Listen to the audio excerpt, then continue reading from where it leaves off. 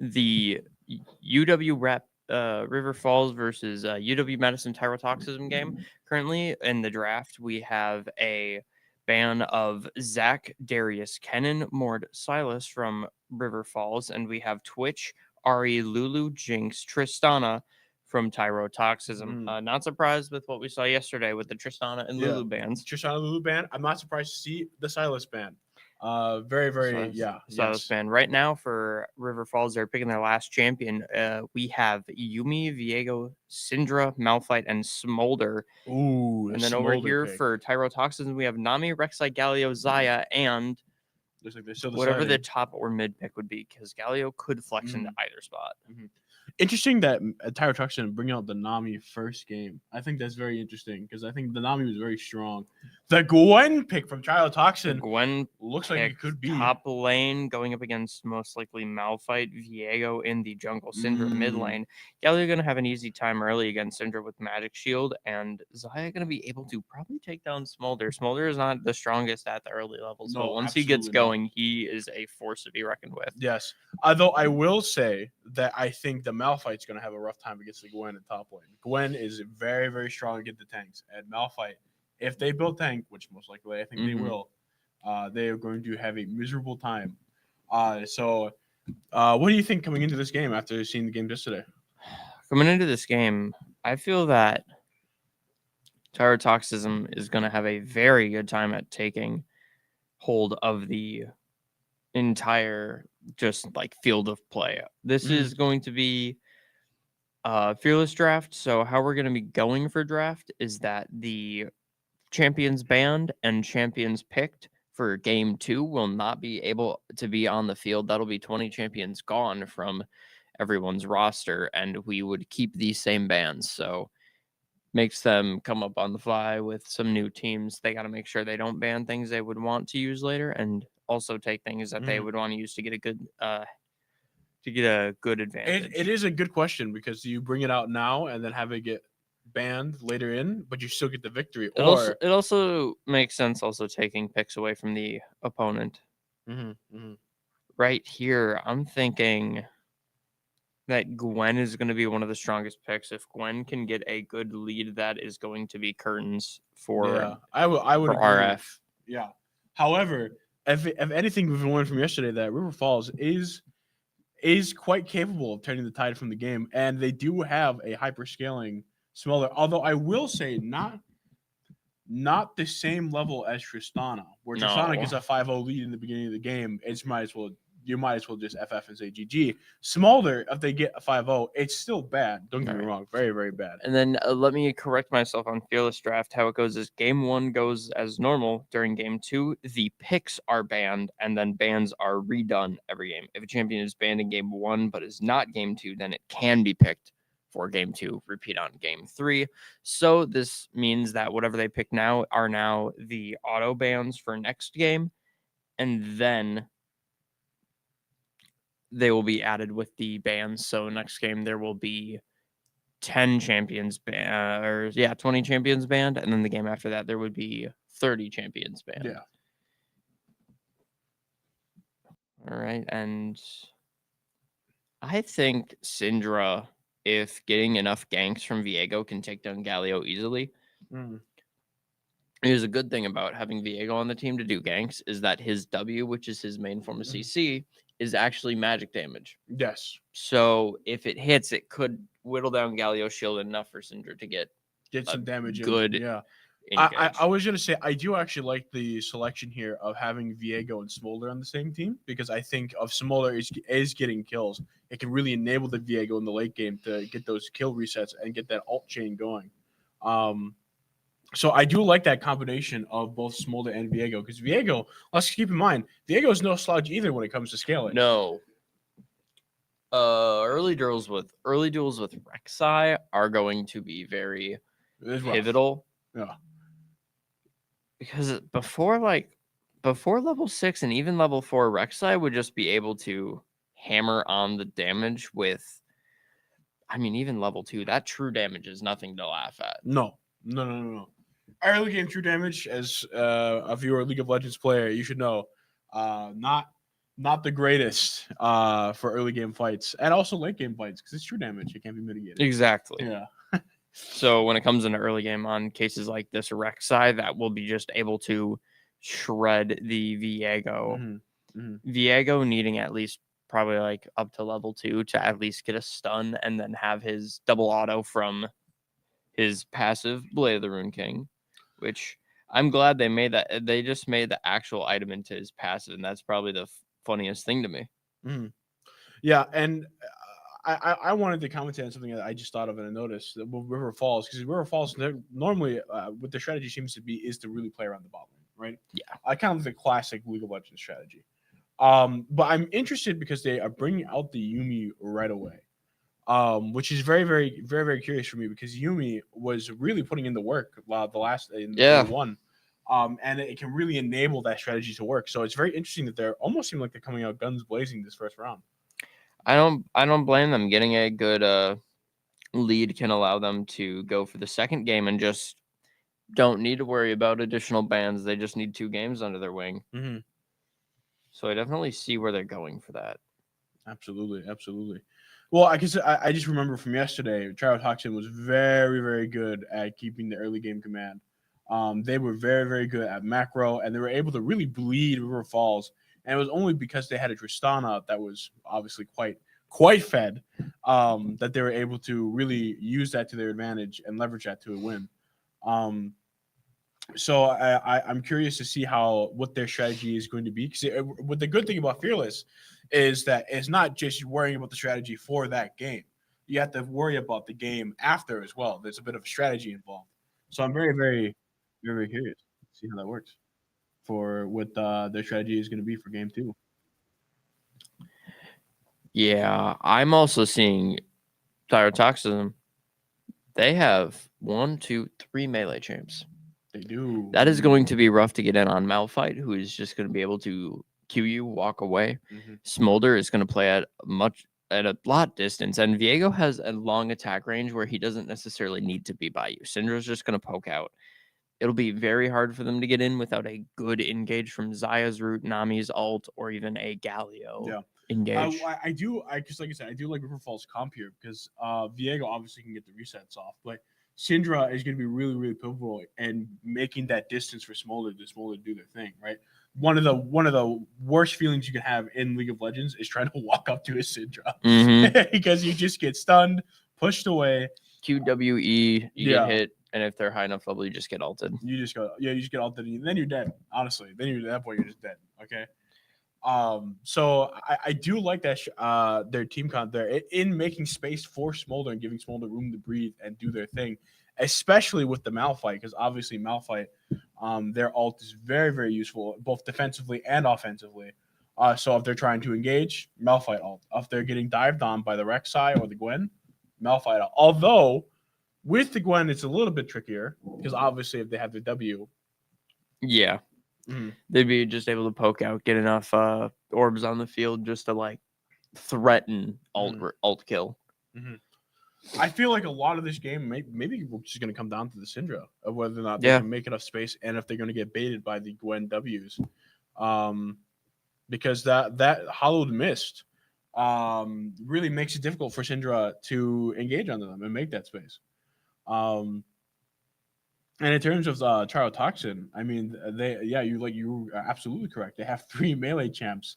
I think the only thing that maybe could be turn it around is perhaps Nami ult. Yeah, Nami ult, and also Nami's passive.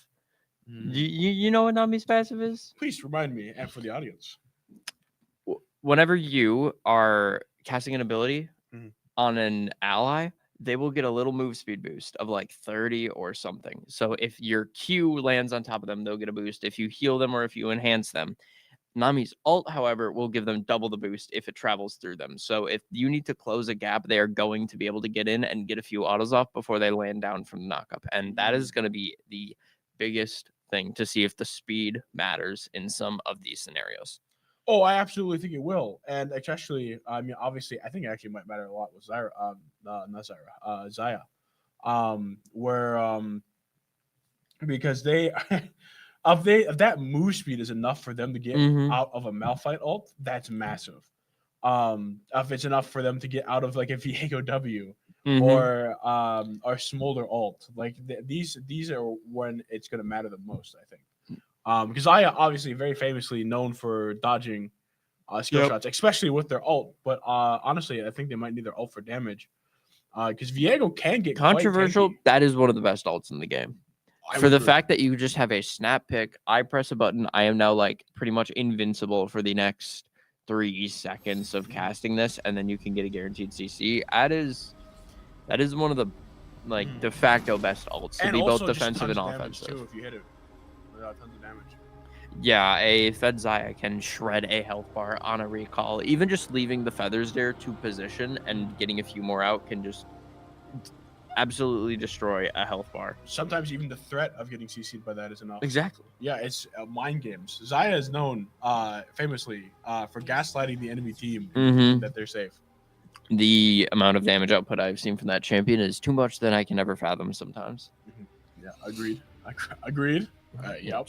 Give this man a true. Malphite Malphite with Gwen early. That level 1 is going to be Malphite poking Gwen out with Q often. The second Gwen gets E to get that extra attack range and stay at bay. And then once level 3 hits, that's extra armor MR in the zone and then can't be targeted. Yeah. I was going to say, Malphite has a very, very small window to try to win the lane. And so, he needs a kill as early as level 2 to make a shift in this game. And I feel that we might see a quick buff up Gromp from Viego to maybe just quick go to top in order to help out. Yeah. Oh, and here we are into the game. All right, looking here, it looks like Galio is moving in there. All 5 pointing. Taking a look at bot lane here. It looks like Nami might be moving up, maybe trying to get some warding action done. Control ward in the bottom tri bush, really, really effective bush there. Makes sense for Yuumi. Does not need to necessarily take a health pot there. They aren't in worry of needing to be healthy. Yeah, absolutely. Now, Yuumi pinging Nami and Zaya, maybe seeing that they are around the bot lane and just knowing where their position is. We get a ping topside jungle. Rek'Sai and Syndra might have seen each other due to fog of war. Rek'Sai backing, getting Oracle Lens. Viego not opting to do that option as of yet. Yeah, looks like Galio starting his blue side. Yeah. Starting his blue side is interesting there. Because Viego obviously famously does not have mana, but it might be better to save that red buff for the early team fights to get that damage in. Already going a very aggressive play on hit of Galio's does max health damage. So early, that's a big chunk of your health. Quite a bit.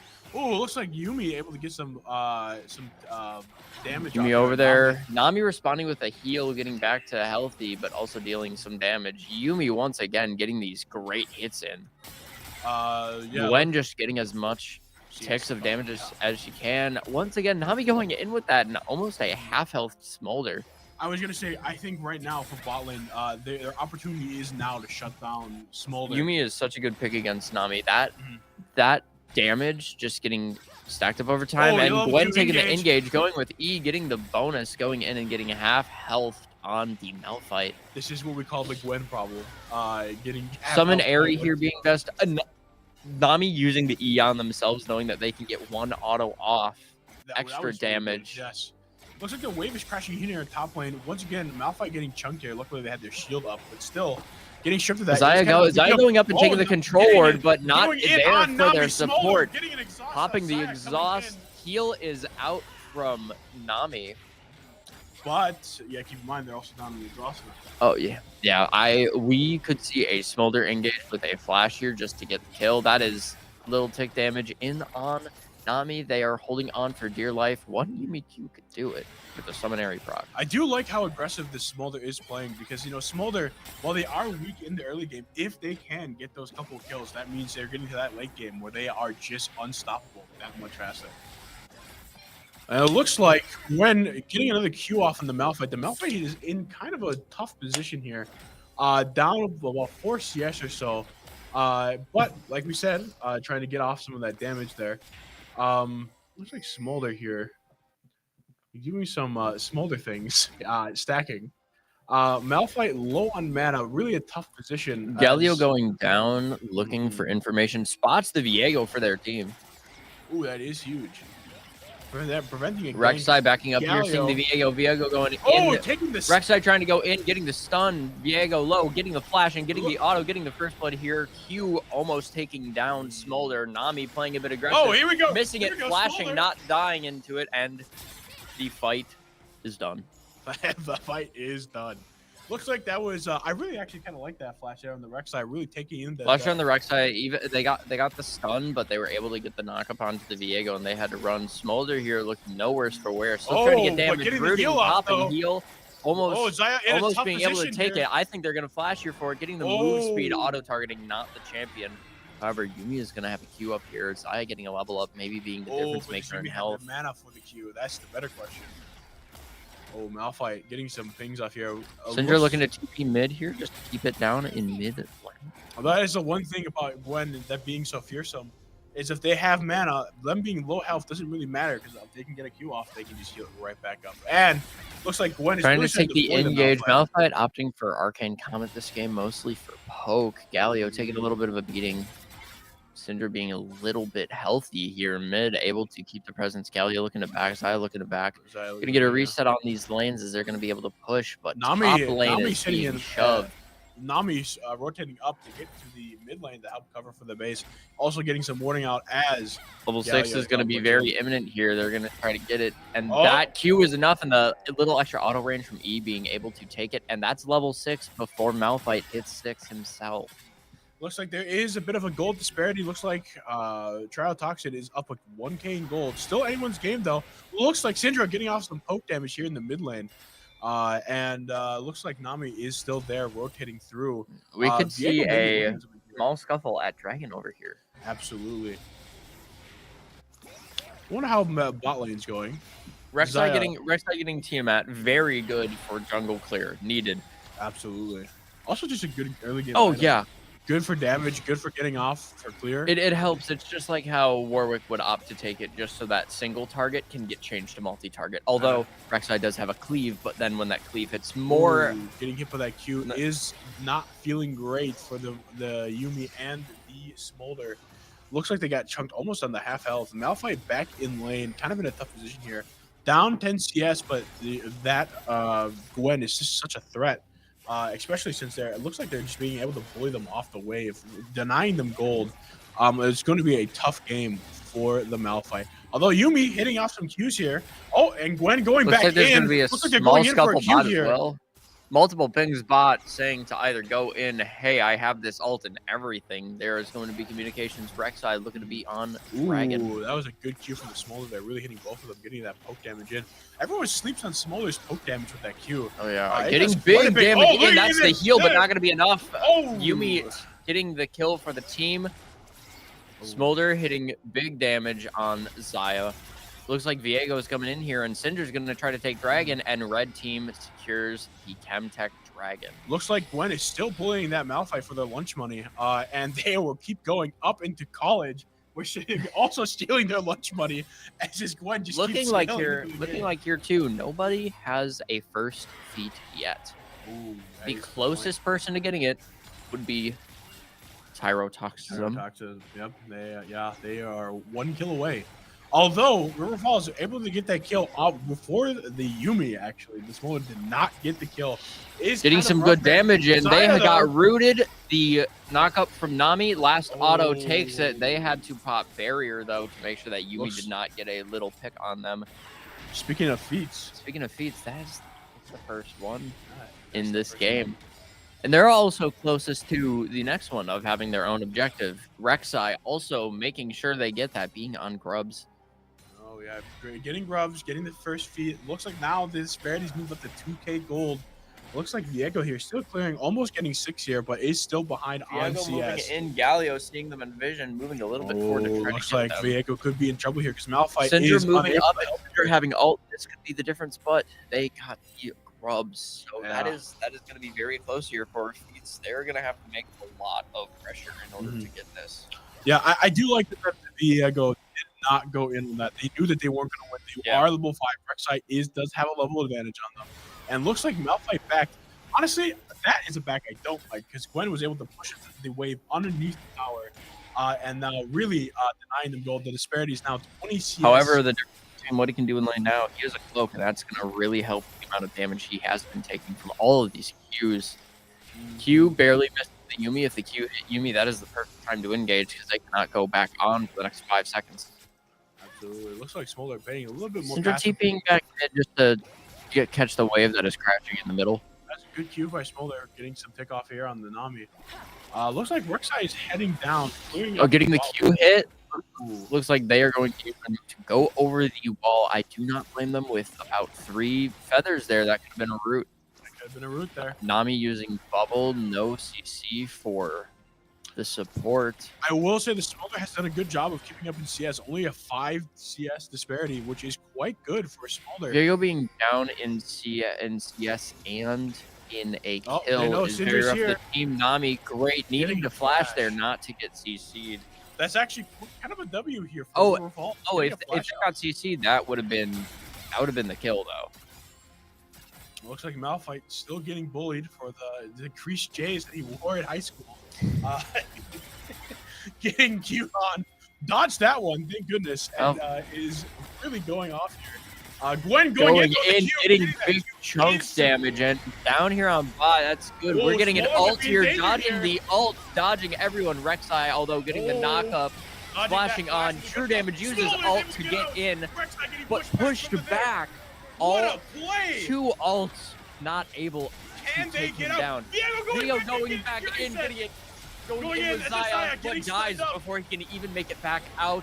Smolder taking tick damage. Zyra in the middle of everything. That's a kill from Syndra on the Nami, but not enough. And Yuumi is a sitting duck, or should I say a sitting cat, being knocked up twice and is hit. Cleared. That is a kill from Rek'Sai.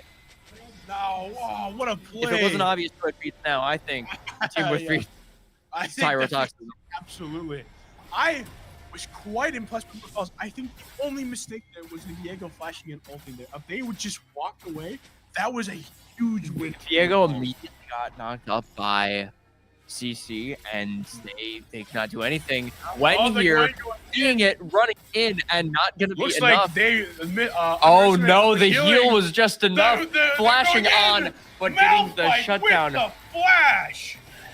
Malphite using that bounty gold to buy some new Air Force Ones. He is not going to get laughed at. He's got Air Force Ones now. Oh, hey, they are crisp and clean. They're crisp and clean. The tag is still on them. He's got that fresh fade. Oh, getting the Q in, looking like an engaged deal, wanting to just take the Nami down as many times as they can. They can. That Nami's level 6. Very weak. Taking a lot of damage. Going the exhaust in order not to get enough damage on them. Yuumi needing to follow. The damage is enough, and here's Viego missing the stun, missing the Q, but getting enough to take it down. And already we're back here. There's only about a 2k gold difference, 2 kills. However, Dragon and Grubs are about to be up, and that could be another difference maker. Well, what a play. Honestly, what a recovery for River Falls to come back in there and get those kills. Like I said, River Falls has a great ability of really being punchy, really coming back in. Oh, definitely. They have shown their prowess of not backing down. Viego looking to take Dragon here. Rek'Sai looking to get another kill here. Viego is on Dragon with Rek'Sai seeing that, going in, moving faster, getting the knockup, getting the 3 autos, getting the E for the true damage, keeping that at bay. Yeah, absolutely. And they're turning back on Dragon. They can now get it, and this will be the final feat that they need if they take it down, and that is Cloud Drake. 2 dragons. That is Cloud Drake, and that is feats of strength for Cyrotoxin. The Hex Gate's active, looking like it'll be a Hex Tech Dragon type of game. Oh yeah, absolutely. Nami going in, wanting to get the hit off, but though. Popping the CC, going in on the Malphite. Malphite having Spectre's Cloak. He is not taking this anymore. Look at the amount of damage he is taking. That is substantially less than the amount he was taking in all of their engages. Although I would still argue Gwen has the advantage. That heal is still quite fearsome. And it looks like they're just securing Grubs for themselves. This is the point I was making before. Rek'Sai with just cleaves, already having a cleave in their kit, just makes their jungle clear so fast, positioning themselves in the middle of Grubs so that each of them get a tick of that damage. And I think this is really showcasing Cyrotoxin's strength here. I think Cyrotoxin, they are quite good at getting objectives. They're quite good. And then look at mid lane, right? Mid lane is already like 3. They got 2 plates left. They're slowly getting Galio coming in here with Aftershock and having Demolish just to keep himself in lane healthy. Big damage still from every auto attack we see from Smolder. Big damage on that Q. Yeah, the Galio playing mind games, 300 IQ. Oh, getting that pushback with the Syndra was fantastic. In a lane with no minions, it seemed to be the perfect engage. Yeah. Top lane tower looking to be the first to fall, getting the stun. Need to position a bit better.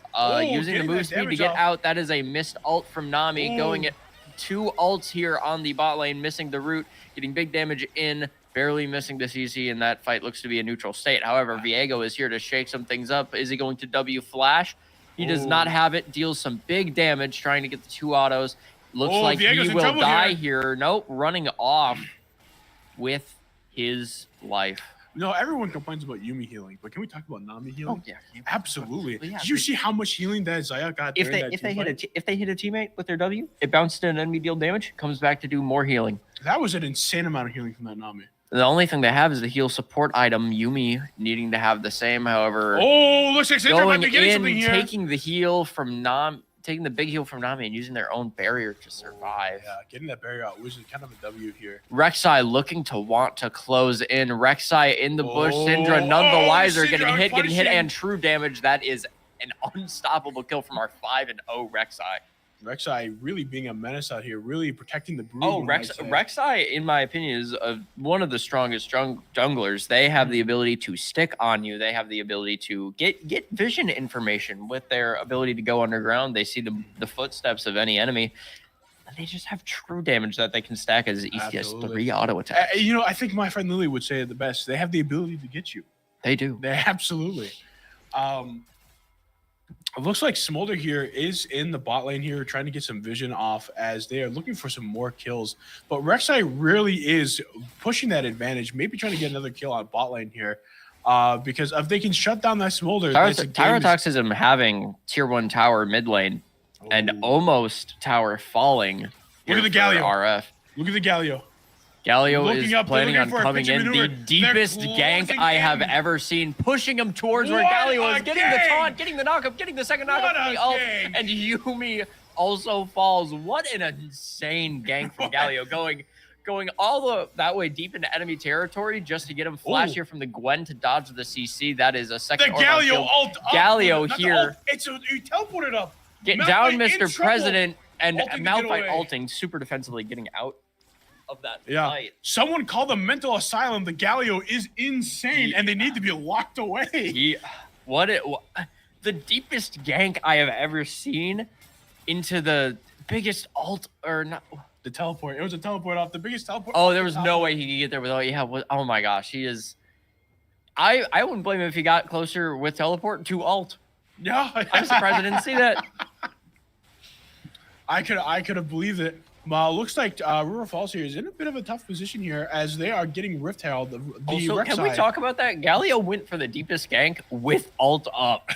Like he didn't use it because they would just flash out of it. No, he just waited, walked up, and they kited the Smolder perfectly into his taunt. What an insane play. The Smolder didn't even know they were dead, but they were dead 30 seconds. In that moment when you're taking so much damage, you just find a way. A scuffle here. Syndra getting some poke off as looks like Dragon's going to be up here again. Looks like Tyrotoxin is positioning themselves here for a good. That is all 5 team members. Looks like River Falls maybe not in the best position. Viego over the side. Does Galio recognize that he does? Viego's back is stopped. In danger. They do not have a tower up.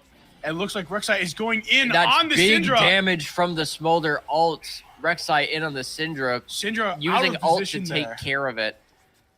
Now this Nami getting a small knockup, doing a bit of damage. Galio here looking a bit out of place, but needing to block off the team. Going in with the taunt, hitting the Malphite, getting hit. And everyone collapsing in on the Malphite. Malphite being nowhere for but dying to the Rek'Sai red buff, I believe.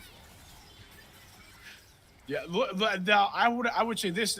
I felt as soon as I Gwen keeping down bot to just take care of the tower, make a big push. Already 18 minutes into the game here. Viego looking for something, not able to get much going in, getting immediately taunted, knocked up, and he went in just to get out. I was gonna say, as soon as I that's the strength of Galio. He can just hold his taunt. The second he sees it just pops. Yeah. I was gonna say, with that Syndra dead, they should have backed off there. I think that would have been the correct play. But looks like they were in the room ready to fire. But Smolder putting in a surprising amount of damage there. Smolder using boost speed to get out of the taunt. Galio just needing to get out of there. They are all low health. If Smolder had ult, that would be the biggest Rek'Sai flashing over the side, getting enough damage to take care of it. Yuumi being able to get out of there, saving another life. Malphite looking like he is out for blood, specifically Zaya's backing up on the Rek'Sai, needing to know he gets out of there. And Syndra out of position. Here is Gwen. Malphite getting the kill in on the Nami. Not going to be enough. Yuumi out of the game, but Viego can get an ult in on this Zaya and turn the tide of this game. Will it be enough? Looks like Zaya really getting the damage in. Needing to just back off, not in any plays. And here's Rek'Sai going in. Attack, chomp, and he's already half health. Gwen with third ult here. True damage. Dealing a lot of damage to Zaya here, but mainly used to back off, not doing much. And let's keep in mind too, they do have 6 grubs, Cyrotoxin. They do have 6 which grubs. was also part of the reason why they were able to get that tier 3 tower so quickly. Let's look at that gold. That's an 11k difference. There's an 11k gold difference with Cyrotoxin. It's 11k gold, 11k standing for kills in this scenario too. It is not looking good for River Falls. They're going to need to make a very big play here, most likely on Baron, but can they survive for the 5 minutes that they would need? Absolutely. I mean, well, there's another big thing that's up. Nami out of place, using the unstoppable to dodge the ult, but Galio in here giving enough shield, and Rek'Sai getting the counter engage. Malphite out for blood here, not getting enough. Gwen shredding the health. Nami's out here looking like Scooby and Shaggy being the best bait in the world. And that is Otacon for Tyrotoxism. They can take it down. Absolutely. Otacon taking down in an instant. This just goes to show how far ahead they are in gold and be able to put up that level of damage. Because let's not forget, the Zaya was not a part of the game, but now they are at 5-2. Everyone on their team except for the Nami has a gold bounty. That is how far ahead they are in gold. And it looks like Zaya really going to put the hurt on here. It looks like River Falls is bleeding. Can they stop the bleed? Syndra going in with the flash, getting his ult out from Zaya. But it looks like Galio is coming in. The tower goes down and Syndra is dead. Taking care of Syndra, not able to do much in that fight. Gwen just split pushing out of control. They are not needed right there. As long as this Rek'Sai is here, nothing can go wrong. There. Looks like they're all backing off. I think it's a smart decision there because they already have bled them quite enough. Well, Smolder having a lot of burst damage for minions, but not enough for champions. They're going to need to make a big push. Level 11 here, though, being a big difference for them. Looks like he's going to be sitting in the top lane here, which is a good idea. You got to get that farm up. How many stacks does Smolder have? I can't even tell. But looks like they're enough to get the execute going, or at the very least, that extra splash damage. So maybe Smolder, there's one thing I've learned from playing from a Smolder main is that one thing that is absolutely true about Smolder is as the longer the game goes on, you can win any game with Smolder. You can win any game with Smolder. The second he has the ability to kill you with an Elder Dragon-like buff, it can just sign your demise. Not to mention the mobility, the long range poke damage. It can be quite a formidable enemy. So I think this game is going to come down to whether or not River Falls at this point can hold out and let their Smolder scale. There is a 3-level difference between Smolder and Zaya, although Smolder does actually have the CS advantage. Looks like they are grouping up in mid here. Smart play from Tyrotoxin, trying to just end the game before Smolder become an issue. Gwen is pushing up top lane, but looks like River Falls here is grouping up, ready to take them on. Viego getting a W in on the Zaya. Syndra coming up into the poke, but not forgetting that Rek'Sai is pushing in that bot lane. Looks like they're just trying to get that Rek'Sai going to get converged in on here. Smolder trying to get some big damage off. And but looks like Zaya and Galio coming in from the back end. And they're just able to run out with that speed. They are just trying to Zaya out of position, but that's a big taunt. Big CC from the Nami ult, catching Smolder and back. Malphite getting retort. Xayah using her invincibility to take it down. Xayah getting killed by the Syndra. Syndra not going to survive that. Rek'Sai getting the second kill. Can the Smolder here flashing out of combat, not going to be enough, but Smolder doing enough damage to Galio. Look at all their health bars and look at that little white line. That could be the difference maker. Smolder decided to take a bigger engage. Nami here being very brave, but getting so much healing from that support item. Now, this may seem like an absolute losing position here, but let's think about it in terms of Smolder. These are 3 minion waves that are going to have the maximum amount of minions for them to farm. That is true. And while they're farming minions, Toxism is going to get the dragon. That is a great point, Tanner. So that's a fantastic nothing in this game comes without it's like for every action there is an equal and opposite reaction. For this action, they're going to get gold from minions. They're going to get Dragon Soul here. And Hextech is quite a powerful buff to give their team. I do indeed love a static shiv, and on a character like Rek'Sai, they're just going to be able to take it down even faster. Gwen, too, having actually a really good team to take use of this soul. Absolutely. It looks like they're grouping up here. This is probably going to be the final team fight of the game, if I had to guess. Let's see if River Falls can take it back from the brink. They'll be getting us some warning shots here with their Q. Looks like Smolder getting some splash damage in just a little bit of a tick, and it looks like Tyrotoxism, instead of using this lead, they are just going to go over to Baron Nashor. Looks like they're going in. It looks like they are going to get Baron Nashor. I got a smart play. Gwen deciding to use what they might have from farming in gold to just grab their... Oh, is that a Rabadon's? It would be a Rabadon's. They have 2 rods. I think I know what we're seeing. And it's really difficult, too, because obviously, if you look at the minimap here, it looks like Tyrotoxin has their jungle warded up like a Christmas tree. Oh, and Santa Claus might just be it is lit up, and they are making sure that they see every single point. Absolutely. Looks like just getting off a red buff here. It looks like Gwen teleporting down into the bot lane, trying to do some macro plays here, trying to get that maximum push off with the Baron buff. Looks like Smolder here still farming in mid here, kind of deciding where to go. The Rek'Sai really 12-0, a menace, is like a shark from Jaws coming in with the water, and they smell blood. Second Rek'Sai gets in here and gets one singular pick with their Q. They just tap ult because they dealt you damage, go in, do a bunch, get some auto attacks off. Speaking of not doing damage, the Malphite here. hey, look at his items. That is the magic shield and a bramble vest. They have not been able to get enough, getting hit by the... Oh, looks like Galio's going in on the Syndra. They got a flash out from the Syndra. Syndra getting some fight mid. They're moving up to go try to take care of it. Bot lane knowing that they cannot afford to die here. Trying to protect the in-hit, but it might not just be enough. Rek'Sai coming in from the bottom. That is the Malphite going in. Ult. Getting the knock up, and Smolder getting so many heals, but taken down by the Gwen. Not able to get enough, and Gwen just shredding it. It is over for River Falls. Somebody spent money on the game. Gonna see this Jinx knockout. Whoa. Boom. Taken down. And that was game 1. That was game 1. Tyrotoxin really putting on an impressive performance here. I was quite surprised. I thought the game was going to be a little bit more closer like yesterday, but it looks like Tyrotoxin really stepped up their game today, and there was quite a dominating game. That Rek'Sai was a menace. It was absolutely stunning at the end of the game, and I'm just looking back here. Looking at the CS totals, Smolder actually out-CS'd Xayah by 290 to 212. Ooh. However, Malphite getting hit with, and this is like one of my favorite league terms I didn't know existed until recently, the Flame Horizon.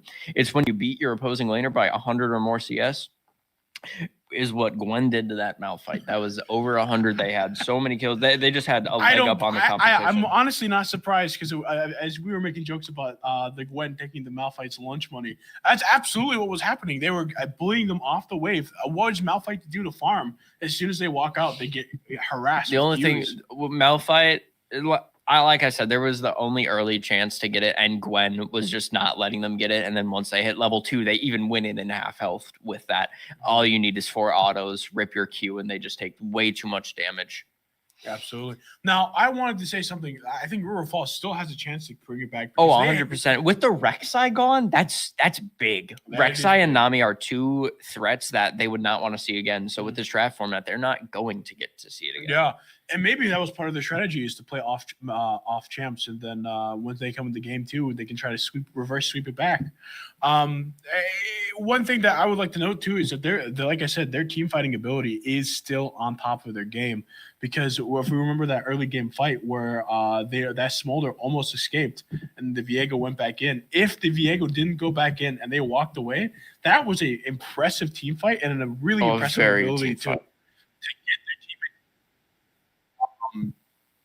I think honestly that they still have a chance and they have some really strong players. That Syndra was making some quite impressive plays.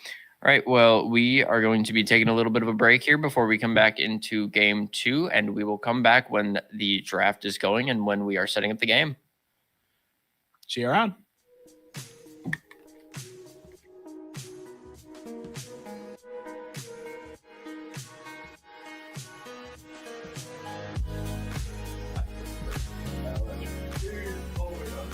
I love Rexlambo. Yeah, that's a bigger game. That Rexlambo was great.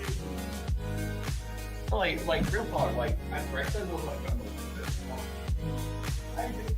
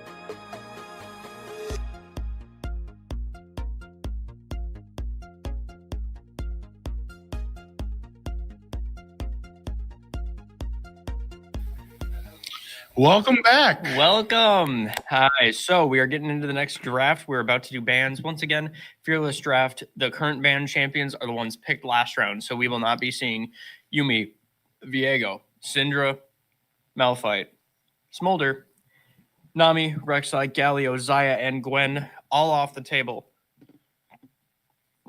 So what bans do you think we're going to see? Well, it's interesting to see. We have to think about the last couple of games they've played against each other.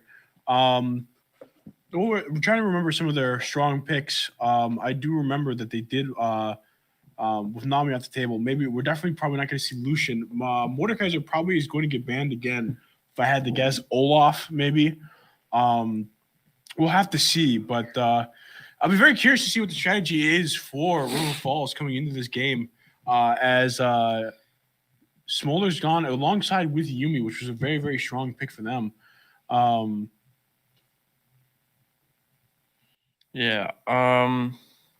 As we're seeing here, once the draft goes for that, as I'm looking, doesn't look like it's started right now.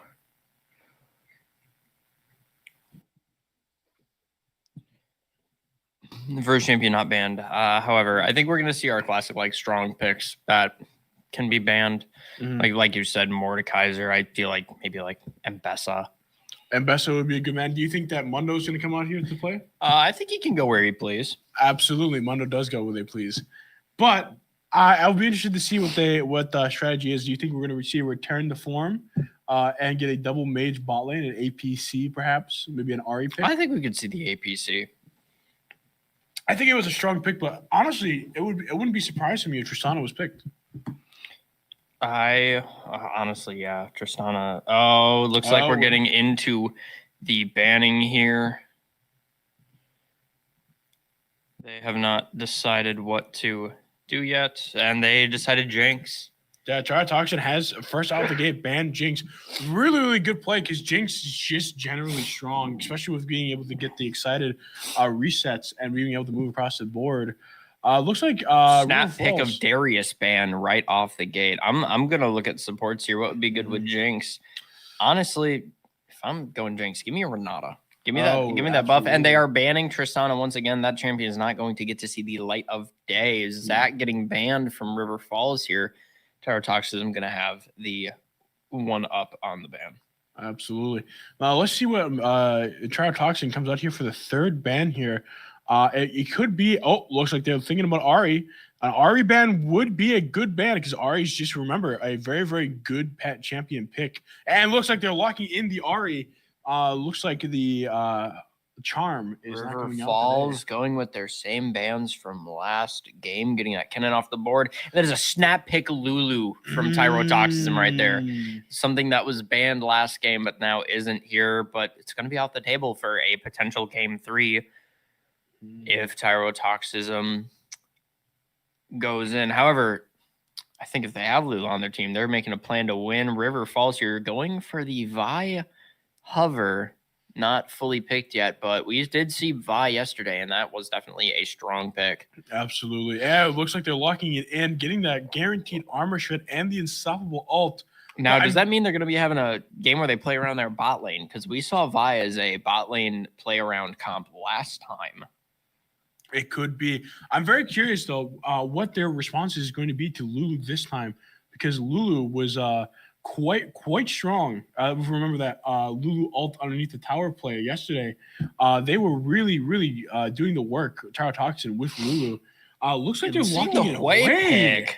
The Huey pick. Now that's a pick. Hopefully they can paint a good story and take it 1-1 so that we can get a game 3 scenario. Going for the Nico pick over here on Tyrotoxism. That's an interesting play from Tyrotoxism. I don't think that's something that we've really seen as more of an AP mid. And they've kind of opted for more of a tank mid, but looks like they're going for a Nico play here, which is quite good. Nico is obviously famous for disguising themselves, so I wonder if they're following suit with their mid lane play last game, and they're going to set up some pretty nasty ganks with that Nico.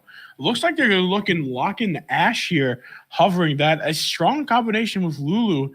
It makes it Ashe already is hard to get away from, but being hugified makes it even harder. Looks like we'll see how they respond. Looks like they have a pretty solid bot lane, Tyrotoxin. Ashe here being a strong pick. That ult going to be used in many scenarios as well. We'll see what River Falls responds with. I think this might be a double AP bot lane from them if they locked in Hui, although yet to be seen where they could be going. Looks like they're locking in the looks Seraphine. like it is going to be the double AP bot lane. Double AP However, bot lane. I'll be holding my expectations. That could just be the support pick and they're picking ADC after, but the Hui Seraphine would be a pretty impressive APC bot lane. That double mage would be strong. And everyone knows that Hui famous for one-shotting you from like. All right, I'm gonna take a Hail Mary. I want to see a Warwick pick. That's a Mordekaiser ban. That's not surprising. That's not surprising at all. He wasn't banned. He wasn't picked, so he's gonna get banned. Absolutely. Curious to see what Tyrotoxin is thinking about for bans. They know that it's going to most likely be double AP bot lane. We're gonna see Mundo go bye-bye here. There might be a Mundo go bye-bye here, but maybe they Mundo go bye-bye. It could be a thing though where they're confident with taking on the Mundo. I could definitely see that. Yorick going down. Looks like they're going to be having a top laner that can't really work with Yorick. Xin Zhao just getting snap banned. Looks like Tyrotoxin is just trying to deny the 1-4 composition. Definitely looks like they are trying to make a statement saying that we are not going to let you have any good engagers. And Tyrotoxin here really thinking on their last pick, and they're getting rid of the Ornn. Getting rid of Ornn, I do like River Falls ban Xin Zhao. Xin Zhao had a very strong performance yesterday. Really was a quite a threat. And he was able to keep up with the Vi. Yes. And first pick in here for River Falls could be the top or mid. And looks like it's Sona. It does look like it is Seraphine Sona bot lane away for the middle lane. River Falls is out here making a statement saying we're going to one-shot you. Now, they're going to have to pick an AD top because having 4 AP on a team is not going to be good going up against no tank, no AD. We don't need it. River Falls is out here making a statement. Oh, and we're getting the Olaf picks banned in past games, but Olaf coming out here going to be having his debut here on stream. Olaf here having a good time, unable to die. That could be jungle or top, but it looks like we get Skarner once again. Could be jungle or top, but I feel like we're gonna be seeing Skarner top and Olaf get the jungle. He's gonna be able to go in. This is the jungle pick. Swapping to Diana, but yeah, swapping to Diana. They don't have the best comp if they want to tank stuff. They're going a full damage near assassin comp. So the pick over here from River Falls could be very detrimental if they pick a very big, bulky top lane. I was actually going to disagree with that take there a little bit. I think Diana can tank. That's true. Diana is build a very versatile AP tank. bruiser, and they do take Dr. Mundo for River Falls. He is going where he pleases in this game too. Gonna be a bit tough for Olaf to take down. Absolutely. While Olaf does have true damage in their kit, Mundo just has that much health. And also just their ult to being able to walk away. Olaf famously does not have CC really in their kit besides a slow on their Q. So looks like Mundo really is going to benefit from their passive here. I think River Falls has definitely have a very bold team composition with double AP bot lane and an AP mid laner. However, it could be beneficial with the amount of CC and the amount of damage that they're going to be able to pump out. And once again, looking here at the draft, we have picks to remind you for UW Medicine Tyrotoxins, and we have Lulu, Nico, Ashe, Olaf, Diana. And over here for River Falls, we have Vi, Hui, Seraphine, Sona, and Dr. Mundo. APC bot lane is going to be a tough takedown for Ashe Lulu, but once again, Polymorph gonna need to show up here. It might be the case where Diana is the key to winning this game because Diana, if they can hit 6 early enough and then come in and dive their lane, I mean, Hui, Seraphine, Sona, perfect targets. They're not going to have too much to go away. And in a bot lane with Seraphine Sona, level 6 is going to be a bit easier to hit for a solo laner than a duo lane. Diana needs to get early good picks on this way and even try to find Vi in some scenarios to try to get some headway. They're not going to be able to do much if they're behind. But I think I do agree with what you said. They are going to go a bit of AP bruiser. It's definitely something that they are known for going now. And Olaf's going to need to go AD bruiser. Don't have a full committed tank on their team, whereas Dr. Mundo can be and Vi can be a bruiser. But overall, the range on River Falls' team is insane. If you're looking at solely Hui and Seraphine, they can just outrange people with getting the passive from Seraphine, just getting the little dinks on like the autos. It's like only 1 extra 2 damage, but it can stack up over time. Absolutely. E going 1.5 miles, and then we have Hui here who has more abilities than I have. Aphelios. Like I think they took the title from Aphelios of being the Paragraph champion. The 200 years Riot champion. It's going to be interesting to see how this game turns out. It's definitely a team comp that I'm very interesting team comp from River Falls here. I think I would rather see a tank from instead of Dr. Mundo, something a little bit more CC. Because while they do have an Olaf on their team, I think obviously making space is going to be the most important thing for this team and keeping them away. If they try to fight a team fight where both teams are at full health, I think River Falls is going to lose. And thinking about that, what if we saw the Nasus instead? If we saw Nasus, it would be a farm lane to where it doesn't matter if Olaf is using his stuff to survive and he's going there. If 1Q can chunk him down at the perfect health, he just won't be able to do anything. Absolutely. I think that might have been a better pick there. I do like that pick, especially since the slow, right, is very, very powerful tool. And it's not like Olaf can pop there all the time. No, in the cases Olaf will, it'll be maybe a fear from Hui. Yeah. Fear from Stun Hui. from Sona. The charm on Seraphine is going to be the biggest thing, or the root from E. And then if they get hit with a Vi ult, they're just going to press the button and just keep running forward. They're not going to get slowed down. So if the Vi is going to try to use it defensively to save a teammate like Lulu, if I was going to use it defensively to save a teammate that probably got like polymorphed from Lulu where they can't do anything, and they go on Olaf, Olaf's just going to press the button and run. He's not going to be affected by it in the slightest. In fact, He might just start turning on the Vi. Yeah, and it might be the case where Lulu, the whole point of Lulu is not the cast of the ult and protect Ashe. It could be the case where they cast Utrify and Olaf.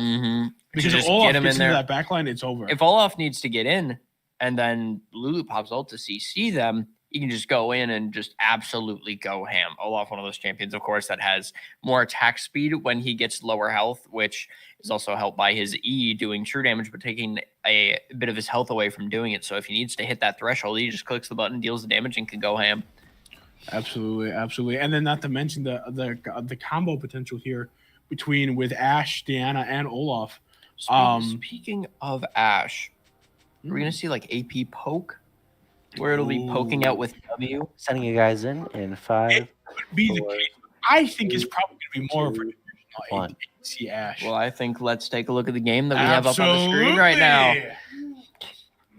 All right. Lulu, Ashe trying to go into the bush to get some cheese. Hui and Nico noticing each other, already getting some early damage. 1 tick of Comet already being strong. Vi going in here to help.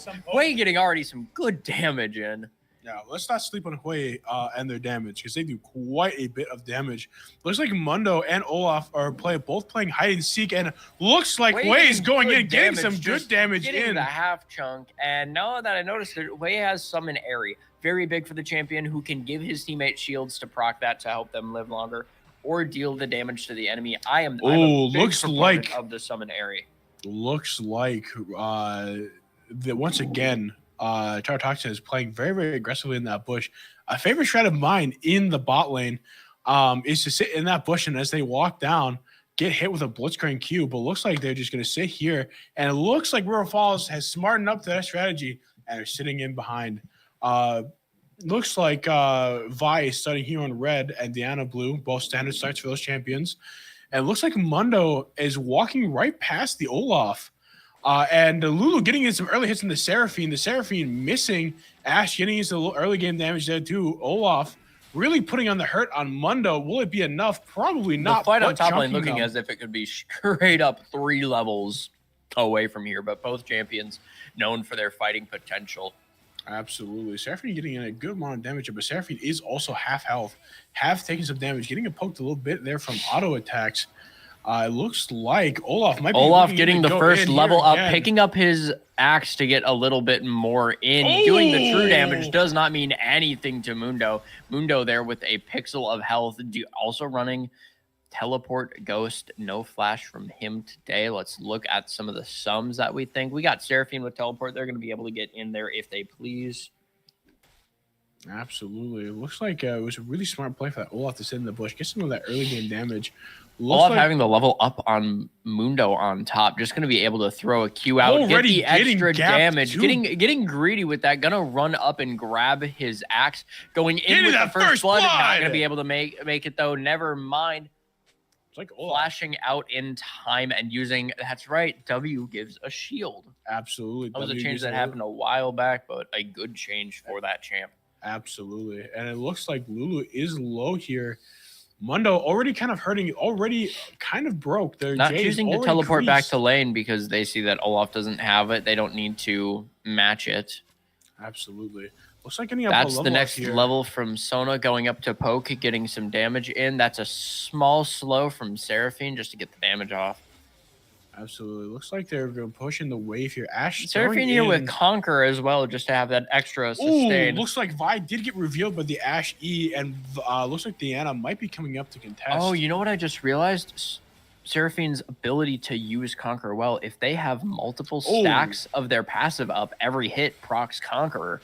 They should be able to get it. Looks like Olaf going in again on the Olaf going ham with the damage, being able to proc Conquer in as much as that one single fight. Looks like Huey's also getting poked out here by the Nico. I don't blame them. Nico having a lot of range, a lot of damage potential. Huey looking still going back in here, going for the flash E, getting and going out. Safe, but Vi coming out with a vengeance out here. It was still a great trade, however. That's a flash gone from Nico, and no flash on both Huey and Vi. Absolutely. It looks like they're still Lulu playing aggressive here. I do kind of like that. They do wanting to get the damage off, knowing that they just need to poke. Oh, dodging that root there is kind of essential to their success. Looks like their Toxic is pinging their the top jungle here. They're unsure of where Vi is. Looks like they are picking though because the Olaf might be going back in again. Olaf going back in, choosing to take this fight. Getting a bunch of damage, proc and Conquer, getting the damage out, picking up their last axe, going QE, getting the kill and going out of tower safely. Like I said, Olaf was a great pick against Mundo. Not much CC. You don't need to worry about taking your engage. You just need to run at him and do everything you can. I like the way that Nico is using their clones here in this instance. I mean, if you saw that in their tower dive, they used the clone to take the tower shots in first. It looks like Nico here, maybe looking for something more. Vi moving over to the bot lane jungle. Backing up, being careful, looking at wards here on the map. There's a deep ward that just spotted Vi in their jungle, and the ward that had a lot side down. Nico getting damage, not enough to kill, but Huey here with the flash could take it if he wants to. Although, maybe just farming, getting enough XP to hit 6 and just letting it rip. Ooh, getting hit by 2, hitting level 6. Will he pop the ult as fast as he can? Whoa, looks Nico like will run back knowing that level 6 is dangerous. Looks like Soda's getting in the danger zone here. Really getting poked down. It's going to be tough for them, but Vi. But Vi's coming around the side. I think they bunch might of pings know. seeing on vision, moving up to just stop that. Diana wanting something for it. The kill squad here. Nico coming in. We could see the Nico moving down for this. Nico does look like they are, but Vi going back. Looks like Olaf's coming in. They are popping ult to get the damage. They do not care. Just absolutely making Mundo run away. No level 6 for Mundo either. That's no ult. No ult. And a rough position here for the Mundo. Rough position for Mundo. He only has 13 CS. Yeah. He's just been pushed off his wave. Absolutely. He's going to be in the breadline soon enough if he doesn't get enough CS. It looks like Olaf is really in a great position here. already at 50 CS. They're farming without a care in the world. They're in the beach. They've got a margarita in their hands. And they also got a dragon in their pocket. That is the first Hextech dragon taken of the game for Tyrotoxism. It looks like they might be going down here for Rift Herald too, which make a play that makes complete sense with Olaf being so fat. I don't think it makes complete sense considering Rift Herald isn't even up at this time. So going for the grubs though makes a lot of sense. There we go. I've had too many margaritas. Oh, maybe. Oh, absolutely. Now it looks like they're getting some really good poke damage off here. I do like the amount of poke. Oh, Lulu like running into the queue, taking a bunch of damage. The charm being able to take it, but barrier and the shield from Lulu not enough. But they greeted. Greeted and down goes Ash. Looks like Olaf might be coming in here again. And Olaf's getting the kill, popping his shield, and living just living. What an insane match! And also Lulu just dying to the gank on bot. Hui just going down, knowing that he has range. That's the benefit of having a Hui on your team. You just have the range to just get people out of position. Although, play not without faults, though, because Nico is pushing their advantage. They are like 20 CS above and got plating from that gank. So not the perfect play here, but looks like Nico really in a tough position there as they got pinged out from all the poke damage that Hui is able to put out. Looking at the gold here, Tyrotoxin does have a 3K gold lead, but it does not seem like the game is out here yet because while Olaf has a massive lead, the bot lane did secure a kill. The Hui does have a kill. A lot of the gold lead does come. A lot of the gold lead does come from this top lane CS difference. Absolutely. So while all the gold is concentrated into the Olaf, honestly, I think overall. Oh, and I mean, the early Grievous on him, both of them having their early Grievous, just not wanting their opponent to heal, barely getting clipped by that E could have been the difference maker in this. Now, that E is one of the strongest things of Seraphines, and if Sona has their passive up to have the slowing auto, then it turns into a slow to CC, which is big. Getting the ult there from the Nico. Getting out of it, going on a retort ult going in, Hui popping the own and just can Vi get it? Flashing getting the kill for the secure. Hui using that ult to just get a full slow and then putting in the chasm in the middle just to get it. Absolutely great play. Absolutely great play there. And it looks like Olaf maybe looking for another kill here. I have to say that Vi really is putting in the work this Vi definitely turning up, needing to just be wherever their team needs them. Taking care of it. Something to take note of, look at the difference between the CS between the junglers. 84 to 58. That is still a gap there. And while it doesn't really matter that much. Two kills are making it up, but something needs to be done in order to bridge that gap. Looks like Olaf really just farming plates here, saying Olaf just wanting to bully the Mundo, not getting any farm, keep him off of any items that would help him scale. Absolutely. The Olaf really is just Way here getting good damage in. Sona using the move speed, Vi getting the stun, getting the Hugify, does it matter? Hugify not doing enough. CC'd for like 10 hours. Olaf punching a baby up in top lane. Absolutely just, it's murder. We're watching. It's murder. It was murder. That was not a fight. That was not a skirmish. That was just a murder. Looks like Olaf check him really PC. That not normally. I mean, absolutely. Okay.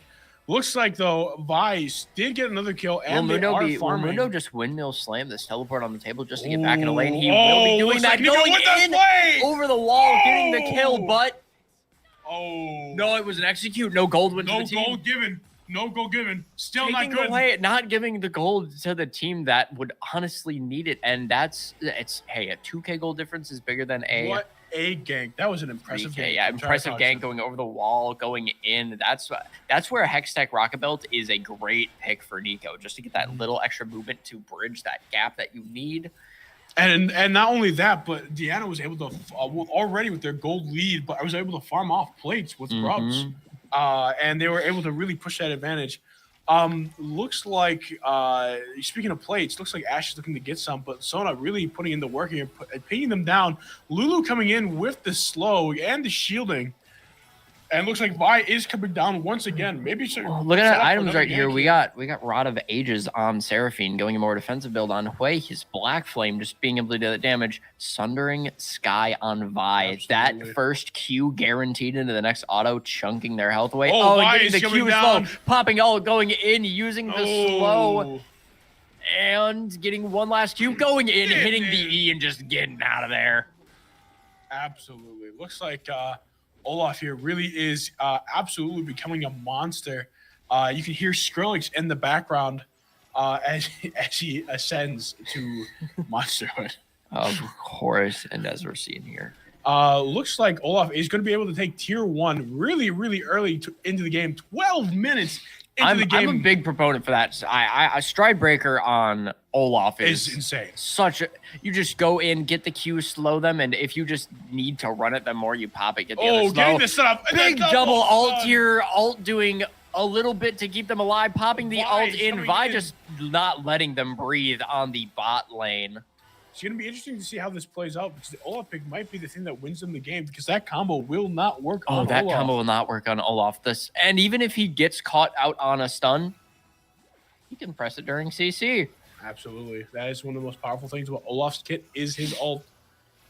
Looks like Lulu here kind of out in the middle of the ocean with no life raft. It looks like Diana's here to save the day. And we might need to change the saying. I think Olaf goes where he pleases. I think Olaf absolutely goes where he pleases because now Olaf is out in the middle of the ocean. Mundo goes where Olaf pleases. Absolutely. And he's going to the gray screen a lot. A gray screen. The graveyard because he is just punching him. And as we have just seen here, that's first tower as well for Tyrotoxism, which means look at those boots. They got a nice little finish on them. They are nice little polish and shine. Yeah, they're gonna go up to tier 3 in no time.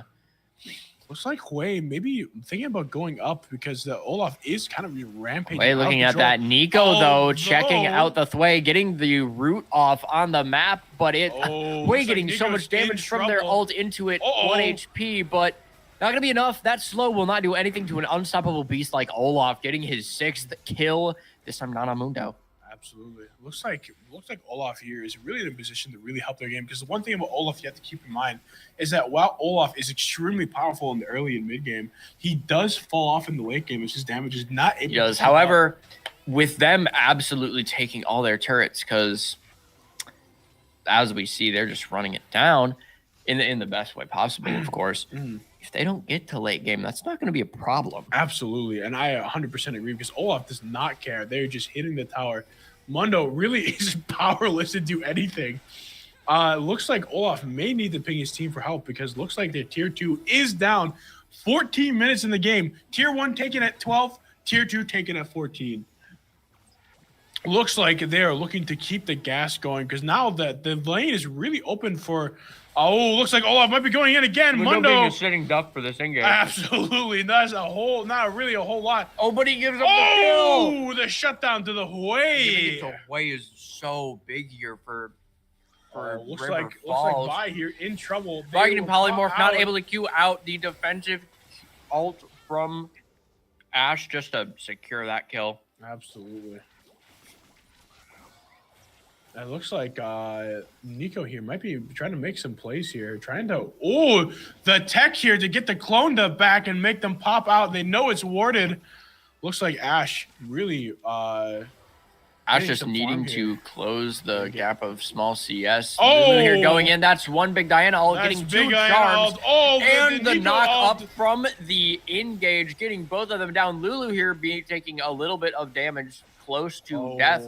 That was really not They're going to just take down this tower. All tier 1s down on River Falls sides. They're going to need to make a big push to take this down.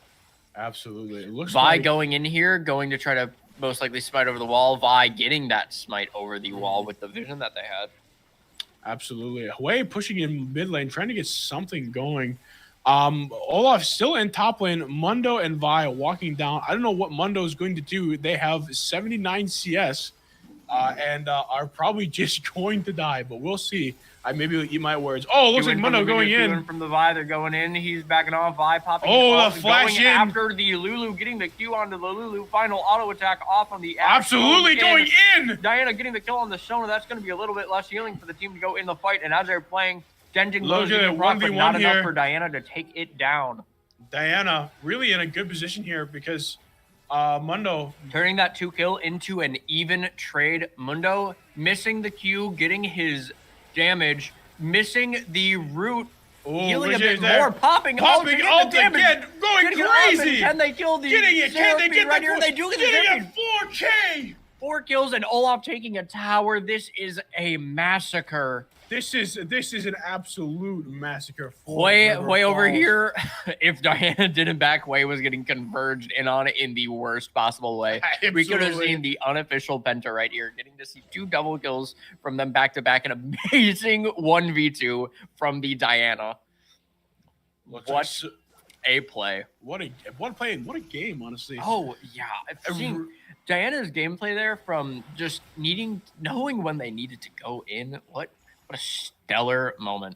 Absolutely. And honestly, like what a dominant showing from very much from so. I mean, look at their items too. They're getting a giant magic shield and they're getting burn damage over time just to get that extra. Yeah, and if we want to talk about gold leads now, that Diana is massively. Diana made that into an 8K gold lead from getting all of those kills and amassing such a big bounty. That's going to be Dragon for. Getting the flashing flash away from the out. ult, not letting them get any sort of engage, but getting the root off, getting the Q, and getting the big damage, and the auto takes it down. Absolutely. It looks like Vi was not quick enough to be there to respond. Getting vision on most all enemy team. Lulu is getting from the vision bulb, the Scryer's Bloom. I remembered what it was called in the heat of the moment. I just call it the thing that gives you vision. The vision. The vision plant. The vision plant. Looks like they're going to be getting Herald, and they could crash this into top inhib, into tower, and win the game in Nexus. Yeah. So I'd be very curious to see where they're going to go next for this. This is not a good position for River Falls to be in. A lot of their towers are taken there, only have their tier 3s up, and top lane is completely exposed. Looks like they're going to send it down mid lane. I think, honestly, what Toxin wants to do here is just put it into a team fight and end the game. None of this bleeding, none of that, anything. Looks like Olaf's here. Maybe caught out a little bit. Olaf going CC immune, trying to run out of that fight. Absolutely. Looks like Nico here. Looks like Rift Herald getting the crash in, not fully taking down the tower, but actually no, they died right before they hit tower. Oh wow, that was impressive. Looks like that. Getting the root off, getting a bunch of damage. Out of position, taking too much damage, and that is a 3-person ult. Big damage on the board, not getting enough. Looks like they were Ash able to take down the Vi, a big pick for them. Absolutely. I think what happened there, it was a miscommunication from Toxin.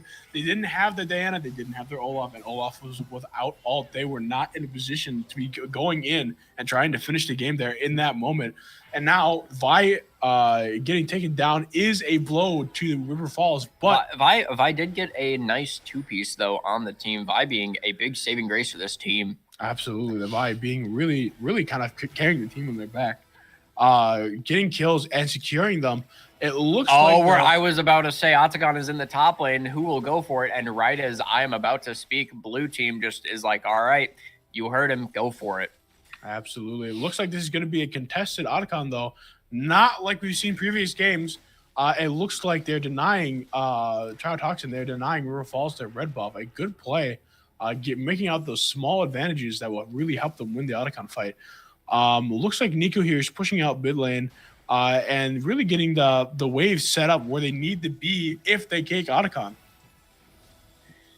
Is there converging in an Atakan? Olaf having enough gold to back. Is he going to finish another item? Mm-hmm. And he's going to get Hex Drinker in order to back off because a lot of the damage he's been suffering has been from magic. Absolutely. And I was going to point out that Ash has Serpent's Fang, a good item to deal with all the shielding that they do have. And that's Ruinous Atakan for this team. It was an absolute step off for the team. Not that Olaf or Diana needed it, but that leading by almost a 10,000 gold difference. Spotting Lulu on the map from that Scryer's Bloom knowing, but Olaf coming in, dealing damage, Stride Breaker, Q, auto, E, taking it down. Absolutely. A kind of E is such a good move for just securing your kill because you know how much damage it's going to deal. It's not going to get negated. So if you see your enemy at the right amount of health, you just click the button and know you're going to get the kill. Absolutely. And when you get the kill on a unit, you refund the health that you would use for that E. So even a healthier clear, even if it was. And I was going to say too, it's not like it's a whole lot of health to use that. No, it matters. In some fights, it could be 200 depending on how much you have your damage for it. Getting the stun! Going in, even though they got charmed, they're still getting the kill off on this. Lulu taking the brunt force of the damage, allowing Diana just to stay in that fight a little bit more. Going in and getting the last kill on Tuvai. Looks like pushing Olaf going for the damage. The final 1v1 can Mundo finally defeat his demons in the Olaf. Looks like the answer is probably no. We have bot side inhib taken, middle inhib taken, and they are just moving up and taking the 3. Wait, trying to Diana at low health. Wei could do something right here, missing the strike down. That would have been super dangerous for Diana to stay in. Absolutely. Looks like getting Nico moving along with Olaf Disguise, trying to get something here, having ult and Hex Tech up. Diana at low health, needing to flash. If they backed up, they were facing the wrath of a Mundo Q. Absolutely. And it looks like their inhibitors are Nico gone. on bot lane, just showing from that Ashe. Dragon is going to be up, but they do have super minions. River Falls absolutely not in a position to contest here. Looks like they're just focused on clearing. And looks like Olaf and Diana were able to get it back up. They're all healthy, all looking good and looking Dragon about to be taking that Dragon down. We have an 11k gold difference looking on the map. We have 9 towers to 1. Absolutely. And looks like they might be going to end the game here, trying to get as much gold as they can. Nico going in, scouting, getting up as much wards as they can for this final push. Only the game lasted long enough for a Baron. That could have been the final in the coffin. Hey, the game isn't over until the game is over. We could see the blue team make a very pivotal mistake that allows River Falls to get this Baron. Like some of the damage. That's a flash. They still get tacked by it. Nico going in. The big stun on Mundo. CC immune right as the Seraphine ult would hit, but he does die. And guess what happened? They made a pivotal mistake. Going in, they need to defend as much as they can, but that's a tower. That's a tower almost gone. Absolutely. Although we don't forget the new changes that they made; those will come back. They will be coming back. The tower's just needing to get some heals. Honestly, it looks like Tritoxin is just struggling to finish the game here. Taking almost all the bounties that they could from the side of Tyrotoxis, and the only one to get out was Diana. That 700 gold would have been big for any member on this team. Absolutely. Looks like they're definitely picking for Baron. Obviously, Baron, I think, would be the nail in the coffin here, but it will be I'm thinking the best engage could be place a ward for Vision, Vi in with ult on somebody that's out of position, smite, EQ out. That's going to be the thing that could decide it of this Baron steal. Already here, Ashe and Lulu on it. On Baron, as we would see over at Baron, their entire team is going to go on it. We can see that they have started it going in. They've already taken it down by a lot of health. Olaf being the big decision maker on the damage here. No team here to contest it. They are going to be getting down this Baron Nasher, getting the buff, not needing to reset. They do not need it. They just need to push it down mid and top. They have 2 super minions coming in from every single lane. And let's forget, those cannons do a lot of damage. Super minion crash with the Baron buff. They're going to take. They could chunk any ult in the game. They would live. Absolutely. Not a whole lot that the team can do besides just respawn and try to clear. And big ult from Ashe going in on the Hoi, taking so much damage from effects. He is at low health, getting the ult on the Olaf. Getting a stun on. Huge that's a huge ult from the Nico. It looks like they're cleaning up the game. And it looks like Tyrotoxin is going to take the set, going in with the minions and taking it all. What an amazing finish, Diana. Unkillable Demon King. That is a 10-0. Absolutely. The Olaf and the Diana just being absolute monsters on the field. A fantastic match indeed from both of these two teams. Close. Sending you guys in. So, what have we learned? Ban Olaf. Ban Olaf. We have seen him take a ban in most every game. We're taking a break here, so whenever you guys are done speaking, just make sure to wrap it up when you're done, okay? We will be seeing Tyrotoxism move on with a clean 2-0, and we will be back with you for the next match. Absolutely. Next game's at 2. Next game is at 2. So yeah, tune in an hour from now. Teams are going to take a little bit of a lunch break and just do that. So we will meet up with you guys back then. Perfect.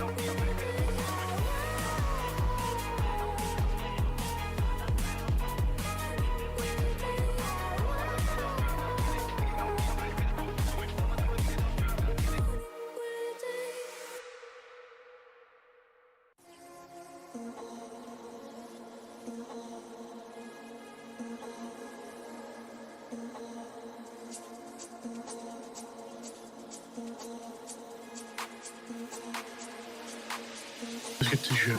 All right, hello there. Yeah, welcome back to the finals of UWGB Invitational. And we are already starting it off strong by UWGB banning the Lulu.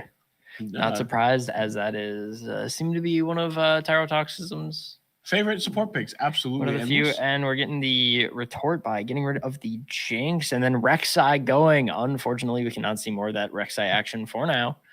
Could be more later. Twitch ban coming right back, then Skarner, then Tristana. Looks like they're just banning out UWGB's ADC today with the Tristana, Jinx, and Twitch ban. And UWGB responding with a Vayne pick for ADC. Interesting choice, as Vayne is known as a hyperscaler. So it'll be interesting to see how that. Now, we saw the Vayne pick on day one, and that one went a little bit rough with not enough momentum. Can GB this time actually take it around and show Vayne's prowess? Well, and it'll be interesting to see how Tyrotoxin responds. They haven't hovered anything yet, but I'm curious to see if they're going to respond with a ADC pick, responding to UWGB. It looks like they're picking Nami, a safe first pick, constantly been picked, pick one, but also still a strong support on either side, so not surprised to see it go now. Yeah, absolutely. And also, I think pretty good in the Vayne. And we're getting the Kai'Sa pick as well.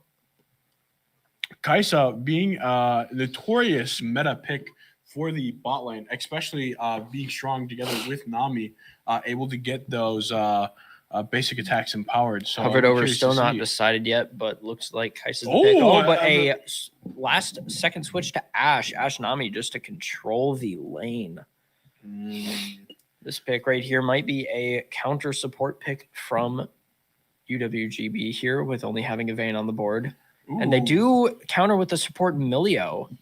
Now, Milio is one that we haven't been seeing, but the ability to give heals that walk around, shields, that little extra CC, but then also enhanced auto attacks too. That'll be very good for Vayne. Yeah, very good in the Vayne. Actually, I think better going into Ashe, because obviously Ashe is a lot of their strength comes from poking. It looks like we're going to have Trundle in the jungle. We're going to be going to Troll Town. One could say that UWGB is trolling because you know what? I think they're trolling. I think we're trolling a little bit because we have a Trundle in the top lane, very strong side laner. Maybe try to go for more of that side lane action this game, UWGB, and really try to counteract some of Tyrotoxin's really strong macro plays this game. And we get to see the Zac for the first time. I know you wanted to see that. The Zac attack, but he's always been banned. Yep, he's bringing out that Nickelodeon slime all over the Summoner's Rift. And that'll be a strong pick. On we go to Tyrotoxism's bans, as they have two left. Once again, this is Fearless style, so how it will work is that after champs are picked and the second round is a go, what will happen is all champs that were picked for this current round will then be added to a separate ban list that can't be used. So if we go to a potential game 5 in this scenario, what will end up happening is that each team will have 40 champions banned and then have their rotation of bans, leading to 100 of these champions not being used. And I am honestly kind of wanting to see how that turns out. Absolutely. Looks like Tyrotoxin banning out Gnar, a really stable pick in the UWGB. Followed up by a Mordekaiser from GB ban, and then the Lux ban from Tyro going into a Cassiopeia ban from GB. Some characters that we have already seen shine already. Now, it'll be interesting to see Tyrotoxin picking up that Syndra once again, going maybe going in to make some room for their team comp to breathe here. Syndra, a really strong pick for the mid lane. It will be interesting to see what UWGB responds with. I might be a LeBlanc. It could be LeBlanc. I would not doubt that we could see it. Vayne also could be a pick for the top lane, still strong in there. Could be, we got the Yasuo mid or pick. Top. Going right back to the early 2010s because Yasuo is back in the mid lane. Oh, a Renekton But a Renekton pick instead of Yasuo, opting for the strong early top lane pressure. Oh, but that's interesting then. Then who's going jungle?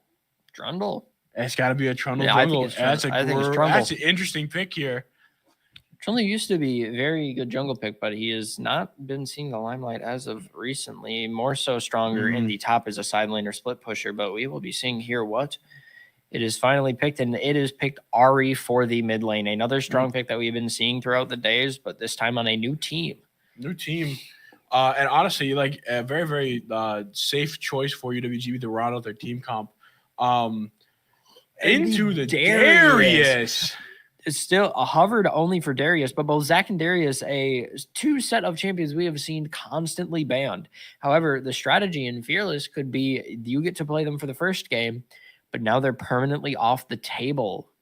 Instead of wasting a ban slot every game, get it out of the way game one, and it is just taken care of.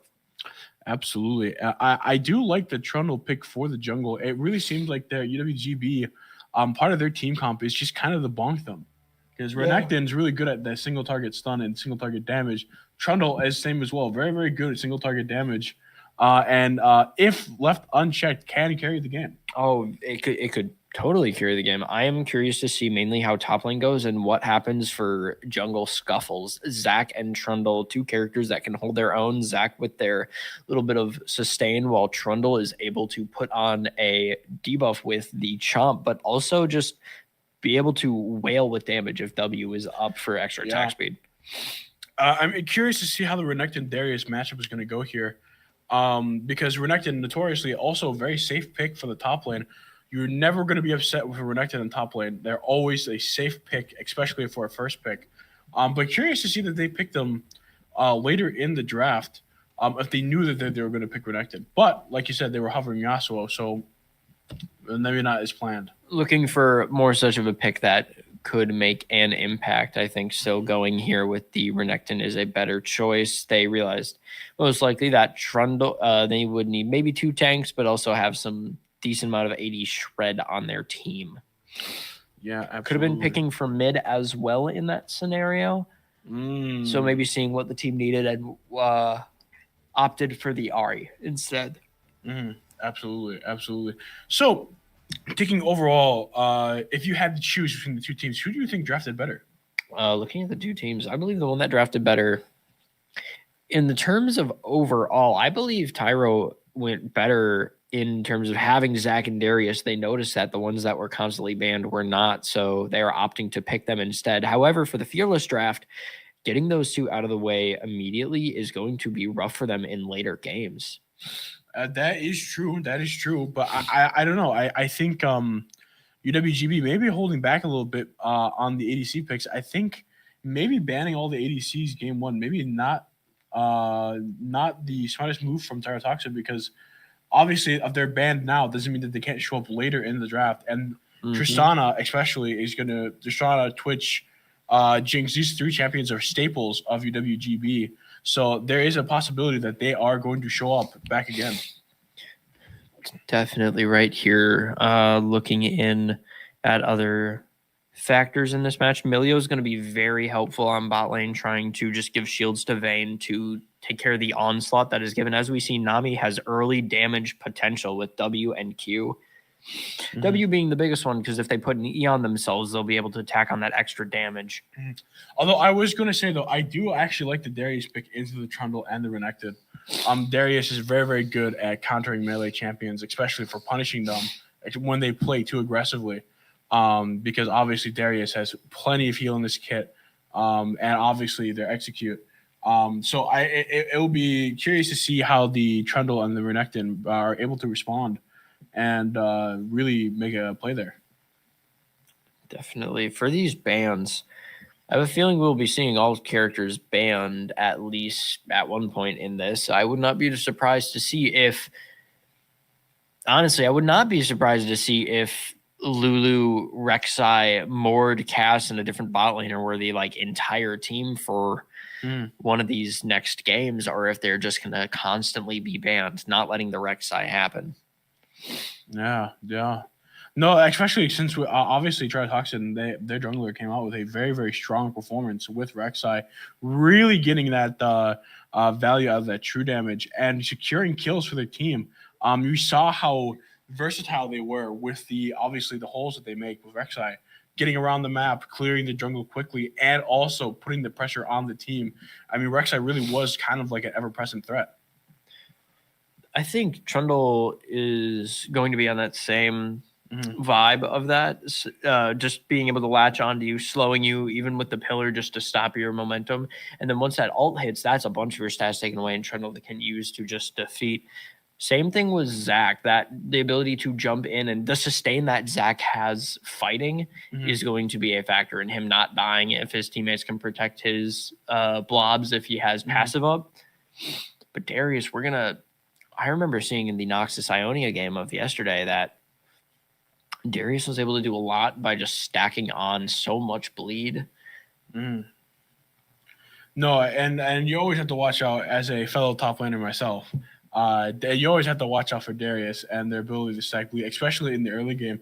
I'm very curious to see what runes they take because I know obviously there is Lethal Temple back in the game. Of course, returns to Cheese, Darius Cheese of starting off with your W maxed, and then just slow auto attack until they bleed to death. So, but then also phase rush is another possible one where if you get your E auto WQ off, you'd just be able to stick on to them no matter what they would have, even if they flashed away, that you could just catch up with them.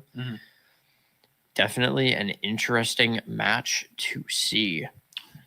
Yes. I'm very curious to see how, because one of the things I think that's always great about Fearless Draft is you never know what you're going to see, especially after that first game. Because after the first game, it really is kind of like a no holds bar, like off meta, off champs for people. I'm thinking we could see. Not only are we going to see off meta, we might see off lane. I would not be surprised to maybe see like a Bruiser Shyvana top, Shaco support maybe. Heck, Singe even jungle. That's you. That is amazing. That is a Nathan classic here at UWGB is the Singe jungle. Any champions you'd interested in to sing off role? Well, I think one of the players that I would like to highlight on UWGB is Jared. They are known for off-metaing champions and running them down in the support role. So I'll be very curious. I know they're well They'd known. bring out Nefiri. They would do Nefiri. They will bring out Nefiri support, and it will be awesome and epic. Also notoriously known for off-meta picks is KM. KM are known for their aggressive playstyle, especially with those LeBlanc trickeries. So it will be interesting to see what kind of champions they pull out. Perhaps maybe a Nautilus mid and Gnosis mid. It could be something even as crazy as I was going to say Smolder mid, but that's not very crazy at all. That's actually just that's just the norm. But you never know what they're going to pull out with UWGB. They're a very versatile team. But I'm very, very curious about Toxism. Because they are very, very good with their macro plays. So it may not even matter what champions they play, as they are known for really having those strong macro plays and setting up ganks, as we saw in the last game where they were able to. I am surprised here. No all off ban, but no all off pick. Maybe saving that as a back pocket play. That's another thing that you have to think about these type of drafts. You can have a lot of back pocket champions where if you need to pull them out, say your team is up 2-1, you're going to need to go for that one push to not go to a game 5 scenario. You just bring out the Olaf. Yeah, and Olaf, I mean, obviously we saw in the last game, Olaf was very, very strong, especially when they get fed. Where they do not care where you are. If you're sitting in the tower, if you're sitting behind tier 2, they will find you and punch you. They will. Yeah. There are a few champions I want to see. Set, definitely one of them. It's another strong pick in the top lane that can be very good. And I'm thinking we didn't get to see enough of Tyrotoxism's Vel'Koz from the last stream. I would love to see more of that. Just because I'm a person who does enjoy Vel'Koz, so that would be fun to see. Absolutely fun to see some Vel'Koz geometry. Bring us back to class, perhaps. Maybe that's why we're here. Over the game in 5, 4, 3, 2, 1. Geometry. How many polygons are we seeing on the screen? Oh, many polygons because we're in the game. Exactly. Right now, as we're looking at it here, that is a Trundle jungle. Looking at some of the runes. Ari here taking the Electrocute for more of a burst rather than Dark Harvest. Renekton going PTA. Great tech due to the fact that if you have a rage-induced W on lock, that immediately procs BTA, gets the damage going. We are going to see a Conqueror having an idea of him in the bush, going in with the Q, getting an auto. The bleed still taking some damage. Going to take a back just because to get some mana back, and Renekton doing the same thing. Absolutely. A little scuffle mid, but that was a little proc of some gold. And you can see now in top lane too, Darius taking Ghost here. Maybe probably looking for a more aggressive play here. Maybe try to run the Renekton down.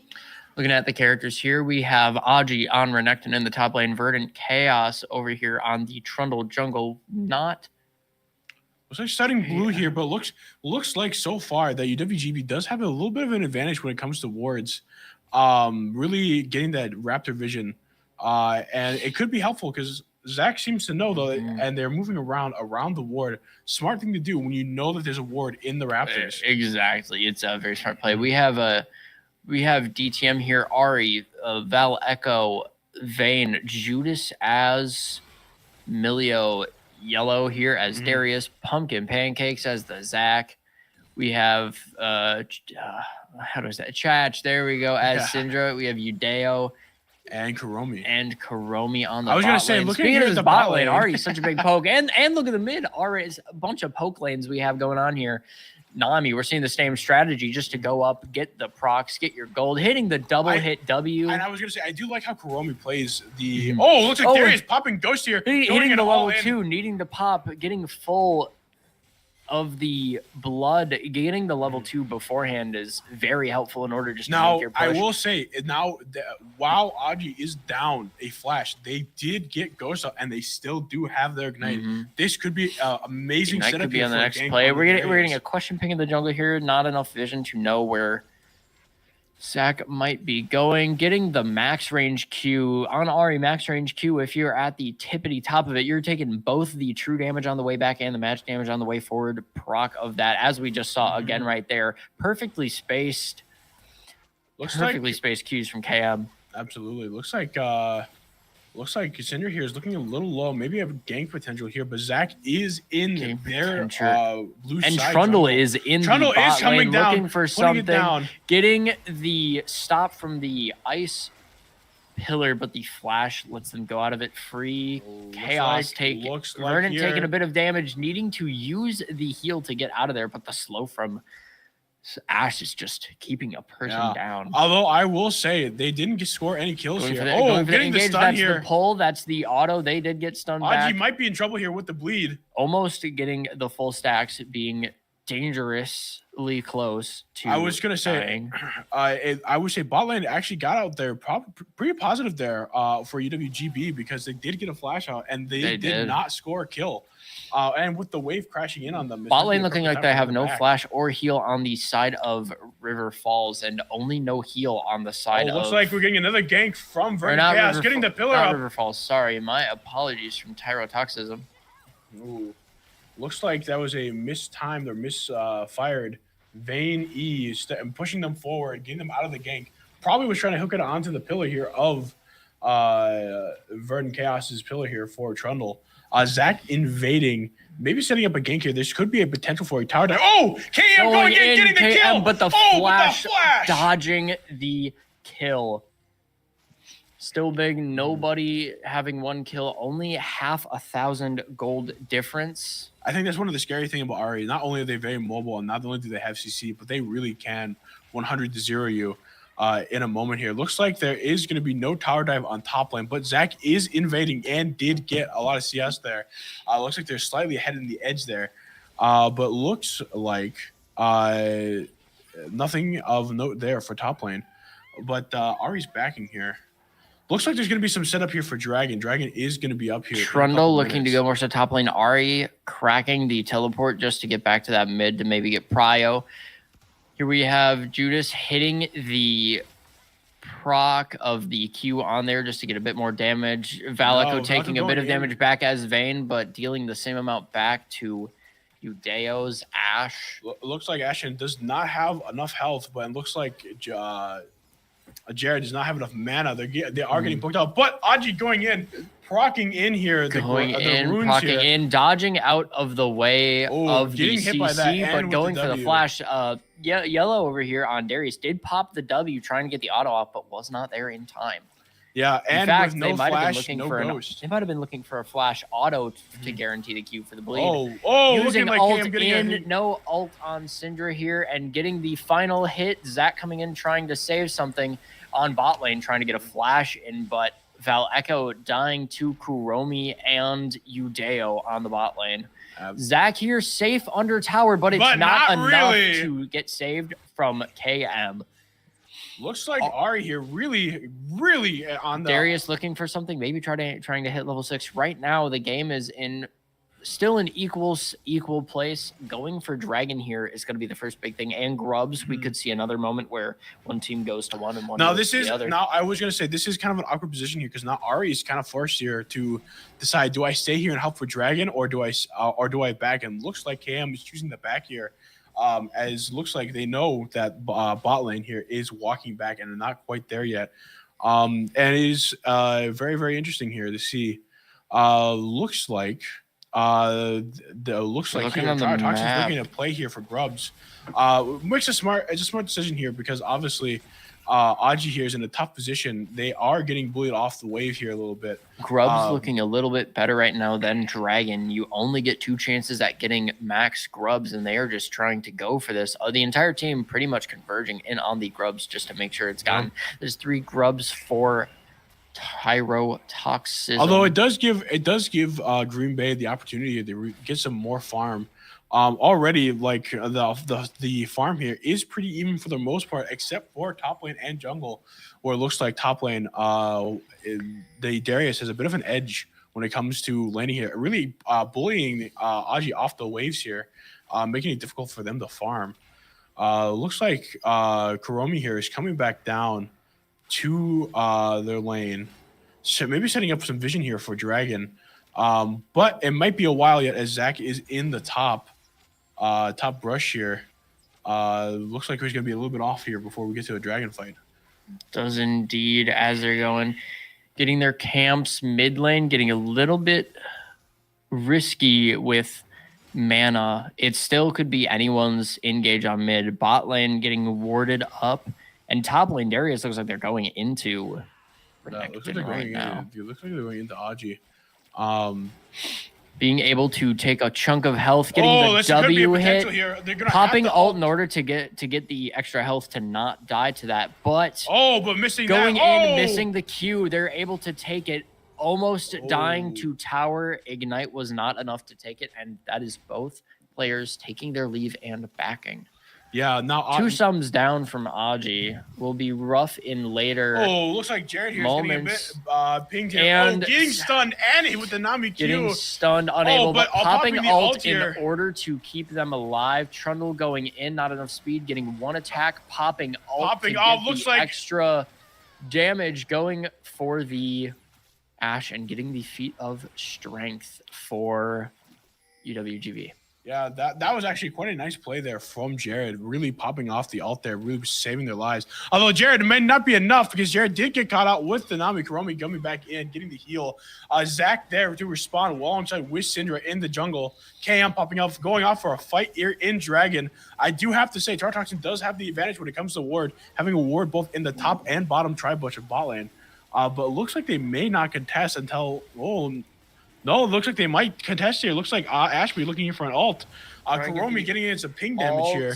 Zach coming in, hitting off the Trundle. Big airborne from Tyro. Big airborne, really putting in. Zach here. Popping ult, trying to get the last kill, and that is Zach swooping up Trundle. Great work from Pumpkin Pan. Oh, that Vayne nearly skipping out with the time of their life. And the flash keeper coming in from KM. Looks like Ashen barely escaping with their life. Looking like he just came out of the hospital. KM no mana in mid lane, and it looks like the dust has settled. Looks like bot lane here really is getting an advantage, getting in some extra CS. Looks like while Verdant Chaos was able to get some kills here, still is behind significantly enough in CS. But looks like we're getting it back off here, getting some plates. interesting to see so far. As we're seeing here, Zach looking maybe for something top because these Void Grubs are going to be spawning in very soon. Trundle trying to also path near that jungle, both pinging grubs needing to take that right here. Zach looking like the one in engage, but Ash out all on their own. Milio popping the ult to go in and dodging coming in, ult. saving their teammate from sudden death. Still getting some autos in. One more on Ash from a roll could sign it. Mid going in, trying to get CC, but Trundle is here, popping the zone, popping the defense, and absolutely might not make it. Taking down the Syndra. Looks like here. And red team has both Void Grubs here. That is a big bonus for Tyrotoxism. Yeah. GB keeping looks like Ash here trying to come in. Ash trying to go in the CC enough, needing to flash out of the way from Udeo's assault. The slow on Ash being a little bit too much to handle. KM maybe in a little bit of trouble here as Zach comes in. Getting the successful taking two tower shots from being in range due to the CC needing to run away, but without any flash looks or like ult can do it. A little bit of a accidental push from the ice pillar, and it's going to be Verdant Chaos also getting taken down here by Pumpkin Pancakes and Chach. Absolutely, looks like the Zach here is really getting effective use here of their ult. I mean, that was just kind of a perfect game in the mid lane, the classic rapid jump. And Zach coming in with not only the knockup, but also the ult, pushing the Ahri into tower to take two shots. A lot of damage alleviated from Zach needing to deal. I mean, and we can also talk about, too, how not only was that beneficial here for Zach, obviously getting the 2 kills here is a lot of gold, but also it was really helpful here for Syndra here in mid lane, able to get some tower plating off of that. And it looks like Darius here is really having a domineering lead here with a 40 CS gain, a level advantage, and looks like they're crashing in. This could be dangerous. Going to need to put them under tower to where they can both hit them and farm minions with Q, take care of the grubs. Great positioning from Aji just to make sure that it's not taken down.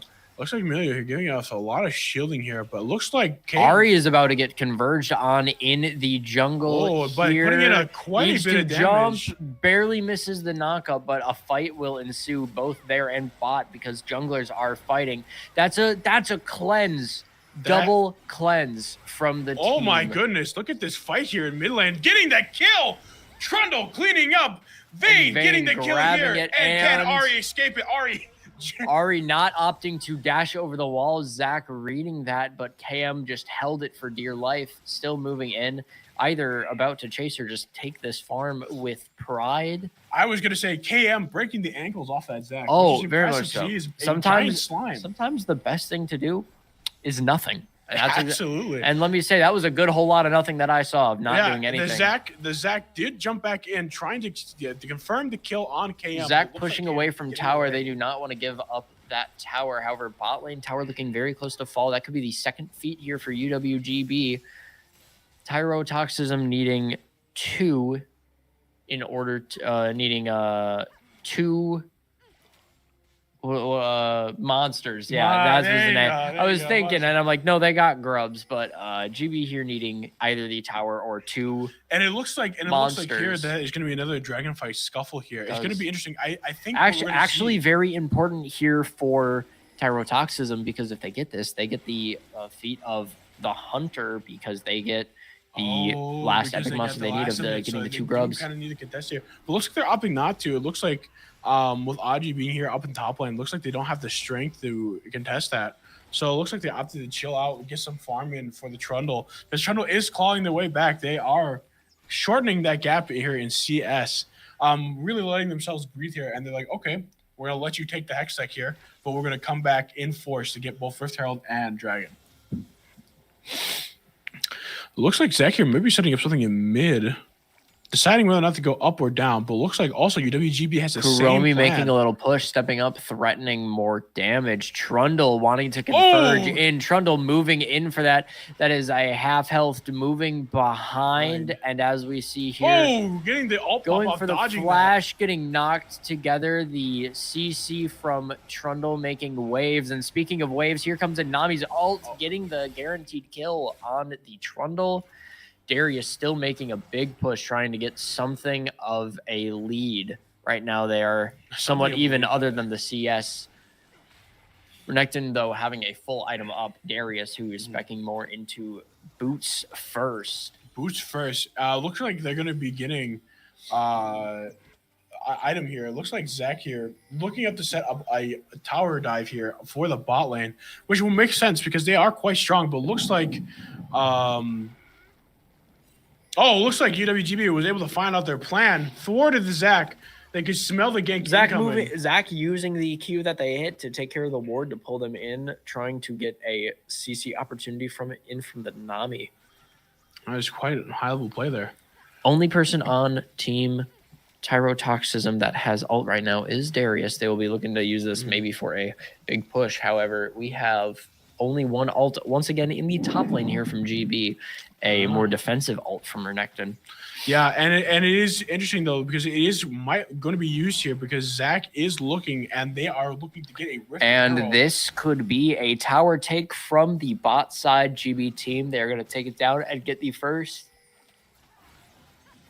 Yeah, get the first tower here, which is the first tower of the game. That's the first turret gotten, and that is the feat of strength for GB. Yeah, looks like they're going to be getting shiny new boots today. Well, it looks like Aji doing and that is near full. That is 2 stacks away from full bleed. That ult would have been scary. Looking at the other team here, everybody has their ult up. This could be a scuffle in many lanes. People seeing the opportunity to take it. We have Zach over here on Rift Herald looking at it. That is Darius trying to get something big. Ignite and ult pop from Aji going in, getting the stun, getting the Q, but Ignite doing so much work to prevent it. But Zach coming on in, dealing damage and getting the ult going off of Rift Herald to help out the teammate. Looks like Nami is here trying to help over with Rift, but that's Trundle and the Emilio going in. Zach going in, getting the one hit on him, collecting all the health. Barely getting hit by the wave, getting popped up, but enough healing. Verdant pass going down in the yellow. Chud taking it for their team with the second ult reset. Cinder coming in. Emilio running out, but the Bosco was not able to get that out, and that is 3 kills already for Tyrotoxism here. Going back in on Rift Herald, going to just take it. Looks like Tyrotoxin really is swinging the game in their favor. Doing that, Darius ult did a ton of work there. Obviously, we saw Verdant Chaos try to stop the Darius from coming in, but it was too late because they had too many stacks, stacked it on the Trundle, and ulted them to death. Looks like for Tyrotoxin, looks like Rift Herald's going to be theirs, worry-free. Now, it'll be interesting to see how UWGB responds, because now there is a bit of a I could definitely see a crash mid to just get a lot of headway or getting bot lane top, since those have been 2 of the a little weaker, but still not as bad rolls. Ash here with the triple dagger, looking like a hand of Wolverine with 3 blades over here, trying to get so much attack speed to take somebody down with the arrows too to just build that. Ari here with an 8-stack Rod of Ages. The Spirit Visage on Zach, however, is going to be great for his healing potential. What can also be great is the amount of damage they take from that singular Q from Trundle, getting chunked down and kept at bay. Yeah, and it looks like they had a change of strategy here for UWGB because it looks like KM is now in the top lane to deal with Darius. Obviously, that range and that stun is going to be a lot more effective. The range would be able to poke them out. They can deal. We got even CS from the mid lane picks. Absolutely. Emilio sticking with Trundle right here, going to set up for a dragon play. Absolutely. And it looks like Darius is coming down. They know that Dragon's going to be up, and looks like both teams are Emilio not getting spotted. That's going to be Zach going in, but an easy charm in on Kuromi. KM going in, but it looks like fighting here, Cinder on the side. However, we have a big scuffle here in look mid. At the stacks here for the Darius. The amount of bleed here, huge. 1 hit could make it, and that needed the flash. They tried to push them away. Darius living here with a pixel of health.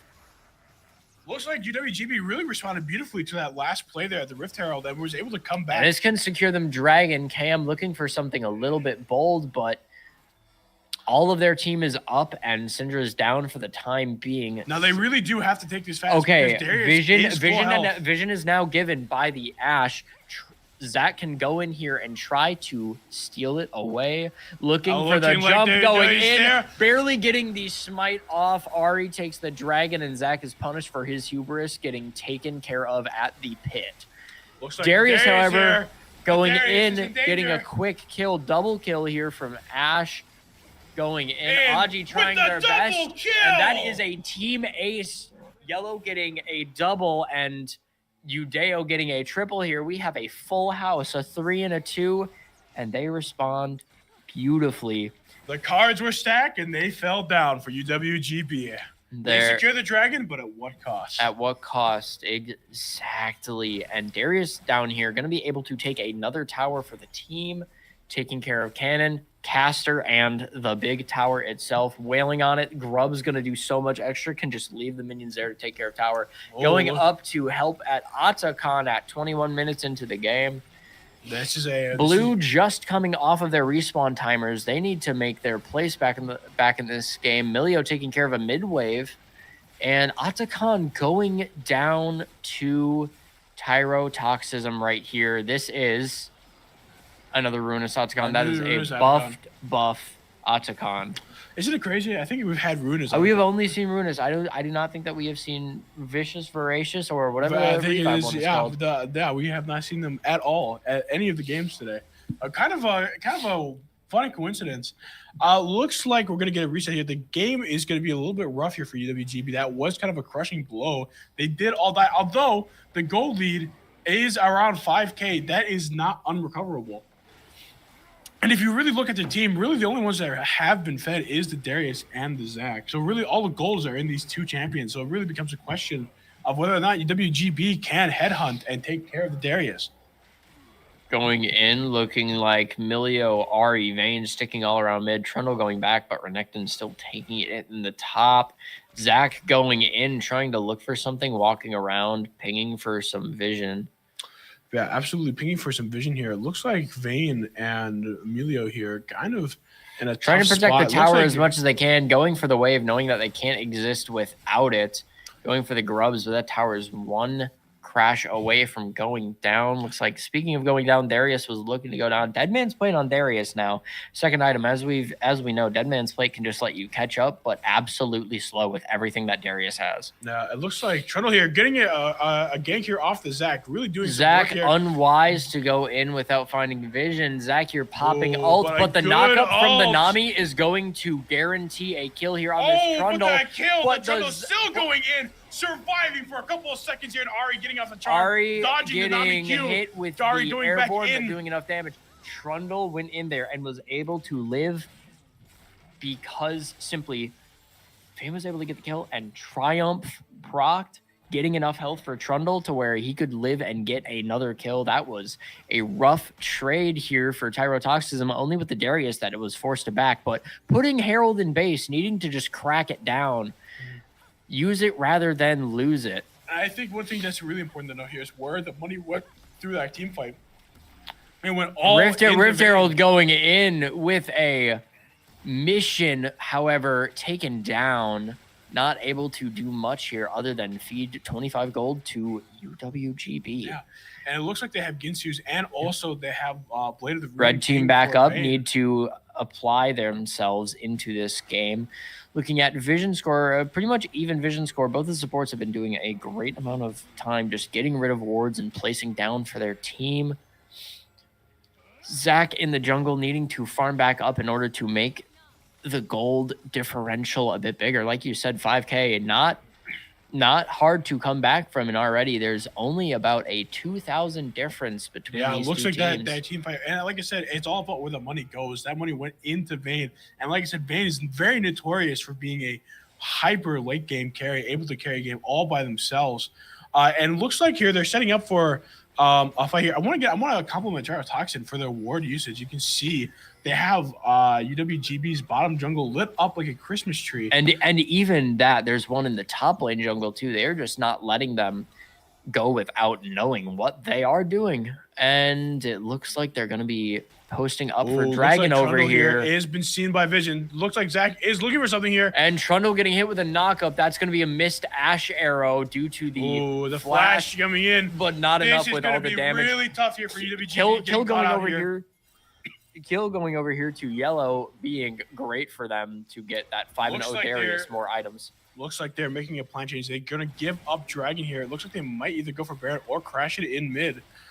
They're crashing it in mid. While they take that, they can get a tower and id him down so that they are more preoccupied with that. But can they? They got rid of that Dragon really quick. If they don't leave now, this could be really bad for UWGB. Take care of that last cannon minion. They're going in, taking as much of it as they can. Getting looks like half Zach health. coming in. Zach coming in, getting the stun and the knockup hitting Renekton. Getting in though. Vallejo going in, trying to get as much damage as they can. The healing from the Darius. Oh, the healing from Emilio being enough. Darius getting the kill before the pop off, but the bleed still taking down the Vayne. The gold from the shutdown going to Darius. KM going in with another kill. That's Punk and Pancake getting the kill on Aji up here. Are they going to be going more into it? Zach is currently between a rock and a hard place of Ari and Milio both being able to do a lot with CC, but they are just going to back off and keep it at bay for now. A 2-for-2 kill reset here from red team so that blue can't push it in, but they're putting in a big wave to crash into that middle tower. Absolutely. Zach taking care of it. I want to compliment Chromie because they have just had nothing but good ults this game. Really catching all of their ults have hit at minimum one person and at maximum almost the entire team, always knowing where it needs to be and kind of reading the opponent's movements so that they are just taken down. Yeah, and I was going to also compliment YellowChud. Their Darius gameplay is really strong. They know that they have to focus in on one person, and they did their job as someone who's Darius, who's really, really good at single target damage, to really focus in and get the Vayne off the table. Vayne is the problem. They are really fed alongside obviously the Ari, and if they can get those max stacks, they can really do maximum damage into the UWGB Trundle here, Ravenous Hydra able to let it just have no chance of dying due to straight damage, having an extra proc for damage. Milio here opting for the redemption for cross map heals in case they can't be there when they need to. Yeah, absolutely. Nami going Mikael's Crucible, going to alleviate charm, stun, and whatever the other team is able to throw at them. Big for certain engages. Ash with Wild Arrows and Phantom Dancer opting to go with more of the attack speed route just to absolutely slow down the opponent. And it's a Sterix gauge from the Darius. That's gonna be really tough for UWGB. He's moving fast. He's chasing you, and he's trying to absolutely destroy you with bleed. Yeah, slows, speed, and also anti-burst with the Sterix gauge. Made it really, really hard for champions like Ari to just simply burst them down with an E. Trundle like showing up, map trying to save KM, getting a charm and the redemption almost finishing off the Ash. KM getting the Ash, Vallejo getting the Syndra as we're going in. That is a entire team going in, and is this going to be a big wave? No, missing the entire team. They saw it. Zach, nobody really focusing Zach, so that could have been dangerous if you spawned with more health, but that going down. That is the jungler down for the team, so you know what that means? It's time to grab Baron. Going in, Darius and Nami trying to make a push. Nami going in, getting spotted on Vision though. Yeah, barely. It looks like Darius and Nami really making a play, copying UWGB here. And that is a Baron take from GB. Amazing gameplay by KM and Vallejo going in and just getting stray kills. Also, let's talk about Verdant Chaos coming in here, using the Trundle pillar to save their teammate Milio, who got hit with, I'm assuming, an Ash arrow as it is on cooldown. Yeah, absolutely. That was an amazing play from Verdant Chaos. And it looks like really getting the maximum value here out of Baron. And it looks like UWGB's strategy here is to really maximize that Baron buff here and have both their strong player, KM, who is really fed on the side lane, alongside with Renekton here, Aji down in the bot lane, really trying to get that push in and get those tier 2s to really open up the map and really allow some shenanigans here. Looks like, though, Travis Toxin is here taking some wards, warding up the jungle, really trying to catch out these people, UWGB with the Baron buff, because that is one weakness of the strategy, is if they spread out to get the maximum usage of the Baron buff, they are weak to ganks. Looks like, though, Ashton here in mid, trying to just farm up, trying to get some money here. With a Trundle, Verdant Chaos waiting here in the bushes, waiting in the reeds to really set up an ambush. Darius kind of walking around, though. I don't know what Darius is here to match. Ash does have that Infinity Edge doing a just absolute cracking damage. Looks like the kill squad is here. Charm in, everybody going in, taking down Darius. He's not going down without a fight. Still trying to flash to get out of there, but still getting stunned. The flash actually causing Darius to get hit into the wall by Balako's concuss, and going in, hitting the charm, a bunch of damage going in. That is Udao down, and so much pressure still with a Baron wave. Not able to hit the tower though, because Baron cannon minion is just sticking towards its range. Need to go in. Blue turret taken though. Syndra's semi-split pushing, but is going to need to back or just teleport here in order to save base. Yeah, is the only one up there choosing to back. And they even make it in time. Not enough to save one tower. Still going back, needing to make a push. That's a Milio heal onto Aji, trying to get them out of this. And Trundle going for dragon, taking the dragon. 2 Infernals with Runas Atakan buff. Oh, looks like with the vision here, looks like Zach coming in, trying to just get their farm, but getting taken down by Vayne. Trying to go for farm, not necessarily knowing, trying to get something, but getting taken down. That's big damage here from the Syndra, but getting absolutely out-healed by Milio. Looks like UWGB here is trying to put the end to the game, the nail in the coffin here, really getting that push in for the mid here. Looks like they have a push here in bot lane Barely as well. Missing the charm, but going in with ult, trying to secure the kill, going in, taking tower. Absolutely. Taking down the Ash. It looks like Syndra making a push, trying to get people off the way, but Darius could come in here with a big flash Q if he has flash up. But still a big Q stun. Aji would be super low for it. So imagine Darius went in, got the kill, and that could be it. But resetting here, taking as much of their jungle as they can so that they do not get any more farm. Absolutely. It looks like UWGB here is really trying to kick the ladder down from underneath them. Trying to get as much gold as they can off the map so they cannot come back. Darius spotting Trundle up here in the top lane, kind of leading to a chase, but Darius spreading off to go get wave, going back down, maybe thinking that they can take, but only warding the bush. Yeah, it looks like Tritoxin here really needs to get some wards out here. With all their towers gone, it really makes sense for them to ward up their jungle, as they are kind of vulnerable to jungle ganks here from the entire team. As we can see, Static Gauge anti-burst doesn't really matter when the whole team comes to get you. Especially with that Vayne damage just consistently chunking you for at least 12% of your health. Looks like speaking of Vayne is going in. Vayne is going in. Wailing unable to get a wailing in on damage and just not letting the Darius breathe. As we see here with the Vayne's item, they have Terminus, Ginso's, Bork, and Wit's End. They are a force to be reckoned with, getting so much attack speed, and Terminus allowing them just to get a little bit of armored buffs. Absolutely. Able to just go in, wail on damage. Looks like we have a gank here from Zach, getting a stun off here. Airborne going in, popping ult, and Syndra's here to wail with ult and getting the 15% execute due to their level, taking down Renekton. Yeah, that is kind of a blow here for silencing here for UWGB. Not having that silencer in there is going to be kind of rough. However, they do have inhibitor down, so super minions are going to push that wave out regardless, but they're losing XP and gold off the map, potentially giving some back to Tritoxin. Trundle stopping the Ash, flashing, not doing anything when you are slowed to oblivion. And this is going to be about a 40-second till Baron moment. We could see a second Baron get taken this game. That would be, I think, the first of this tournament, as KM comes in back to the mid here, trying to get that push off. While, honestly, Tritoxin really kind of just reeling from that loss. That is a tough loss to have when Baron is about to be up. So it really means that, honestly, they have a small window here to make a play and maybe try to get a pick off.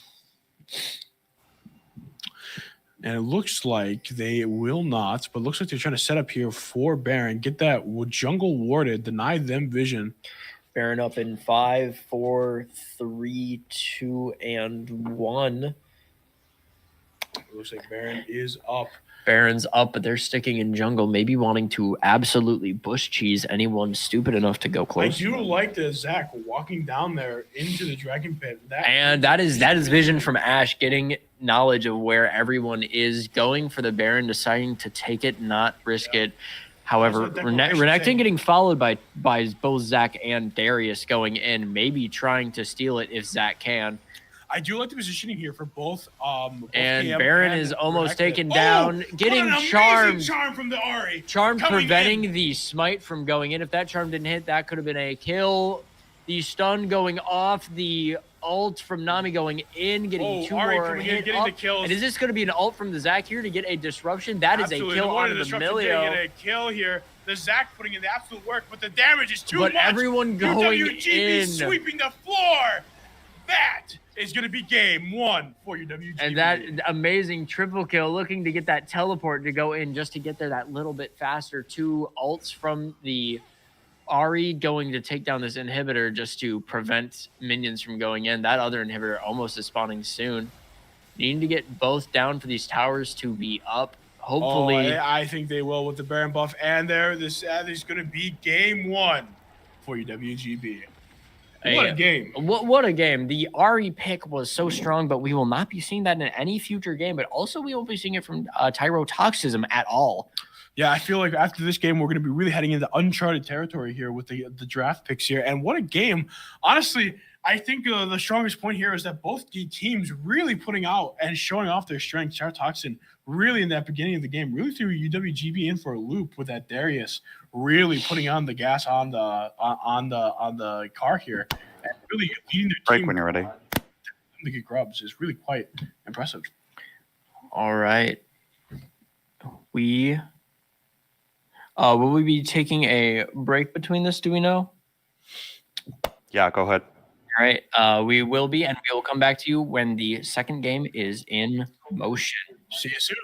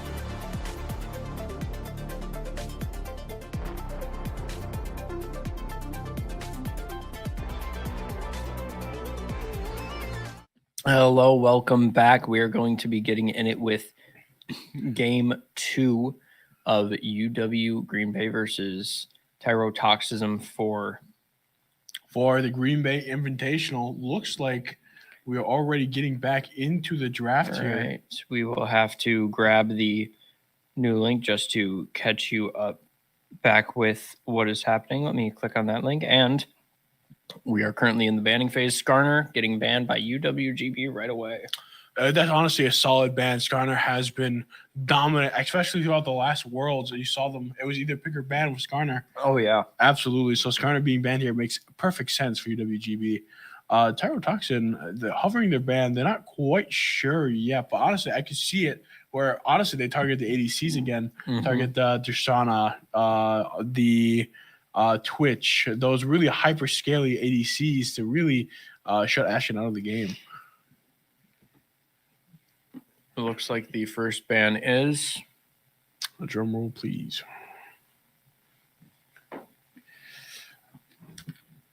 Honestly, though, it is not surprising though that they're taking the time. There are many champions, especially with dominance of how much Ari and Vayne were in the last game. It was no surprise that they're taking their time, especially things like LeBlanc, where it's kind of Cam's bread and butter. Definitely for the bread and butter. Seeing here for what the next ban is. I believe that a ban could probably be I could see like Tarek, some of our player Judas, they're more like support picks of some hook champs like Nautilus too would be absolutely. Those would be devastating picks to have come out into the field, especially another Brzezinski classic, Blitzcrank. Don't talk about your Blitzcrank jungle. The best hook champion in the game, bar none. Oh my! Blitzcrank. Absolutely one of the best champs in the game. It looks like Jinx is getting banned by Tyrotoxism to take out the ADC pick. Which is smart. Obviously, Jinx is a very, very strong contender for one of the strongest ADCs in the game, up there with like Varus. Yep, Rek'Sai getting banned again. Not going to want to see that from the team. Absolutely. Once again, it was a really strong showing and a really strong pick for Tyrotoxin. They are not to be trifled with in the jungle. Really had a strong showing in jungle last game. The Zac was really dominant throughout the game. It was hard for UWGB to deal with. Speaking of what you said, that is a Tristana ban from Tyrotoxism and then a Lulu ban from UWGB, looking like pretty much the same bans that we saw last time. Absolutely makes sense. And a Lux ban from Tyrotoxism going into the picks. GB here going to be picking their first of 3 champions. Now, with some safe picks off the table, I feel like they could pick AD here. Absolutely. To be a strong front runner, or just pick a champion that has either both hard counter picks or Yuumi. Picking Yuumi, also having the team of Tyrotoxism not able to pick it. Very big. Very, very strong, and also really feeding in the Ashen's strength here of playing those ADCs that are very 1v9 orientated. I'm very curious to see what they're going to pair with. It's obviously no Tristana, but they didn't ban Twitch. It could be a Yuumi Twitch. I think there's a strong chance that it could be Yuumi Twitch. It could be Yuumi Twitch. It could be Yuumi and Misfortune.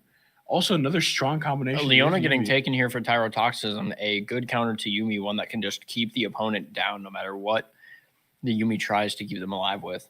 Yeah, absolutely. What is Yuumi shielding going to do when you can't move? And getting the Diana, we got Leona and Diana. We're getting some of the Lunari and the Solari here today. Absolutely. Another strong jungle pick, as we saw in the last game, being able just to absolutely 1v9. Looks like maybe Tyrotoxin, maybe moving to more CC in their comp to deal with a lot of these champions with high mobility. Does GB pick the bot lane menace of Twitch, or do they go with a different pick for this? It could be Samira. It could be, honestly, Draven wouldn't even be that crazy to me. Ezreal too. There's a lot of picks here. Aphelios. There's a lot of picks here, and it is the Nyla. Oh, that is strong melee champion. That's a bot laner able to just take care and passively feed Yumi extra XP. I think that's also the best thing that Nyla can do in order just to take that little bit of XP. Honestly, I think a great response to both the Leona and Diana pick, because honestly, he's not banned. He's not banned. Here comes the Mordekaiser. But I was saying that both these champions want you on top of them. So with Nyla being a melee champ, obviously having a lot of lifesteal plus the shielding of Yumi is going to be very, very hard for Tyrotoxin to deal with. It looks like Tyrotoxin locking in the Aatrox pick, a very, very strong pick. Mordekaiser is a good lane to be, while one is just working on wailing on the damage, the other is just going for all the CC that they can. Absolutely. It's going to be a kind of a 50-50 matchup here for the Mordekaiser Aatrox. Very interesting. The first 3 picks, we have our top laners already. So that means we have our mid lane and our jungle up in the air yet. Oh, actually, not even jungle because Tyrotoxin picked Diana. It still could be a mid pick, but I feel like it would be stronger in the jungle regardless. Absolutely. It looks like Hwei ban here for Tyrotoxin and a response with Nico, both banning AP mid laners. Making sense here because both Hwei is a menace, and so is KM. So banning both of those champs, it makes sense. Looks like Nefiri gone, a champion that can do miles and miles of whatever they want to. Although maybe they're thinking of picking it, opting for a possible Gnar ban instead. Second left on the clock, they choose Nefiri. Yeah, a little did they know they actually banned the support there because actually Yumi's going top lane and looks like. Oh, you know what? Hey, in the Fearless draft, I wouldn't suggest Nefiri support, a powerful pick. Hey, Nefiri can do a lot with their new kit, and that is a Xayah band coming out from GB. They saw how powerful it was in the last, and they did not want to give them. I'm quite glad they were hovering a Gnar band, and I'm glad they didn't go through with it because honestly, I could not see Aji cry. The Gnar being banned, being one of their favorite champions. Yeah, Galio pick. We saw how strong that was in the previous games, and honestly, he's a strong pick here. Such a Smolder pick in mid lane. Honestly, a good team comp here. Obviously, Yumi both good on Smolder and Nyla, and Smolder honestly probably going mid here. Definitely a team that Yumi can work well on any person there, fitting to the strength of what it is. And another strong pick, Yone. Oh, Yone or Gnar. Gnar gets locked in. Gnar gets locked in, seeing the opportunity to take it now, swiping it up before it would get permabanned in later games. So it looks like Mordekaiser wasn't even a top lane pick. It looks like Mordekaiser might be heading into the jungle. I believe that the Mordekaiser jungle is a good pick, and Kai'Sa getting picked here wasn't picked in the last match, opting for Ashe. Kai'Sa getting a hovered will get chosen here. Kai'Sa Leona, a strong lane, as is Kai'Sa Thresh, Kai'Sa Nautilus. Any CC with the ability to just keep them down is a good pick, and it will be the Kai'Sa we will be getting into the match once they load on in. But looking at this, the top lane is going to be an absolute slugfest between these two titans of terror. Obviously, Gnar in their ranged form is very, very annoying to deal with being able to move around, but keep in mind, Aatrox also having the ability to close in the gap, and if they can get a W off on the Gnar, especially in the ranged form, the damage is going to be too intense, and they're going to get chunked out. So it will be interesting to see how that top lane. This Leona will be looking for any amount of ease on Yumi if they step off once. One good position CC hit on Yumi can just sign death for both laners. Nilah also being well, because here's the main thing. What does Leona stun you with? An enhanced auto. And what can Nilah dodge with her W? That's an auto attack. So if we see good W's here from Nyla. If we see good W's, just like the patience to only pop it when Kai'Sa would be able to proc the final hit on you, or Leona would be able to stun you. And even now at this point, if Aatrox would have Deathbringer auto to just get that heal, he would miss it. Yeah, absolutely. I think Nyla really is a sleeper pick here for UWGB. Nyla CC with their ult being practically a Diana ult too can bring in people. Looking at the team, Galio, great pick into specifically Smolder and Mordekaiser. Mordekaiser will have such a tough time taking it down. I think honestly the response here, I think honestly with Aatrox, I think Aatrox may be a threat to the UWGB because obviously while they can block the auto attack heal, Nyla is going to be susceptible to those Aatrox Qs and they will get stunned from them. Nyla having a buff, having pre-patch Samira mobility, E being able to be used on an ally or an enemy just to get out of the combat super fast. I think that's one of Neela's best tools to just get out of any situation safely. Yeah, absolutely. I think Neela, honestly, I think Neela is, like I said, a sleeper pick. I don't think Neela, their potential is utilized a lot because Neela honestly is a very, very strong bot laner, especially with the right team comp. They can really supercharge your team. I am curious to see how this Tyrotoxin is going to play out here. I do like the Galio pick here into the Smolder because while the Magic Shield is useless, they do have a lot of CC with the Galio pick and obviously with the versatility here to use their ult to get both in the top and into the bottom lane. I still think Galio here is a really, really strong pick in here for Tyrotoxin. Looking in at the teams, we'll be going in soon-ish once the teams are both ready and looking at everything. I'm looking at champions that are now available with this. I kind of want to see the Alistar on the bot lane. Oh, I would love to see an Alistar too. Alistar, I think it's a deceptively hard champ to play. I don't think people realize how versatile Alistar really is, especially in the current meta. I'll be honest. I'm really looking forward to both this game and the next game because I think, like I said earlier, champs like that are going to come out because we're going to be going through a lot of the meta champions here in the beginning early rounds. And it'll be interesting to see what kind of champions they pull out here in the upcoming games. Some champions I do end up wanting to see. I definitely want to see. First up, Vex. I think Vex in this type of thing will be a big pick once a bunch of the champions left would have dashes in their kit. Shen, a good pick. Warwick, one of the best duelists in the game, personally. Oh, no, that's not personally. That's just true. And a fan favorite of mine, I want to see Lissandra. I like Lissandra, and I definitely want to see it get brought out into full form. I think if I had to give my top three, I think for me, it's going to be, and this is definitely not biased, and Blitzcrank. I would love to see a Blitzcrank jungle. Also a Singe jungle, because I think Singe is underutilized in the jungle.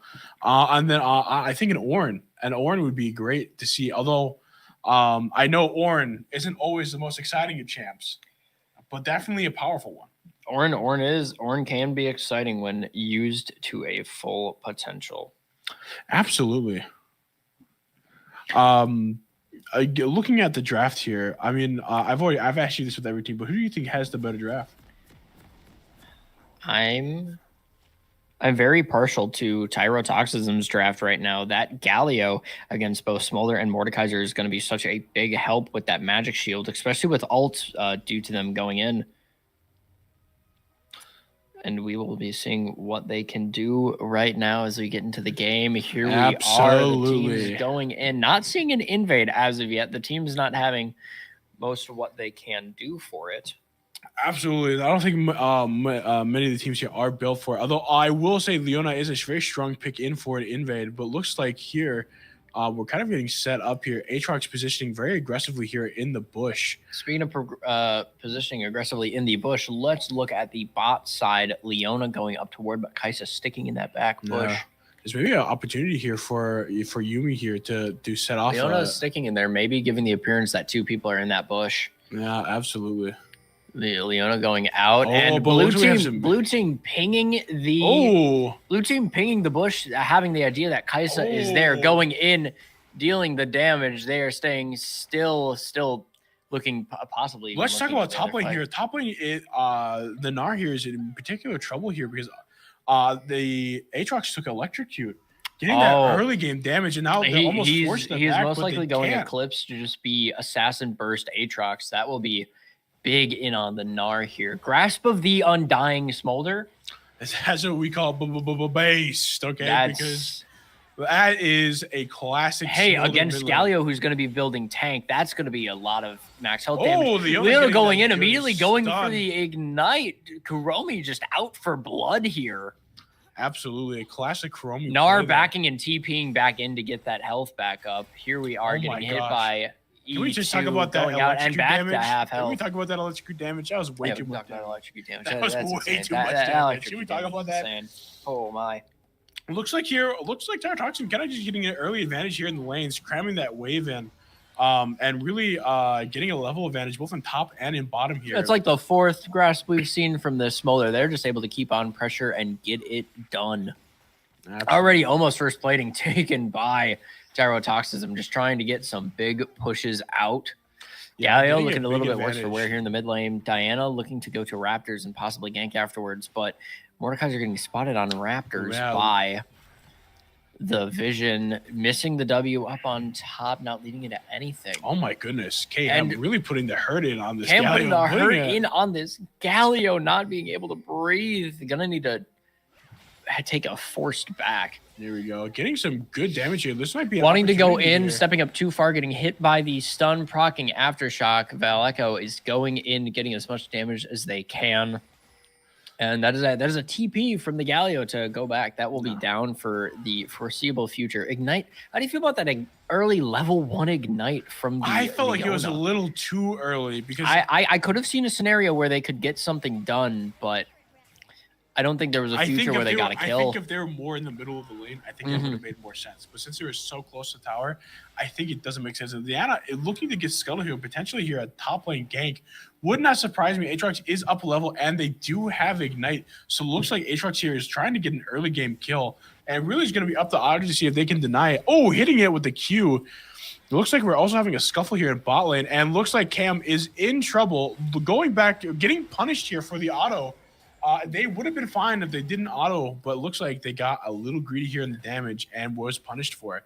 Looks like Mordekaiser coming up in here, though. Mordekaiser trying to get in, trying to pull under tower, wanting to do much. That is the TP in from Smolder, trying to help out the Mordekaiser, pushing the wave as much as they need to. Oh, looks like Aji's in trouble here, too. They did jump. They did manage to get out of the W here, but it looks like here for a rough start here for UWGB 4 minutes into the game, although Ashen getting in some nice pokes, dodging the Leona Q here. Now Dragon's going to be up here. Looking at the team health here, we're down. UWGB is down 500 gold, but looks like Mordekaiser here is going to be clearing up here while Dragon spawns. Maybe positioning here to get some. Oh, getting the root in off, trying to hit the stun, but like I said, they were just able to go invincible. Still getting hit by it right at the end. No, absolutely. It seems like Ashen really going in, hitting all of their roots beautifully, going in, turning in on the enemy, here. Going in, the barrier gonna be just enough for the shield. Looks like Leona here is low and on mana. Needing to back up Leona, going to be so scary for Vallejo going in, but the flash E going on in, trying to take down the Yuumi, but not able to. A good little retort from them. The tail getting slightly hit with the taunt, almost enough to take it down. I will have to say I did appreciate Jared's play there as Yuumi while they were Leona was there. They did get off and were autoing them, getting that little extra damage in, although it was not enough to turn the tide of Aatrox up on the top lane with that 3 sword style. He's going all types of crazy. Zoro coming back to the top lane. Oh my gosh. Absolutely. Ready to actually mog the top lane here. Aji shaking in their boots just a little bit. I would be scared about the three long sword. I would also be scared of the I would not know what to do. Looking at here, looks like Ashen's here by themselves in the lane. Looks like we have Aji Leona trying to keep at roaming bay here. Leona is roaming here, moving along with the jungler. It looks like they might be setting up a top lane gank here or setting up just for grubs. Very curious to see. Just taking down Leona's there, and Mordekaiser just sees the opportunity just to absolutely wail on the bot laner to keep them off of any sort of CS. Absolutely. Looks like they are setting up for Dragon. Looks like Toxin is going to be giving up Dragon here, although it looks like they are contesting for grubs and getting hit with the Leona Q. Aji is in trouble here, getting an ult, and they are down for the count. Looks like they set up an assassination attempt, and it went through. KM here still just farming in mid lane. Going out of tower range, still taking a bunch of damage, getting the grass stack and getting so much poke in off, and Galio needing to pop both refills. Absolutely. Now it looks like grubs are going to be secured here. KM and Aji are just kind of laning here for right now. The damage from the Aatrox is going to be insane. Going to be another kill for the Aatrox. Oh my. Holy moly, that Aatrox, that electrocute. We need to really talk about that electrocute damage. It is so much. That electrocute damage is not okay. Looks like there is a bit of a gold disparity here. But nothing unrecoverable. 2k damage. Leona coming back in with fierce for another gank here. It could be another opportunity here for a gank. Not so much. Looks like they were able to get on time with the new dash here for Nyla. Smolder looking very nice going in, but what's that? Is that Diana coming from the top row? Diana and a flash! Missing the taunt could be the thing of death here, but going behind to get the knock of the Q, taking it down. Chatch killing KM in the mid lane. And that's an amazing Yumi Q to try to get in. Can Nyla catch up? Potentially for a flash ult, but not I think this is where the Yumi Q shines. Here we go. Looks like we're getting in some territory here. Oh, getting the pull off here. Going in, big. getting close so that they can get enough damage with their passive. Looks like getting Galio the slam. does not care.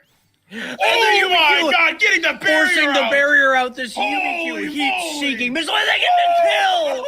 Oh my god, the Yumi is an assassin. They have Scorch. That's Scorch damage right there. Oh Absolute. my god.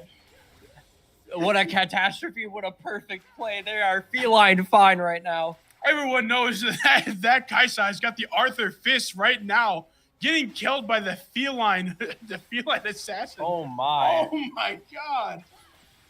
The barrier getting taken out, but Scorch being just enough to take it down. What an amazing moment. Aji looking rough on top. Pops the ult from the Aatrox.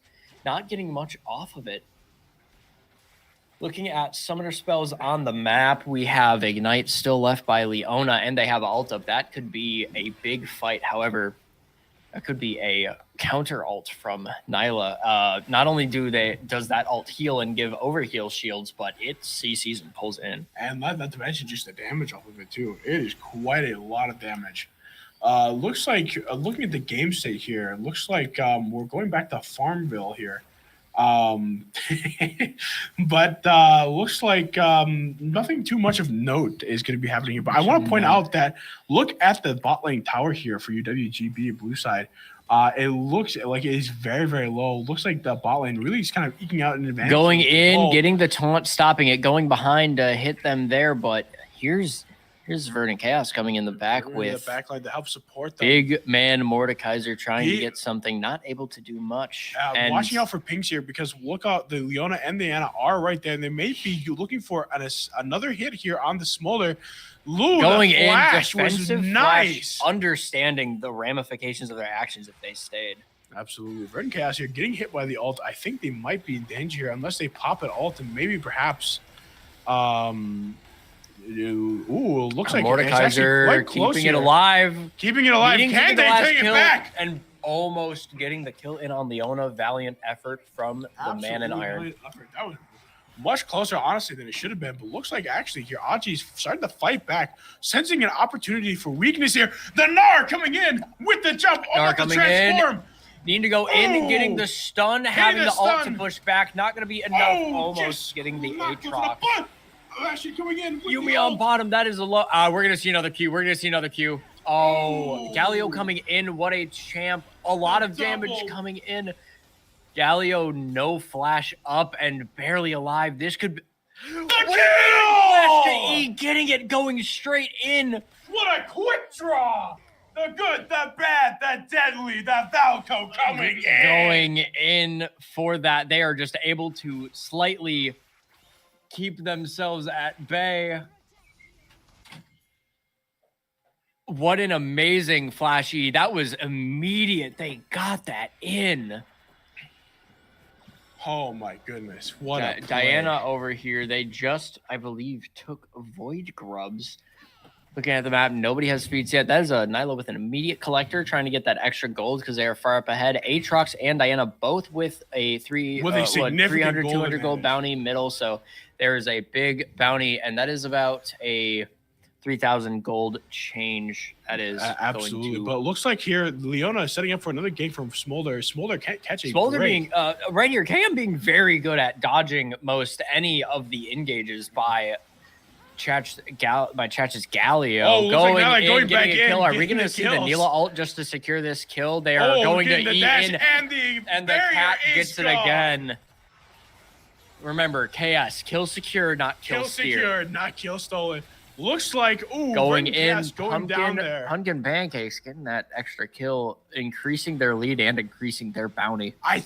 Honestly, I think it's a really rough game for Mordekaiser now that you think about it, right? Because Leona Leona's just able to dance. Even Mordekaiser opting in for the Rylai's first item to keep people from getting. Looks like Ashen might be in danger here. The Leona coming back in hot. The Galio walking down potentially. Galio in big ult, putting them both in front of the Yuumi damage. They are able. Another big help for Nila here is that they have cleave damage that can go in and take it.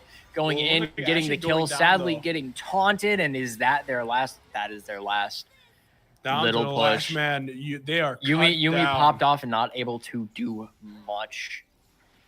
Absolutely. When the cat's owner dies, it is very hard for it to stay alive. So normally when one goes, the other will. However, Leona here with a bounty going in. Absolutely. It looks like the stream here going down to 1080p or absolutely 2 pixels, but it's okay. A little bit of interruption on our end. However, everything can be seen clearly. It's an event looking in here. That's a Smolder going in. The Smolder going crazy. Kaisa trying to get something big damage. That Grasp of the Undying has been doing work. Honestly, work. It just feels like every time they just get the healing off. And honestly, I think this is one of KM's greatest strengths. Is just the fact that they're so good. One dragon each for each team here. Do you want to call attention to it? I believe that Tyrotoxism does have feats of strength boots. Absolutely, which is going to give them an advantage into the coming game. Actually, yeah, looking at the kills here, there is only Galio, Diana, and Leona all have steel caps for big ult push away. Yeah, all 3 players having steel caps is going to be big from the big AD dealers like Neil on the team. Diana going in, trying to get the Smolder down. Let's take a look at the Mordekaiser here. Really staying in here. Mordekaiser popping the ult, getting the Diana. Getting a shutdown on the Diana. Let's go. Diana. Getting However, a huge shield. Oh, hitting a big Q on Kaisa. That's what we call a slam. And looks like here Leona's in a rough but position. Enough damage is enough. Getting a triple kill. That's what we call 3 big booms. That's 3 big booms from the Mordekaiser Verdant Chaos. What a turnaround! Absolute turnaround. Stealing 2 bounties actually, because Leona did have a small 100 gold bounty getting through that. That is an absolute clobbering from the Iron King. The Iron Revenant. As we're going in here. Galio's keeping it down bot. Blue team destroyed the first turret, not in time enough, but not in time to get feats. However, still a big way to push in.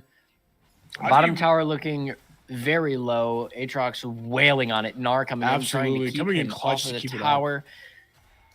Looks like here, looking at the game state here, it looks like once again, classic Farmville action here. Harold going to be up. Looks like Leona's walking up here for a top lane gank. Looks like Aji here might be in some trouble. The dodge, the Leona, the missed ult. Oh no! Looks like here. However, some Mega Gnar action here.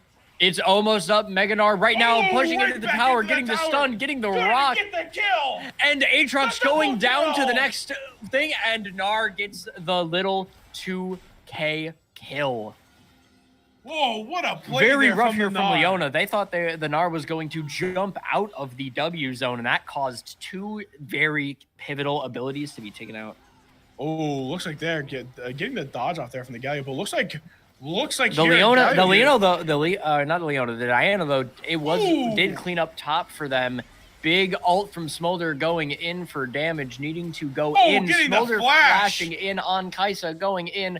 Taunt to stop the movement, getting slowed by that, artfully dodging out of the way of Mordekaiser. And we are back to a neutral state. Mordekaiser popping Ghost in order just to get out of that fight after the end. Absolutely. And looks like they're setting up to go grab this Herald, integral for crashing in and securing a big lead. Well, I want to give props over here to Chacha's Galio going right outside of the Mordekaiser's pull. Such a close brush with death. Absolutely. Gyrotoxin really, honestly, is grabbing the impressive. Herald for Mordekaiser. They are either going to be taking this back here or just pushing it into a lane. Meganar on deck, not going to be seeing it for a small little while. Absolutely. This is a quite intense game, to be honest with you. Looks like we're going to get some classic Gyrotoxism plays here, really going for the macro play, trying to get those towers to fall. It looks like, though, Cam is able to hold it down. Although Aatrox coming in, this could be the end for Smolder. Popping the ult, the damage. The ult, the damage, the middle hit. That is the world ender, ending Smolder's entire world. Absolutely. I have to commend the Aatrox here. The Aatrox really, Yellow Chud really putting in the effort, putting in the work. Looks like Mordekaiser, Verdant Chaos is in danger here, getting a good W off. Getting that damage. Getting the ult, though, trapping them inside of it, getting the kill right before they would die. They were not going down without a fight, and a fight they gave. Absolutely. Yumi getting a little tag in on that. The Kaisa trying to just get as much poke as they can. Leona just being here is so scary for the Leona. Absolutely. One E or one ult can just sign their fate. Nyla not really having the damage yet, kind of just tickling them with a wet sock. I tip tap tap. Also with the effect of tier 3 boots, the steel caps, really giving them quite an edge with all this poke damage coming out from the Nyla. I mean, just look at this. It's not a going in trying to get, but gets the stun. They do get the kill in on the Leona, trying to run away as best they can. Smolder ult does miss, getting some poke in on here. They're able to run away scot-free. Aatrox forcing to take a bath. What a play. Getting that through is quite impressive. Honestly, I thought Nyla and Yumi there were going to be dead, but looks like they Meganar on deck, but only for a second more. Kaisa trying to get away here because they had no mana. Get away, not able to. Mordekaiser dropping the Herald. Looks like it will be going to the middle lane. Oh, looks like we have a fight here. Deanna trying to kill the Mordekaiser. Go in, popping ult, and then the entire team is there, not able to take them down. Oh, looks like Mordekaiser living long enough for their teammates to die. Looks like focus. Here. The Aatrox really going in. Getting 2 kills right here. Aatrox going in and missed Leona ult. But the flash. Oh, we have a watch out. TP from the Galio. Here he is. He knows how to make a grand entrance. What a play from Gyrotoxin, getting that in there with the teleport. Really turning that team fight around. News on that last kill that Nyla got on the Diana, that put their bounty gold up to 200. Galio comes in and just takes it from Valeco, getting the gold for himself to get him back in the game. Looking at the items right now, I had a feeling there's Voltaic Cyclosword on this Aatrox, which if you know Electrocute Aatrox, that can absolutely be the factor of winning a fight. Smolder having Essence Reaver for that extra damage. Nyla just building Collector and having crit. Actually getting the dragon here. Really, honestly, was a ill-timed team fight for UWGB. And it allowed them to get the dragon no problem at all. Looks like getting some farm here. Logging onto Facebook, getting the CS from Farmville. Kaisa, interestingly enough, Kaisa being in the top lane, not a safe lane for them to be in. No, but farm is farm and gold is gold. They need to buy their items. Absolutely. Kaisa really woke up this morning. It was rise and grind. It's time to get into the stock market. Exactly. We need to go get some gold. They're getting that. They invested and they are paying out right now as we're looking in the mid lane. Galio, still a strong contender in this match. Currently 3-0-3, has not given up their life with a 350 gold bounty. They are just holding strong. Holding it down, one might say. It looks like we're getting a chase scene here. Over in Otacon, getting the slow and Mordekaiser back, getting the pull in, but looks pushing like it away. Diana's going to be coming in with an E, trying to maybe get something off ult. However, Mordekaiser bringing them into the death realm. They're trying to get it. Got the kill in the death realm. They're getting the stats for as long as they are done. That's a big ult from Diana, dealing big damage. Big damage. Mordekaiser going down, but Ashton is still up. Looks like Cam trying to make it in time. Surprisingly. Velico. Looks like Yumi going down. Yo, Choudhary, you're getting 2 kills for this. But Smolder getting the shutdown. Getting the shutdown on the Galio. It's anyone's game. Death. Nar chucks the rock, barely getting just making it out.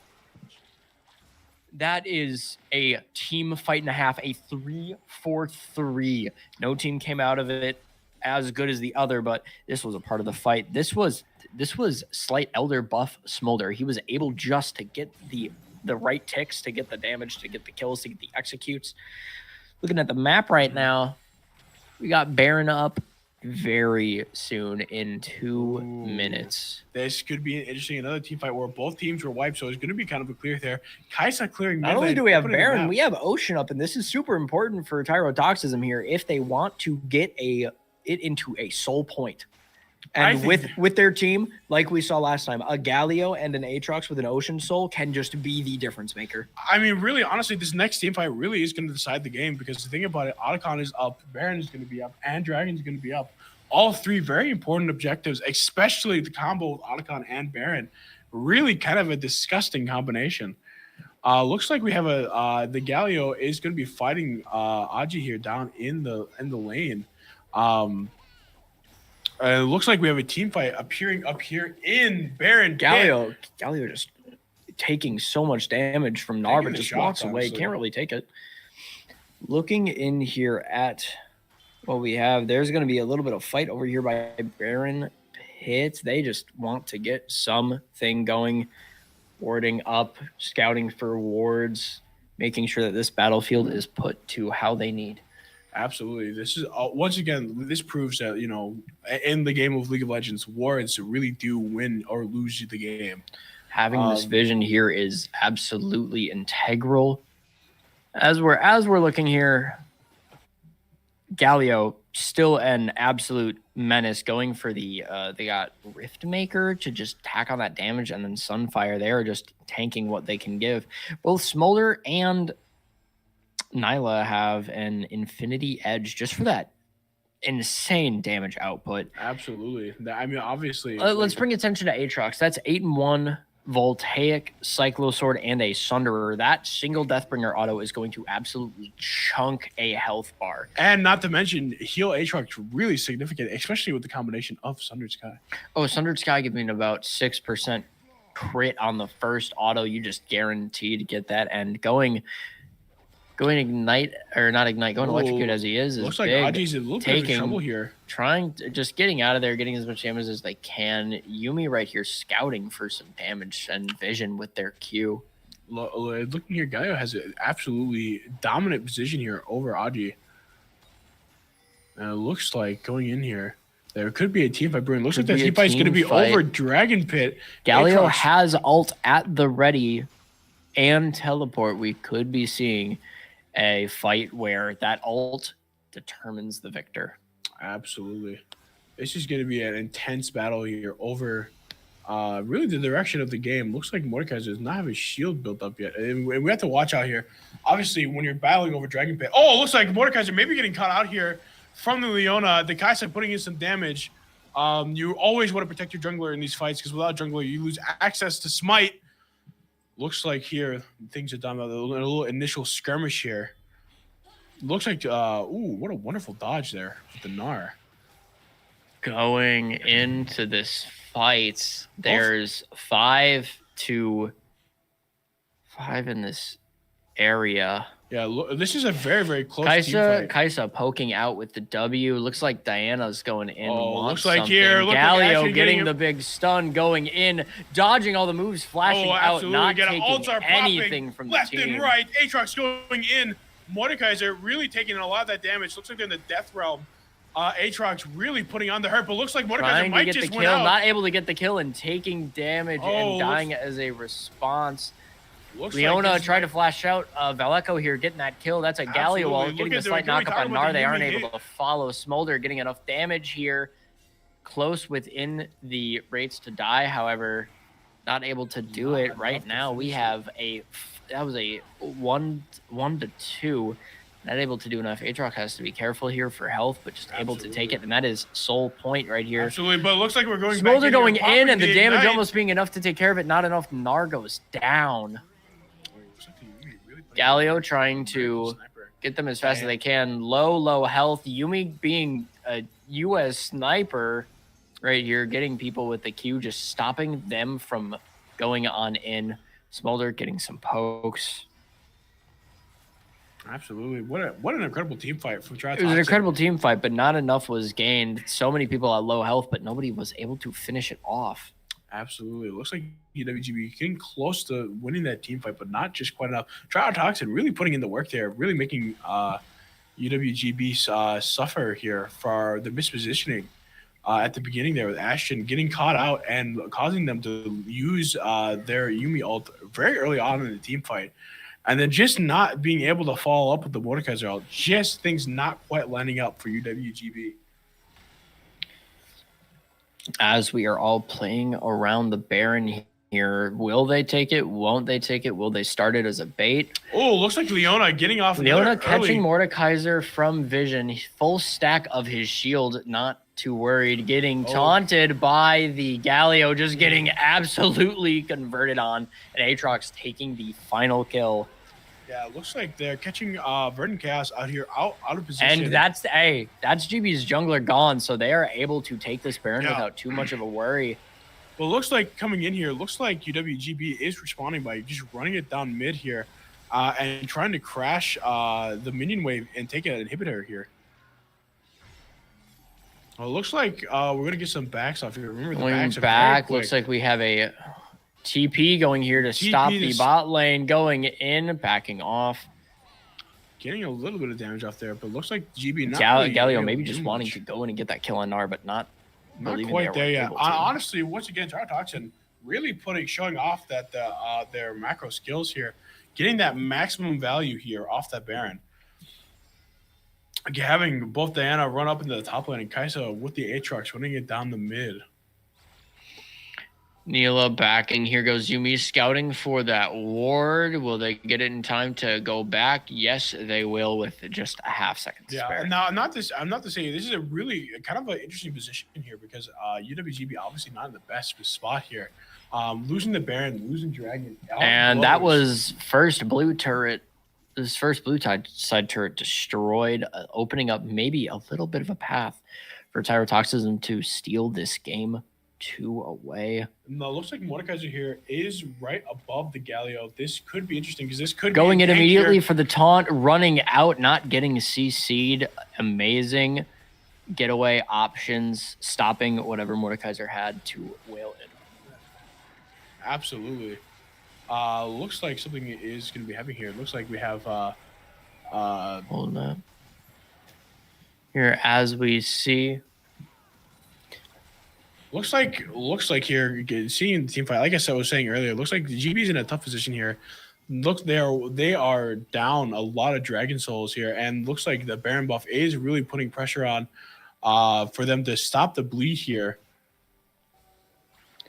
Ashton kind of trying to steal this Aatrox. Aatrox being incredibly powerful. As we are looking here, all teams going, but there looks to be Mega Gnar in the bottom lane going for that tower. Will they be able to take it down and just push into their base? Looks like here, things are not looking good here for the UWGB.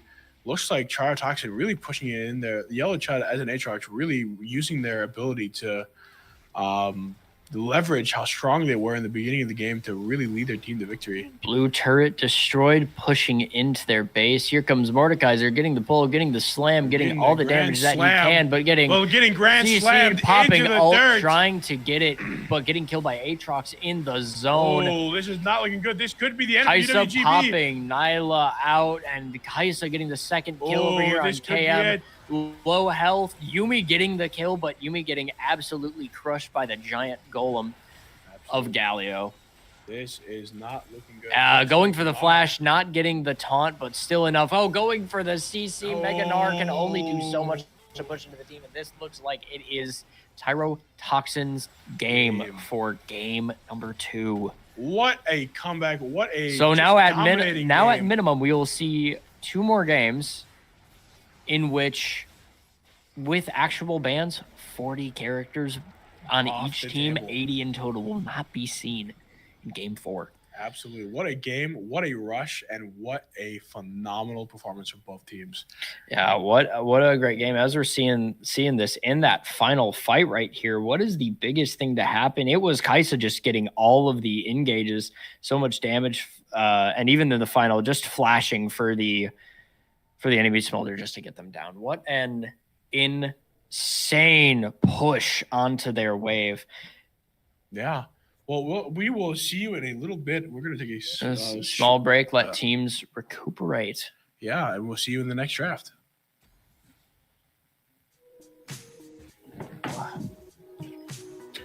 This table keeps moving. Oh, yeah.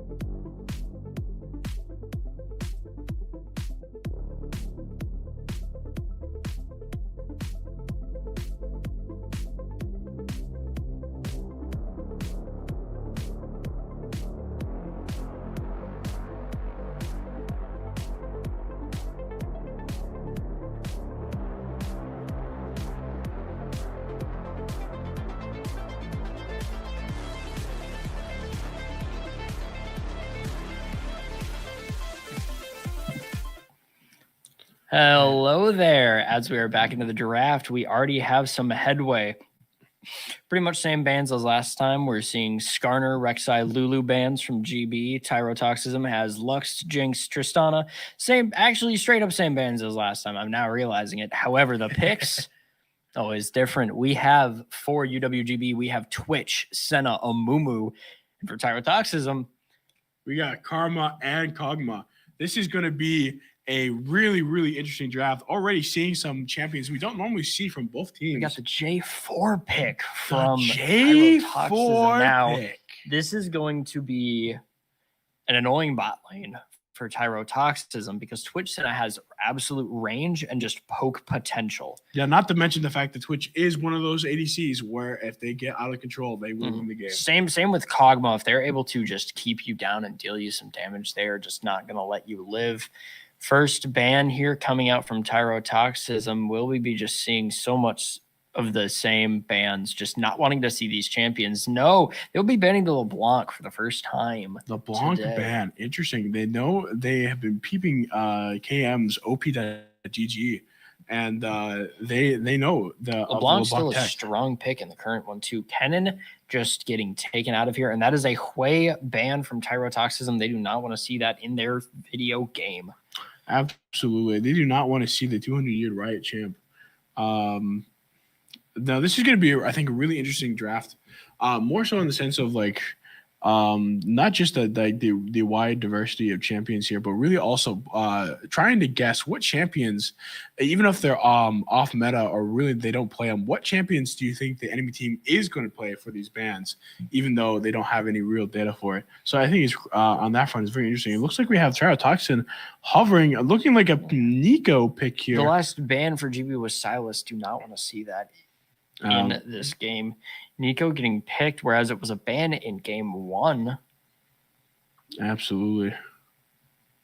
What a pick. Nico going into the mid lane. I think another solid pick. Really good at that poke damage that you want from a mid laner. And also an additional CC to keep that little rat in place. And it'll be interesting to see how UWGB responds here. Maybe trying to pick here either for jungle. I wonder if they're going to throw another top laner in the jungle as they have been with the Trundle and the Mordekaiser pick. I would be curious to see. We are getting big Ambessa. That is a power pick from GB. An absolute flex, one might say.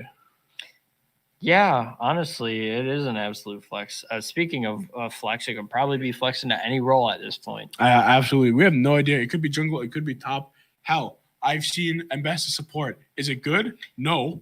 But yeah, I've seen it.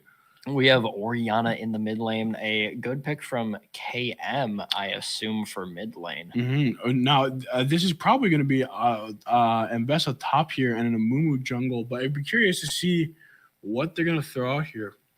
Looks like we have Karma Kog'Maw on the bot. And yes, and I a set. And the set for the top lane to just beat up Ambessa. This is definitely going to be a big W's. This is going to be a punchy top lane. Both are just going to be attacking each other back and forth. Ambessa not needing to worry about mana, more so the energy that they need to use for their attacks, getting a bunch of cleaving autos. However, Set, when that grit is at max, that true damage blast is nothing to scoff at. That can take out anyone with the right amount of damage. And not to mention, I think it's going to be another tough lane here. for Mbessa here in top lane, because Mbessa, you would think with all the dashes and all the lack of mana, that Mbessa would be really good in the early game. But in actuality, Mbessa is actually quite weak in the early game. Not even because their abilities aren't powerful, but just from the long cooldowns. Exactly. Set having a bonus here of just being able to go in, hit a 1-2, just step back out, and honestly can farm pretty safely with faster autos. And if you weave in your Q perfectly to get some auto cancels, you're going to be able to get all your minions in the right amount of time. Yeah, I think honestly, I think they knew that with Red Side getting the top lane counter pick, it is going to be a rough time here for Mbessa. Essentially since one of Mbessa's greatest strengths is getting that poke off. But obviously, when Set falls below 50% health, they have a massive increased regen, making them quite a hard opponent to really keep down in the dirt. Orianna here going to be a bit scary, very susceptible to getting damaged very early in the game, especially on a character like Jarvan. While Amumu is the better hook jungle, Jarvan still has a great engage with standard into knock up. Can be the decider of a bunch of ganks. Yeah, I think honestly the strategy here for UWGB is going to be relying a lot on the Amumu pick here, really coming in, getting that massive stun off, and allowing Twitch and Orianna to really do the damage and really get a big combo out here. Also seeing a team that can benefit Kog'Maw, both Karma giving move speed with the shield and then Jarvan giving a little bit of extra attack speed with the standard. Kog'Maw is going to be able to run into the perfect range to just start auto attacking. And I was going to say, too, I think Jarvan's another really strong engagement. Obviously, Set as well, really, really strong engage. And the ability to really turn around a fight in the favor of your team. So I think, honestly, a lot of both these teams are really evenly matched here in this draft. I don't think that one necessarily has a massive advantage over the other one. There's just more pros and cons. As we are almost loading into the game, I do want to say that Twitch sent a bot lane. Once again, that's a huge poke bot lane, but Karma and Kog'Maw themselves are also very big. Senna's strength comes from as long as the game length. The more souls that Senna collects, the better off Senna will be, and just getting enough to beat out the enemy laner, getting crit chance, attack damage, attack speed, and attack range is the big one here. Can outrange Kog'Maw early. Or not Kog'Maw early, can outrange Kog'Maw into the later portions of the game, but Kog'Maw still having the leg up with the ability to increase attack range. Senna's going to be able to poke many people at a distance too. Jarvan and Set will have trouble getting in when they try to. Yeah, absolutely. And I really do like the Twitch setup ball, and I think that is going to be a good response. I do worry though about the Kog'Maw. Because I'm sure you've experienced the Kog'Maw, the face melting build where they just absolutely 0 to 100 you. And that's what you have to try to not get. I think I will say I like the Twitch pick from GB right here. They are at a 1-1 scenario. They do not want to try to go to a game 5. So they're going to need to try to close out this game and then take the second one if they want to do it. Twitch is the perfect pick for this to secure this game 3. Same with Tyrotoxin. Kog'Maw can be that same type of champion along with Set Nico. Use their power picks to get the game 3 secured. So both teams will be fighting for the win today. Absolutely. Yeah, and I'm very, like I said, I'm very, very curious and onto what the picks are going to be continuing on from this game. A lot of these champions are staple picks, especially Kog'Maw. Nico is another stable pick, and Mbessa is a really popular pick in a lot of these comps. So I'm really curious now that the champion pool is dwindling down, what more things we're going to see. Are they going to be playing them in off-meta roles? I don't know. It'll be curious to see. I am very curious into seeing, of course, the champions that are picked in the later stages of the game. I feel like we could see, Braum. In a certain thing where they're not able to afford a Jinx ban, and if they need to put that in, or like an Ezreal, somebody that has an insane cross map, Caitlyn, for instance. Yeah, Caitlyn, Ezreal, heck, even Corki with his big explosives. I think we could see a Braum that just can put up a wall and just protect his team. I was gonna say, I think in terms of like jungle and top lane, it could be a Garen game. We could have a Garen game. Garen is a very, very strong pick. We could see Pengu Garen here. Penguin Gary could come out to play, and it will be dangerous and full of penguins. For support, we're getting some of the more off support roles like Karma, Senna as well. Senna, I remember when coming out was kind of an insane pick. She was overtuned. Absolutely. So good in both roles. Definitely done some nerfs over to make it more support heavy rather than ADC heavy. No, honestly, which is fair because I mean, it was kind of like the role. They were a very unique one at the time, but they can still do damage. Like I have had Senna games where even though I am the support, I'm just able to wail on with so much damage that the enemy team just isn't able to keep up. Especially with the added range that you get in the late game. However, with the change of Glacial Augment was needed because Glacial Augment Senna was a monster. Absolutely, yeah. Being able to proc that. Just hitting the auto attack because it slowed, and then Glacial slows by even more. They just could not go out, and they could not just. It was just honestly horrible. Yeah, it was just horrible. I wouldn't be surprised if we saw Teemo. I would enjoy a cheeky little Teemo. You know what I would love to see? Blitzcrank. I would love to see a Blitzcrank. I would go Feral if I saw a Blitzcrank. But I'm thinking a Tariq Yee bot lane. Think about it that way. Rammus Cho'Gath bot lane. I'm not listening to you ever. I'm a caster, by the way. They're supposed to respect my opinion. We are not sitting in the Tariq bot lane for either team. I am projecting. If it's Tariq bot lane, then they're gonna have to go up against the Cho'Gath Rammus. They're gonna call me crazy, but we're gonna see it, and then I'm gonna be proven right. Martin Scorsese is gonna be like cinema, absolute cinema. You know what? He might be. But that's the thing with these fearless drafts. You're gonna have to deal with the fact that the champion pool is getting smaller and smaller. Smaller and smaller, yeah. And you have to get a little creative when it comes to your team comps. Looking in some more champions, I'm surprised we have not seen the Mel from either team. Such a strong champion, especially when certain of these projectiles are still in the game. Absolutely. As we see here, Amu is going to be a decider in this match. I'm looking at the team, and they're going to be very susceptible to getting hit with CC. The only CC they really have is Set, but that's up close. Nico's root is decent. Jarvan can hit the knock-up, but it's only for about a second. Then Karma has a root, but she needs to get closer to you to do it. While we got an ult, we got the ult from Orianna. We have a Mumu's Q. We have Senna W. There's going to be a lot more CCing happening from GB's side. That might disrupt everything Tyrotoxism is doing. Yeah, absolutely. Seeing into that as we get into this game. Thank you all once again for tuning in. Hopefully we have a few more games to satisfy. Would love to actually see this go to a game 5 to show each team what they can do. But that is not up to us. That is up to the teams and their drive to win, as we will see. Absolutely. And I 110% agree with that sentiment.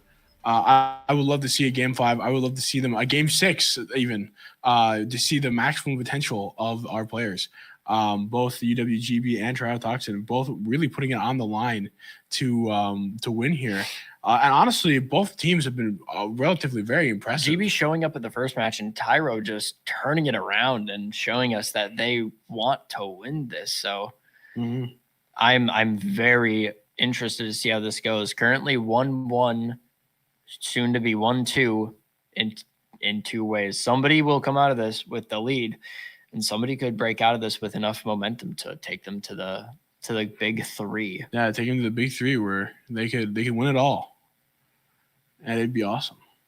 I'm definitely waiting to see all these champions still. We're going to see not a lot played, but we're still going to see so many of them just get rotated out. I'm surprised we haven't seen a Wukong yet. I am too. I was actually looking at the roster here, and no Wukong is surprising. He is strong. I'm also surprised that we haven't seen the big Zeri. I think that pick would be the most buttons bot lane that you would see. And honestly, surprised we haven't seen like a Veigar either. Veigar is just good. Surprised we haven't seen something like, Nautilus with another ADC like Lucian or Jhin that can just hold down the fort. That would be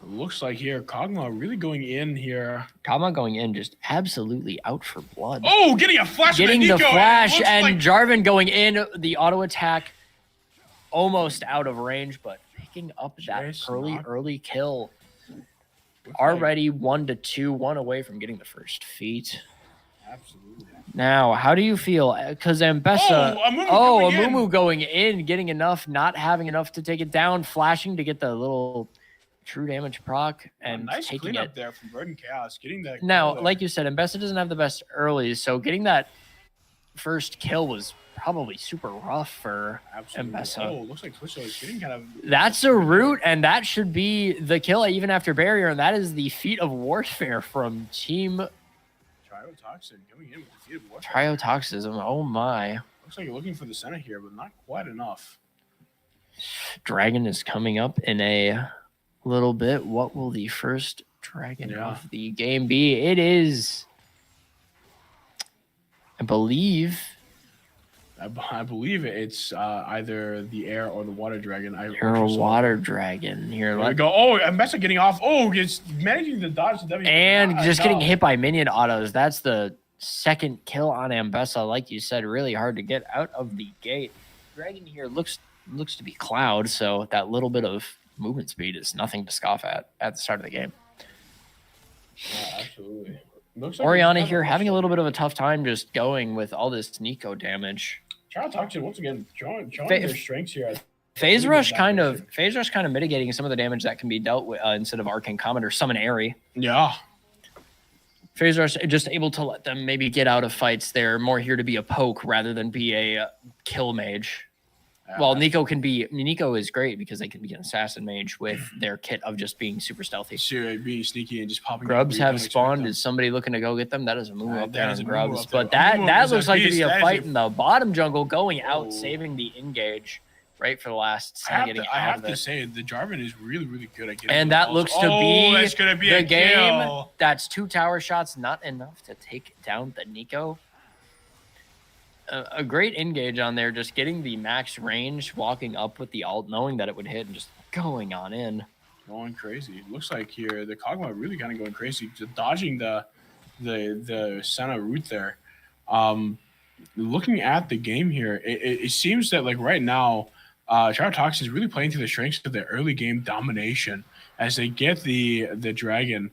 It looks like here the Jarvan probably is going to be setting up for a gank. Just one of Jarvan's greatest strengths, honestly, is just being able to go for crazy ganks and reading that early game damage potential. I mean, you even saw that. He used ult to jump on them and then did standard Q out. He did not need to use it to engage. He just said, I'll use this to follow them. And after they would burn a sum. Yeah. Amumu trying to get something going for the team. Still 1-0, getting that great engage. Looking at looks like here Orianna has been in trouble. Karma wandering up.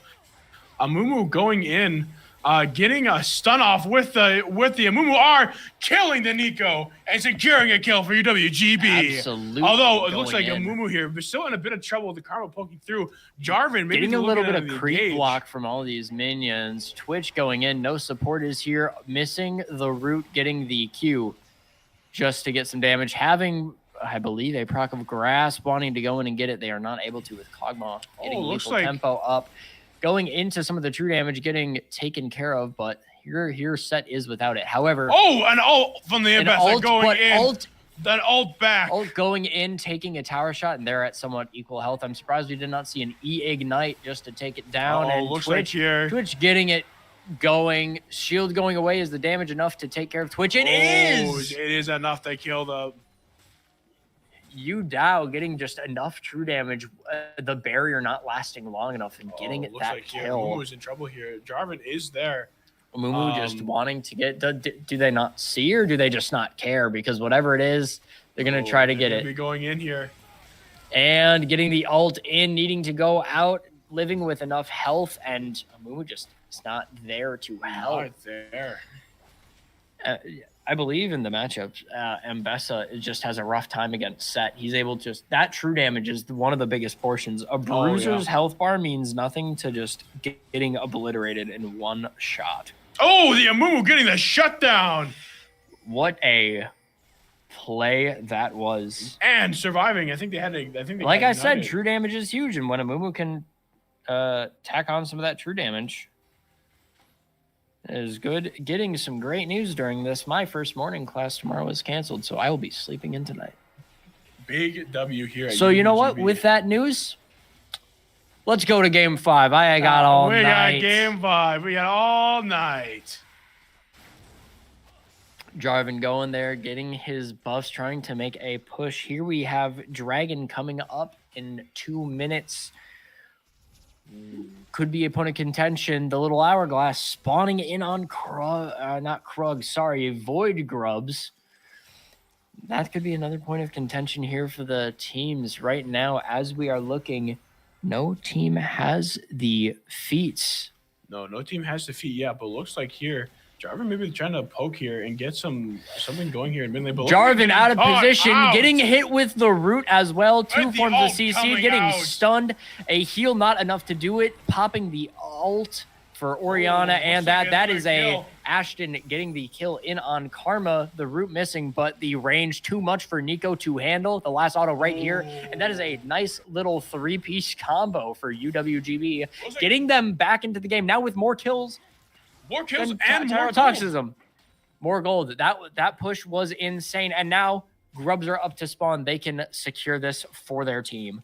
Yeah, and we really talk about Verdant Chaos's Amumu plays. They've been just finding the Jarvan and all these other people out. Amumu Senna is a combo that you can keep someone down. If you get the first stun, you slap on that W from Senna, root them, and get the second stun. They are taking so much damage from Senna and true damage from Amumu from Curse of the Mummy. Oh, looks like GB's trying to make a play here, but it might not be enough. They are trying to go for Grubs. Verdant Chaos hitting a clone there. Not quite what they're aiming for. Mbessa looking to make a move. They want to take this Grub from looks like they're GB. going in. The ult is going to be crazy. Big ult moving out of the way with Set. That's a kill from Nico, kill from Jarvan. Ashton picking up a kill on Kog'Maw, but then Yellow taking it right on back. KM needing to flash away to not get rooted and to not get engaged on. And here Val Echo is Ashton. Ooh, the great skip from Jarvan to just move out of the way. The root, the huge auto attack. Sundering Sky plus Jarvan's auto of a extra damage. Chunks, that's half of their health. Can you believe that?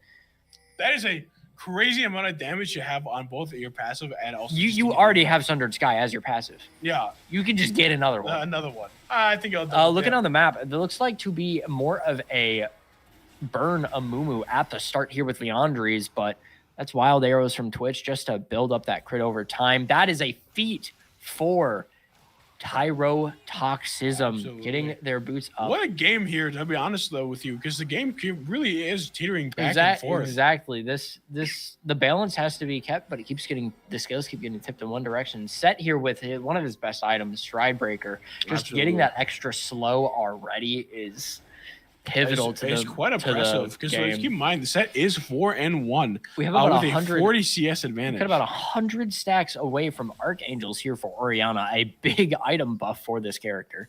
And Mbessa needing to get back into the game with this first item to make it. However, once mid to late hits, that will be the sign to just keep all right, looks going. Like here we have a little bit of a bot lane scuffle.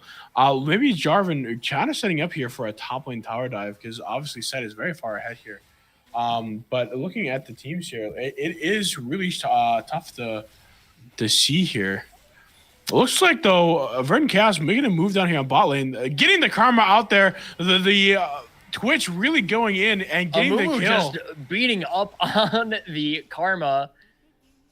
Listen, Amumu just wanted to make a friend, and they did. And they went back in. They hit the double dip going in, popping the ult for a guarantee. What did not see it coming. What a bandage from the Amumu. Holy moly. Sometimes it's okay to double dip, and Amumu showed us that right then and there. Going in, smiting for the slow, shield for the slow.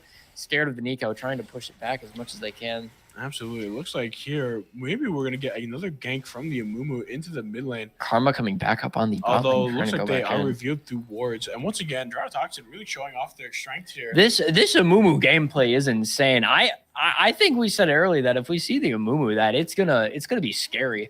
Absolutely. And let's not sleep on here that Twitch is 5-3. Oh, Twitch is ahead. getting it done. Looks like here, though, we are going to be in danger Jarvan here full for finishing Aji. smite. Pumpkin Pancakes maybe looking here for a Jarvan tower full finishing dive. smite before Amumu has 10 stacks left on it. That is going to possibly be the decider for this upcoming dragon fight if they're not. Looks like we have a tower dive here. But Going looks in, like... less of a tower dive on the player, more of a tower dive on the tower itself, getting it down, going into the fight, Set trying to pick up the kill, Oh, flashing in order to try to at least hit with a haymaker, going in, looks burning like chaos here, trying to get a big CC, not able to hit ult, getting slammed by Set, and that is a sweet little two-piece for Tyrotoxism. Absolutely. And that honestly, that was a little bit rough. It looks like they almost had the advantage there, UWGP, but Senna's damage wasn't enough, especially with how tanky both Set and Jarvan were. Senna is going to... Senna taking Serpent's Fang. Great pick here just to get rid of the shields from, say, Set. Get rid of the shields. Honestly, the shields from Set, Karma, Jarvan, Karma, Nico on ult. No. That's like the entire team. That's, and you know what? If anyone takes the defensive boots, that shield goes away. that shield goes away. It's going to get absolutely damaged. This gameplay can literally go one of two ways, and it's just keep bouncing back and forth. We are playing tennis with the score. Absolutely. And the Amumu, not to underestimate them, because while they did die in the last team fight, you could see the large amount of damage that they were able to output, even though they are a tank. Yeah, Karma opting to go a bit more of a offensive or a defensive build rather than offensive that sometimes most Karmas go. That extra healing and shielding for the team is pivotal. As we saw last time, Nico going with the Hextech belt just to get that little gap closer in. Team pinging that Amumu at the bottom. They see him off of that vision, and they are scared. not want to deal with any of that. Now knowing where he is on the map, it could be super scary for anyone here. Going in, getting the CC and getting a quick kill on the Kog'Maw. Not going to let him breathe. Going to go in trying to get maybe some CS from this. He does, getting 42 gold. Valiant effort from the Kog'Maw. Absolutely. You know, I had to commend UWGP here on keeping the Kog'Maw down. The Kog'Maw is 2-5. Now, they are very, very similar. Judas over here with amazing plays on the Senna, just picking up every little support kill, and the Serpent's Fang just doing enough. Ooh. Nico is in the middle. Oriana could be in danger. Set getting tacked on with full poison stacks. Here is Jarvan getting a little bit dived on, but he's able to keep it out. Karma giving enough shield. And it looks like we're going to have a little bit of a fight on Dragon. Set going up to it. Mid lane. Looks like Karma's going down, getting some wards up, getting that vision through, because obviously Amumu, one of their greatest strengths when it comes to stealing dragons is the ability to sit behind Dragon Pit and dash in. Looks like, though, the team is pushing out mid, trying to get some pressure on the mid lane and poke out UWGB here with the Nico and the Karma, both really excellent at pumping out that damage. Looks like, though, that there is going to be a bit of a skirmish. Nico getting caught out just a little bit here. Looks like getting the stun, though, is really brutal there on Verdant Chaos. Looks like we have Remorse here, or not Remorse. Oh, the flash ult! Big flash ult, getting that down. Jarvan taking the hit. Amumu sadly going down, getting so much healing. This dragon. Anyone's dragon. Both junglers are down. This dragon is just who last hits it. But there we go. Big kill from KM on Kuromi, and it looks like blue team's got the steal on the dragon. That is going to keep it away from Soul Point. Looks like here we got a kill with the twist. Kog'Maw flashing in, but getting killed. He is not able to take it. Kog'Maw just on him like white on rice over here. And Bessa getting the shutdown on the Set. This is going to get them back into the game. Already having Cyrilda's grudge just to slow people down from getting away. Can we talk about how that Set W damage? That was a lot of fucking damage. That was a lot of damage there from that was a lot of actually like front damage that just like it Set just points into the direction and just says, I want to kill you. Presses W, and it just you just hear a flatline noise when you get hit with it. Absolutely. I get flashbanged. I get like all my senses destroyed. I'm just honestly, you say it hits W, and it's actually just a teleportation skill to the ER room. Yeah. Hey, you put into critical. The amount of damage it does is insane, especially for a tank who is supposed to fight. That's like where champions like Mordekaiser also strive, where the more they fight, the better their abilities get. Yeah. I'm thinking also in terms of this game, like this Kog'Maw has been doing very well at just sticking out opponents and getting kills with that. Speaking of getting kills, here we go with Val Echo getting a kill on Karomi and getting another double kill on this Kog'Maw. He's just going to run down and get a lot of damage. A fair bit. That's about 400 damage on the board right here. Not to mention, though, look, let's take a look here, though, at the bottom side of the map. Looks like Nico is trying to... So we're going to set up a back here, but looks like Aji was already on top of it. Chash being a little bit caught out there from the... Oh, but here we go. J4 is here. Although, keep in mind, I think Investa does have ult. J4 just jumping in and just getting it. Probably also like just the amount of damage, the armor shred, the items that J4 has right now are really going to just secure this. Absolutely. It looks like Hullbreaker is here on set. Another great item. I'm a personal favorite of Hullbreaker on set. Every 5th auto, you're doing a bunch of damage, especially to towers. So you can just go up to a tower, hit a 1-2, hit a 1-2, and hit a 1. Boom, it's down. Absolutely. Looks like Oriana here opting to get the Shadow Flame just for that extra magic penetration. Twitch going absolute. I want to see a space gliding Twitch. I want to see him space glide. Absolutely. Looks like Amumu here also opting for Sunfire, going the burn build. That's what we love to see. This Amumu build is the definition of the Wrath of Ra. The Wrath of Ra, you've been cursed and now you are sand. That is literally what it is. Bro forgot to return the slab. You forgot to return the slab. As we're seeing them go on to Atakan here, not without Senna dealing a big chunk of damage to this Karma. Looks like Atakan really is going to be a fight here. Atakan forced to go away, needing to reset its positioning. So let's see what it looks like he's just going for a forced off of it. However, everybody in that one area, there will be a tussle. I'm looking here at alts. Most everyone has it up. The only one not is Twitch. Looks like we have the forbidden double ward technique in the top lane Tribush. Looks like they're just backing off. I think it's a wise decision there from Triotoxin, as that maybe was a team fight they weren't willing to take with Karma being so low and with the threat of looking. Atakan just is getting taken care of. Nico there, however, going in, slowing down the fake clone. Jarvan looking on the side. They're going to get a good positioning. If he can hit a standard Q and ult in on the back line on that Twitch, that's a done deal. Nico going in with a Hextech belt, but Senna destroying with their ult. Not able to take it. Velico takes down the Nico going in. We have Aji taking down Kog'Maw and Set getting Set just destroying them. Absolutely. Catching up, using Q to catch up, not able to do it, but this Atakan is free for the taking. We have Dragon coming up, another important part of Soul Point. The more Mountain Dragon's team gets, the more their defenses are going to be, and the harder they will be to kill. I honestly, we should give props to Koch with their Nico ults. So Nico ults have been catching people out consistently and really have been quite pivotal for Triotoxin to get the advantages that they need. Now, Atakan has not been taken, but honestly, they got something way better. They got a tier 2, and Dragon is going to be up. So there is a potential here for Triotoxin to get Dragon and swing it down and maybe take an inhibitor here. But we'll have to see how UWGB responds. There is a bit of a gold gap here, 4K. But we'll have to see how the WGB responds to the threat here of this Dragon. It is almost Soul Point for them. The Kog'Maw Ashton just obliterating that damage. We have Verdant Chaos going in, not popping.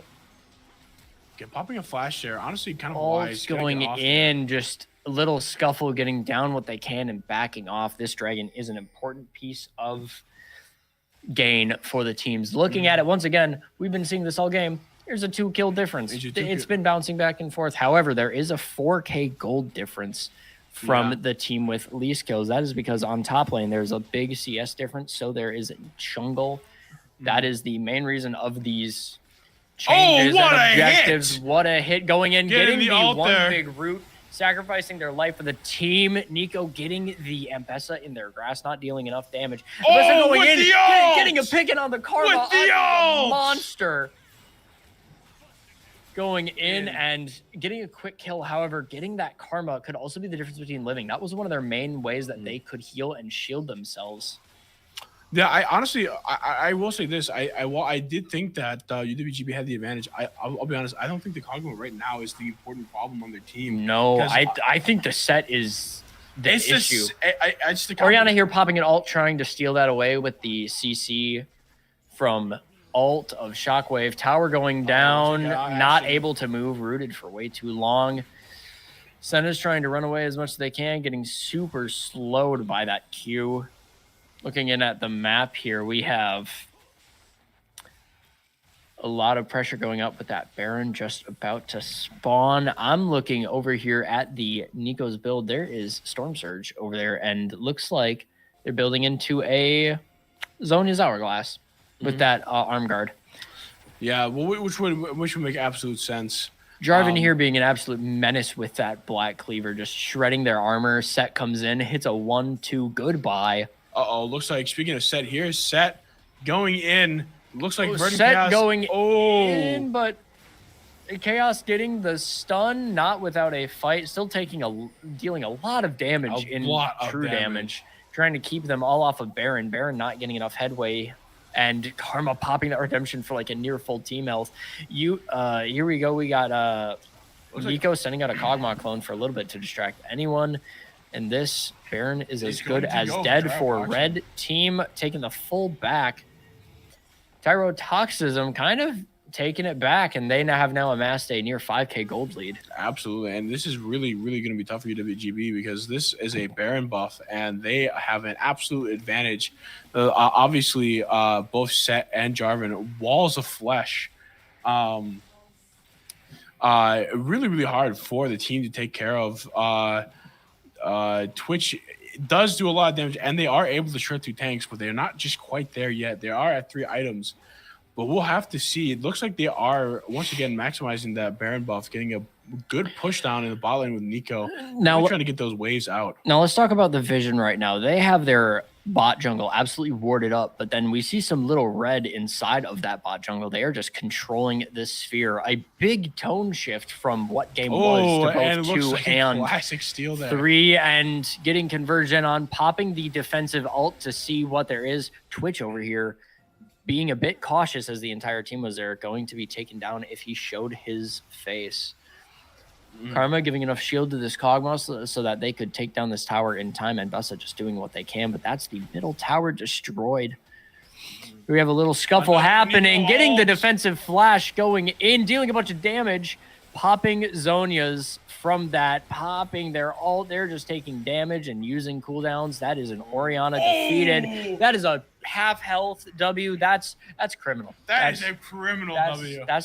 Okay, that's once again right straight to the ER. Someone call an ambulance because that is an M-Pesa down for the count. Looks like Tyrotoxin is coming in here, getting an inhibitor. Can they use this to swing the game? Oh, and looks like barely dodging out of the way, getting game 3 under their belt. Tyrotoxism turning up from their lost game 1 and making a big 2-0 comeback.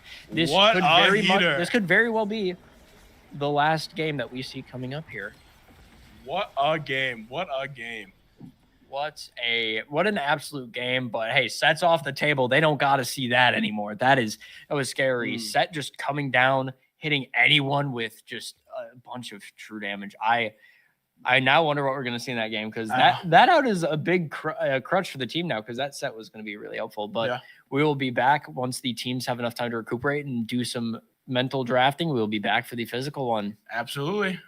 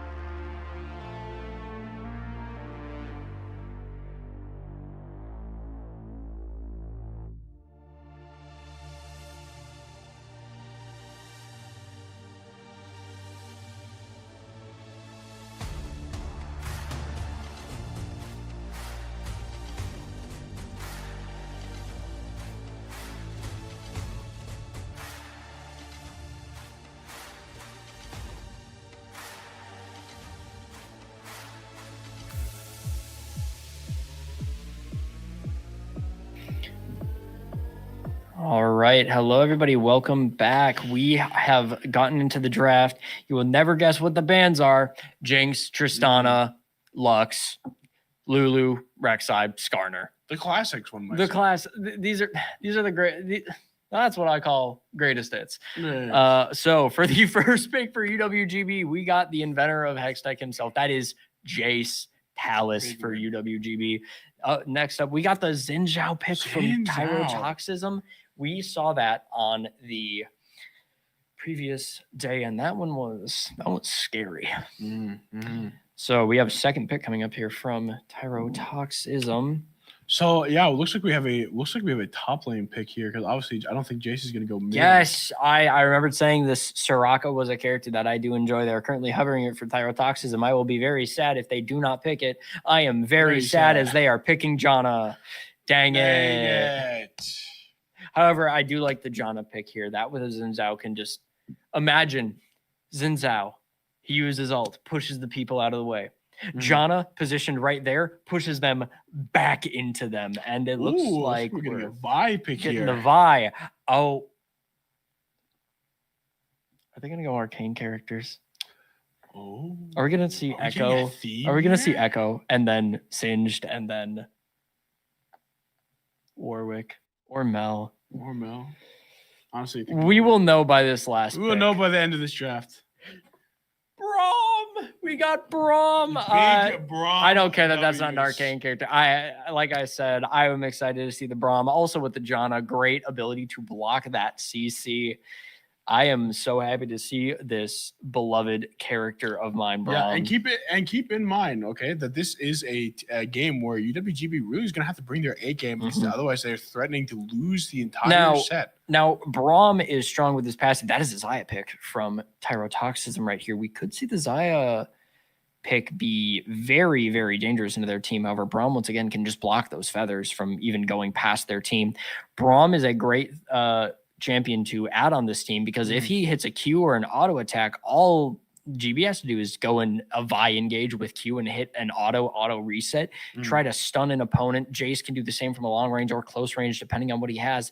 This could be a done deal, depending on what the team comp is. With Tyrotoxism also banning the LeBlanc. They do not want to see that. They do not want to see the LeBlanc. Once again, Kennen coming out for the next ban. Hue and Gun the Cassiopeia. On to picks. Last two for each team. Tyro, GB, GB, Tyro is the order. And first up, we'll be seeing presumably. Now, I think Xin Zhao could be jungle, not top. However, I have been right once, and I'm not ruling out the fact that I could be wrong again.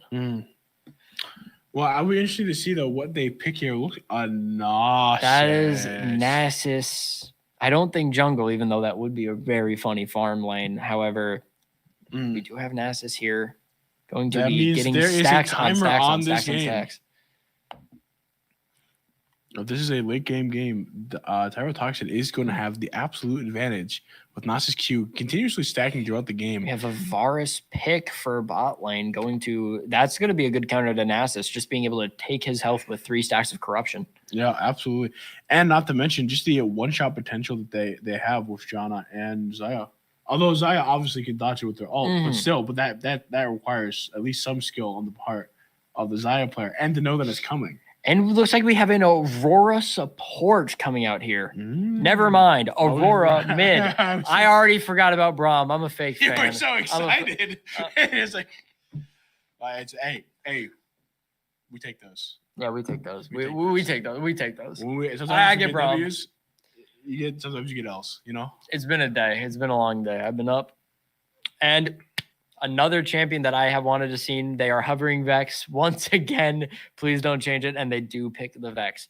Vex is one that is going to be big against this team. Braum jumping to an ally. Vi dashing with Alt or Q. Jace doing his little whoop-de-doo dash on an enemy with his hammer. That's a dash. Yeah. And Aurora jumping, Braum. Like, this is going to be a good team for Vex to just snatch the buffs and get the damage output. So, potentially the last game. What are we feeling about the teams here? I think both teams here have some pretty good team comps. I actually also agree with you. I really do like the Braum pick here. The being able to block both Vex, Zaya, and Janna, especially with Janna, obviously their big thing is the tornadoes. I think it's going to be really helpful in lane here. And I think Varus overall is just a really strong pick. They've always been on top of the meta. But I Toxin, obviously, Zaya is good. Nasus is a really, really good champion to bring into Jace because of obviously a lot of the lifesteal. They can just heal off a lot of the damage that Jace does. I think Big Boy Braum here is like a great pick against the team. Gets rid of Vex's scary engages, even gets rid of Janna's amazing Q because the bonus of a lot of these champions' abilities, like Zaya, Janna, and Vex, is that they can go through people and they pierce and do damage based on however many they hit. Of like Vex's Q going through if it's the fear one, or even Zaya popping enough Q and autos to go through. Braum just goes in front, pops up the door, and he just doesn't let anyone through. Absolutely. Looking at it here, Varus Braum is also very good. It allows Varus to literally have a shield that he can just hide behind and fire, while Braum just eats the brunt of the force of all the attacks. Janna gonna help though. She has the shield in her kit, and of course the auto target slow, which can actually get blocked by Braum as well. So looking here, this jungle, we have seen the Vi versus Xin Zhao in a previous game, but not from these players. I still think that Xin Zhao does win the fight. Such a strong champion, and he has his own CC. Yeah, I would agree too. Xin Zhao is. We've already seen this matchup play out before. I think Xin Zhao honestly has the advantage over Vi, mainly just because Xin Zhao is able to just put out that damage output way faster than I think Vi can. Even though Vi doesn't necessarily is slow with getting that armor crunch through, but it does take at least a little time to get those autos in. With Xin Zhao, it's just like an immediately damage, and plus the fact that Xin Zhao is a little bit more versatile in the sense of like they're able to just appear out of nowhere. As long as they're able to hit you with their spear, they can just come on top of you at any moment. And I think it's something that Varus and Aurora are both going to have to watch out for. Yeah, Varus also having a little bit of up because of his slight grievous wounds application on his E can hit Nasus and kind of have his sustain get a bit lower, as well as Xin Zhao, whose passive is every 3 autos or use of W, he gets a little bit of a heal based on some health, so that can be a big helper in deciding a fight, along with Janna's heal from ult too. So a lot of different factors that can apply into the heal reduction. Aurora, though, being a great pick, especially in mid, going to be able to deal with Vex at a range. However, I have experience of just laning against Aurora. If you're just able to get in and poke enough, they are not going to be able to stay in lane as long. You just have to watch out for electrocute mainly. Yeah, Aurora can put out the damage potential really high. And they are able to pump out the damage a lot. And like Aurora, is one of those weird mid laners where they have, they're not quite far range, not quite short range. They're kind of that mid range. I'm going to dash around you type champion. And it makes them quite annoying to deal with, especially in mid lane. And this is coming from someone who plays a lot of top lane. I feel like mid lane is full of a lot of really annoying champions. Some mid lane champions can take that top lane. I remember playing up against an Aurora as set myself. It was so hard in the early game, and I just got fed up, and I just went in with a Q, E, and ult. And it was done deal. And here we are. Done deal. We have the kebab Braum, the barbecue boy. We have the Schwar machine. Do you want to know something really funny? I know that Jared, the Braum here, they literally got that skin today. Nice. Yeah. I love the Schwar machine. Oh, looks like here, Aji getting a little poked out. Going in with that Jace, just trying to go in. Yeah. That Braum skin, I love the Schwar machine. If you know the image of the Schwar machine, it's the War Machine from Marvel, but with like sauce in his hands and a literal thing of shawarma in his chest. What? And I refuse to call that new Braum skin anything but the Schwar machine or Shawarma Braum. I don't know, but it's great. The April Fool's skins this year are great. I love the just spinning barbecue. I love all the animations it does. It is a good line of skins. Now looking up here, Nasus in the top. He's going to need to scale out of control in order to beat this Jace. Going to be hard because of getting poked off by range. However, with Ghost Teleport, going to be able to take it down. And here we are in the mid lane. Getting some early farm going. Starting to get that early farm. No necessary leashes have been on jungles. They've just been doing it by themselves. If we take a look over at bot lane, we got them sitting in the bush. They're giving the appearance that they are going to leash and going in, getting one cheeky little auto just to get some damage. We're already rocking getting the electric off. Insanely well. That's going to be 2 autos to proc Braum. That little meat on the bone. Like I said, this skin is so well made. That is a fire skin. I would agree. Going in here, we got the Darkstar Varus. We got, I believe that's Battle Valkyra. The Valkyrie one of the Janna skins. Vex also is pulling out the electric damage. That was quite a good chunk. Looking at the state here of the game, looks like really honestly a farm ball. Although looking at Raptors, looks like it is warded, so there is potential for them to just poking off Nasus, but Nasus is passive, which is just lifesteal, keeping him alive. Even though his passive only has like a few words of like Nasus has X amount of lifesteal, it's good. Just free lifesteal is worth. Vex getting the easy fear and the Q follow up from the bonus gonna feed into the next CC fear.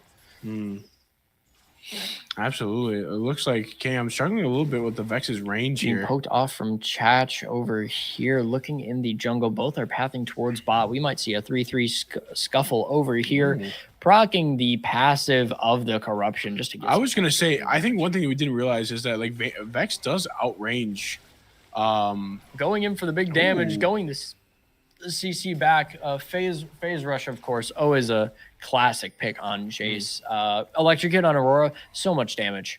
It is insane how much that move can do. Absolutely. Of just hitting the like the Q alone procs it on its own.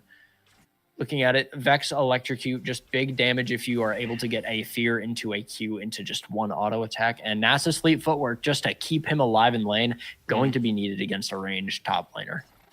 Yeah, I would agree. And to be honest with you, here we go. Big damage on top, the little shred just to secure. He walks off. We could see a first kill on top lane. Jace walking down to ward. We have Braum and Varus here, still keeping it good in the bot lane, trying to wall them off of any CS. Speaking of CS, as we see, the only difference truly is a big lead from Varus to Xayah because of Braum being able just to push off because of that dangerous Q.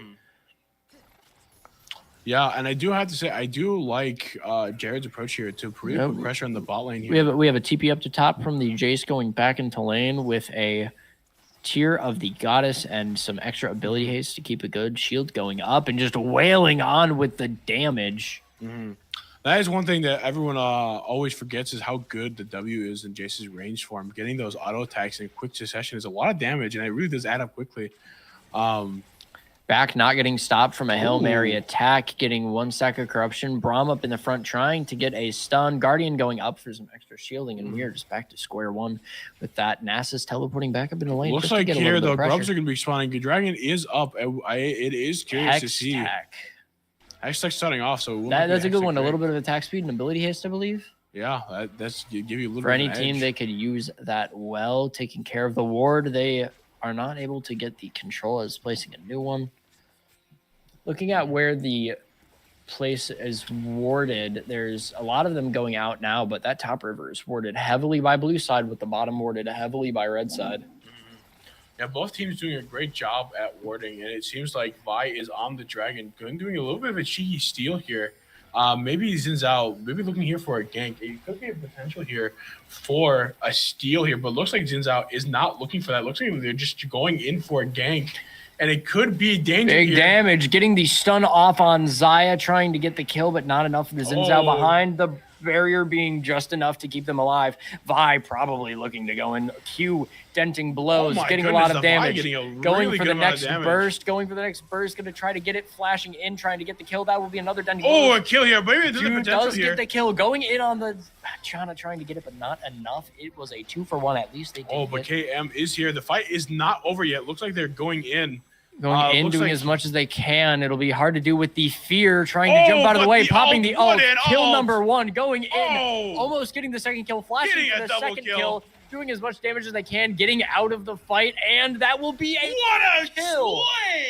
Absolute great turnaround for that team. What a play from KM on Aurora. That ult going to the other side to just clap up the Janna, getting away with the dash, and Varus just hitting a big EQ. What teamwork seeing there from UWGB. What an incredible play there. What a turn around.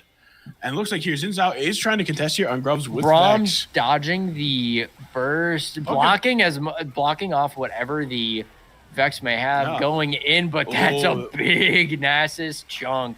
As a big Nasus chunk, a big Vex damage getting as well. stunned, getting kept at bay, but he's gonna just keep going. He's already a menace.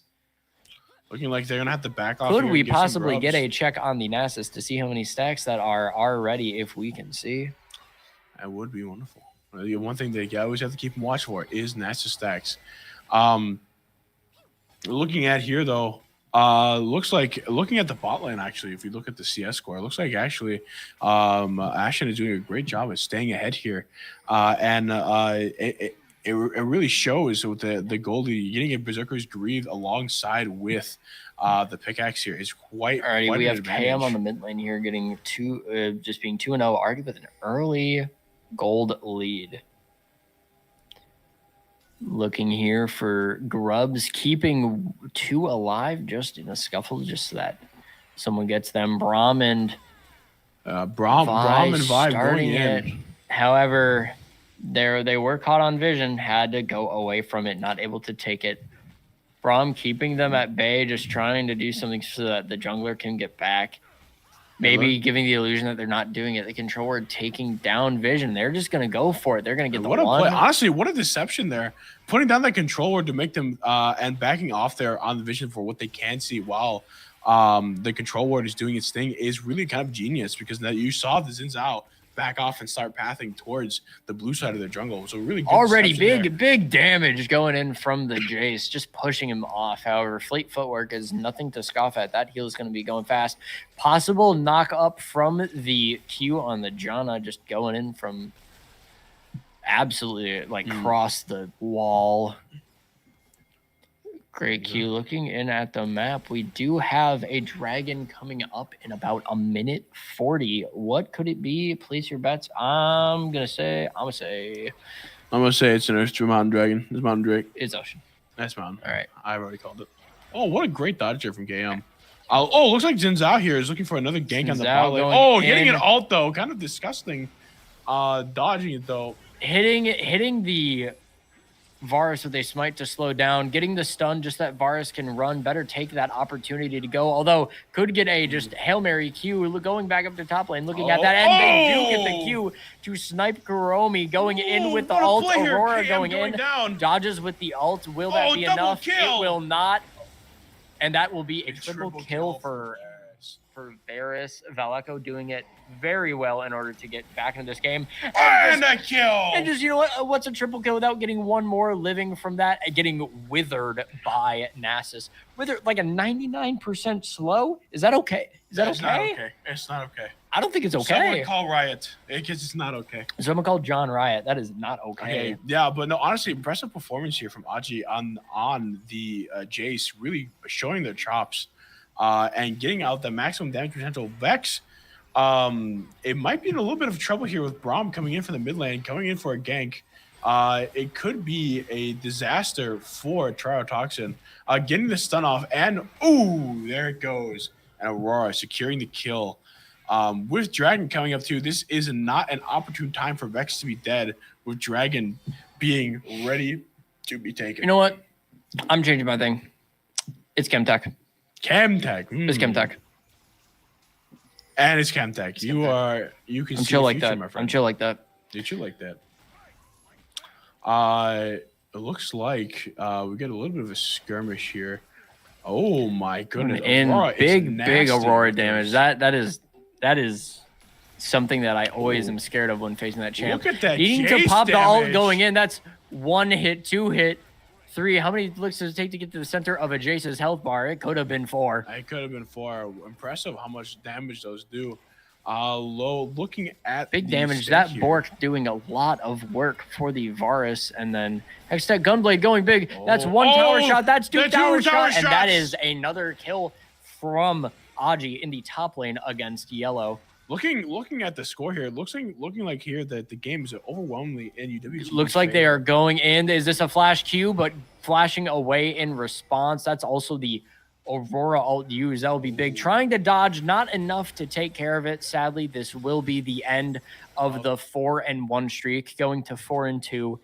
Not wanting to take that death, but Xin Zhao was able to go there and get it.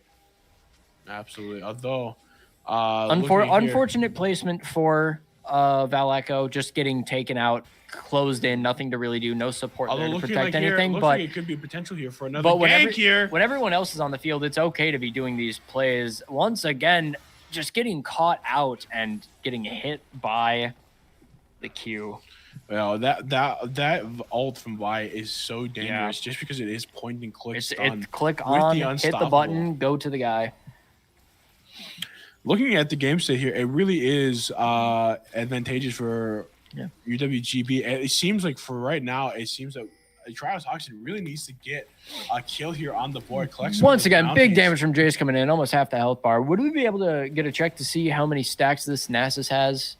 I'm thinking it's like 200. 200? It's got to be 230. 200. Oh, look at here, though. Looks like, though... NASA stacks, we got to get at least 10,000. Looks like here, we're really trying to keep... Oh! The ult barely hitting onto Aji. That is the difference maker of a kill and a live. Yeah, but let's talk about how much of a W that was for Aji. Distracting the team Xin Zhao and the Vex from noticing. 3 people on top, that's going to be a lot. Bot tower almost taken. Braum is trying to stealthily hide in the bush, but getting called out by this ward. I honestly, I think there's been a lot of deception here being utilized by UWGB in the game, using the Fog of War to their advantage, and really being able to. I mean, they stole Rift Herald. This far in the game, no team has taken the feats yet. I believe the first feat has gone to Tyrotoxism. Second feat of getting monsters has gone to UWGB. The last one is First Tower, and it looks like this will be the set of the feat. 3 people attacking this tower with 6 Void Grubs up. Turret plating falls, not able to get the last one, but they do secure feats for their team by getting the first tower. Yeah, absolutely. And that is going to be pivotal, especially with their team being so spec'd a lot of AD damage. Going in Q. Auto, denting blows. Going in with the ult, doing as much as they can, but Xin Zhao, knowing they need to get something. Aurora coming in. They do get the kill on the Vex. Looks like here Pumpkin Pancakes taking down Verdant Chaos, not following in, wanting to ping to possibly go in. We have a John up on the side, prepping a Q. Oh, looks like Aurora might be in trouble here. They did pop Aurora taking a lot of trouble. Aurora, but Braum coming in with the John up. Missing, healing up as much as they can. I could literally see the furious right-clicking that Braum had on. Barely a stun in 2 different times. As we see here, looking across the map, a little scuffle is breaking out mid. Dragon is up in about 130. Rift Herald up soon. Rift Herald will be a big tide turner for either team, just getting to get a good push in a lane. Absolutely, and looking at looking at here at the mini map. We can see that Rift Herald is going to be back up again. Maybe a potential fight over it.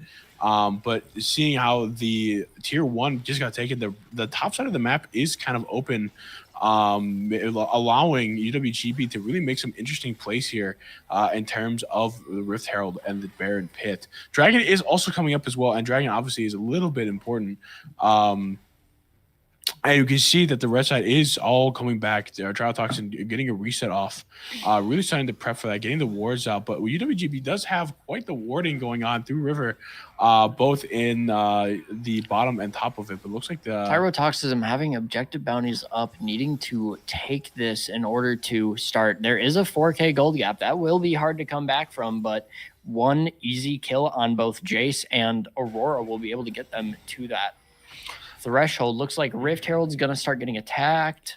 Yeah, it looks and They whatever they do not want Tyrotoxism to take it down. Also, with the amount of bounties they would get from taking care of it, that would be 500 gold that they're just stopping them from getting. I think right now we have an interesting bush strategy. I do really like it, but looks like UWGB is a little bit wary on taking it.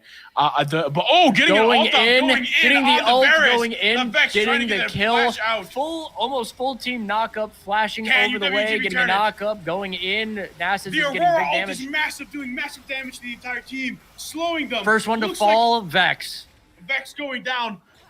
It is disastrous. Only one casualty in the entire fight. The Vex still a big one. They were doing a lot of damage, but able to get closed out very easily. And then not to mention, too, with the Rift Herald being down, really putting a lot of pressure in mid lane and forcing them to choose, do we protect our mid lane towers or do we try to go for Dragon? Verdant Chaos picking up that sweet little kill on Vex, just getting one character out of the fight. Looks like trying to go in, but Braum just jumps to his buddy, getting out of harm's way.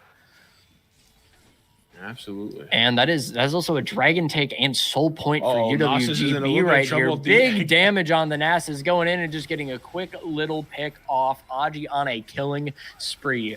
Absolutely. Had the game on Ambessa and said, I am turning this around and playing, I think, one of their favorite characters of Jace. Oh, it's not a think. It is a I know. The Arcane Bramworms are strong. They're very strong with this one. That 4-man Aurora ult on the back line was a little crazy. Was so yeah, good. It was a little crazy. Sad that we did not see a prolonged fight, but one pick was all they needed to just go and get the objectives. Oh, yeah. Now working with a higher about 5k gold gap, it's going to be very hard for them to clear this gap. Zinzao in the bush, none the wiser, going in on the Jace, but did they know the Vi was there? Vex hitting the ult, going in, getting the a kill. Shutdown is massive. Will they get the reset? Oh my goodness. Throw the reset out for a real one, hitting the damage, going in if they want to, but under tower, I don't think they do. I don't think they do either. But it looks like here they might be doing a pinching maneuver here on the mid lane. Obviously, Zinzao and mid lane having actually a lot of vision in the backside of them. Taking a little bit of a beating, having to pop out just to live. Looks like Zinzao maybe looking for a wanting to get stuff. There is no Vex ult, so there is no Zinzao hitting it on Braun, going in, Aurora ult. getting knocked back by the Janna, trying to stun here. The Vex getting coming a just lot in of time. damage. Zinzao not able to do it. Triple kill for Valeco. The Penta not in sight as Verdant takes the kill in on the Janna. Absolutely. It looks like here they're going to get some really good push here on the mid lane. This is really quite concerning for Triotoxin, as obviously the mid lane opening up opens them up to a lot of attacks from both the bottom and top side of the jungle, and Vex trying to at least push out a wave to try to get something going. As going into mid lane to defend is a little bit of a death sentence. And Aji really pushing the advantage also in top lane, trying to get a push going there. Although the team is respawning, it will be interesting to see how Triotoxin can come back from this. Obviously, now the gold lead is a bit wider and is now around 8,000 gold, quite a substantial amount. But looking at the bounties, maybe getting a kill on the Aurora could be just the thing they need to get them back in the game. As we're looking here on the map, this is going to be two big objectives coming up. That is a 2.5-minute Dragon, and that is a 5-minute Baron. If GB can secure not only the Dragon, but also the Baron, this game is as good as done, because Mountain Drake on the team that needs these defenses, look at that, Aurora, no damage, barely taking it. If they had Flash, and they do have Flash. I'm surprised they didn't use it to get the kill. Nasus getting a little bit of an advantage here, but you're hitting Nasus in the bush. wanting to run in one auto attack, but that looks like the team's running up to save them. We are getting a 1v1 between the junglers. Their items, although, allowing them to live for longer. Looking at these items here, that Aurora having Gunblade and Shadow Flame just lets them kill. And they have a 10-stack Darksteel getting turned into a Medjai's really soon just to get there. And using their advantage here to really leverage their sieging ability and getting that tier 2, almost getting to their tier 3. This is a tough position, but not an unwinnable one for Triotoxin. UWGB almost having a leg up, having every character with 2 legend items, while only 2 people on Tyrotoxism have their 2 legend items. 3 people now, as Zaya just gets Navori Quick Blades just to start wailing on with that E. You just did some quick maths. Hell yeah. Of course. As we see here, Looking at the field, we have Dragon in a minute. We're going to see that get warded up as much as we can. Aurora is going to need to get taken down here by Tyrotoxism if they want to claim that big bounty on her head. Yeah. Same thing with Varus, still amassing enough while going in. It's going to be a difficult team fight, but getting a Aurora getting slightly pushed off. This is a dangerous place for that Otacon to be. And getting a sweet kill on the Aurora. Ult not doing anything going in. Braum ult. That is a Braum almost taken down by everything. We have Zinzao going in on Varus. Varus getting a quick little two-piece. Getting a two-piece, getting a triple. Can they get the quadra? And they turned it around, but Big Man Nass is coming in with these attacks, dealing so much damage. Oh my, boom. Going one more, and this turned from good for GB to worse. This Tyrotoxism looks like Aji is going for a bold play here. Bold TP into base. Really pushing the advantage, trying to get my gosh, they took the inhib. The inhib is down. They're taking this tower. This is an amazing push. This is an amazing push. Getting the back tower here is massive for UWGB. And that's a turret destroyed, even though they took a lot of losses. GB using their teleport to their advantage. Absolutely, using the teleport to advantage. Really making sure that Tyrotoxin really has to watch mid lane there. Otherwise, these super minions will sneak up. Baron is now going to be a liability for this team in order to take. Yeah, absolutely. And not to mention the fact that we have Dragon up. Zinzao is going to be on it. And it looks like GB is going to be a little slow in getting there. We'll see how the damage here is enough for Tyrotoxin to take. Right, as we see here, they are going for Dragon, trying to keep them off soul point. Here comes the Schwar machine himself, Braum, getting the single auto up, and that's a steal from Blue Team, getting the soul. Steal. What a massive steal there from Verdant Chaos, getting in there, getting soul. What an amazing push, trying to get that soul. They knew that they needed to take it. That's just another foot in the grave for Tyrotoxism, Kent. If they take this Baron, that can be the last push they need, but losing out on preventing Soul is such a detriment for their team. Yeah, it is really unfortunate, especially since it is Mountain and that Vi loves Mountain Drake. And getting that extra armor is going to be really helpful for them. Yeah, their team doesn't have necessarily a true tank, as Braum is still a support tank and can't take too many hits. But now, even certain characters, oh my gosh, Aurora getting just massive big damage. Electrocute damage. Electrocute just being Aurora's best rune and taking just a bunch of burst damage in one moment. Absolutely. Like I said, 1Q immediately procs it. That's all you need to hit. Aurora getting very greedy here, going over the wall, popping ult, just wanting their life, but they get out, still taking a damage. The Braum forcing a flash and an ult. The amount of IQ I saw in that this is an inhibitor respawn. They're going to need to make sure that they take this down. Well, it looks like here, actually, Aji has a pushing on the bot lane, getting closer to taking the tier 2.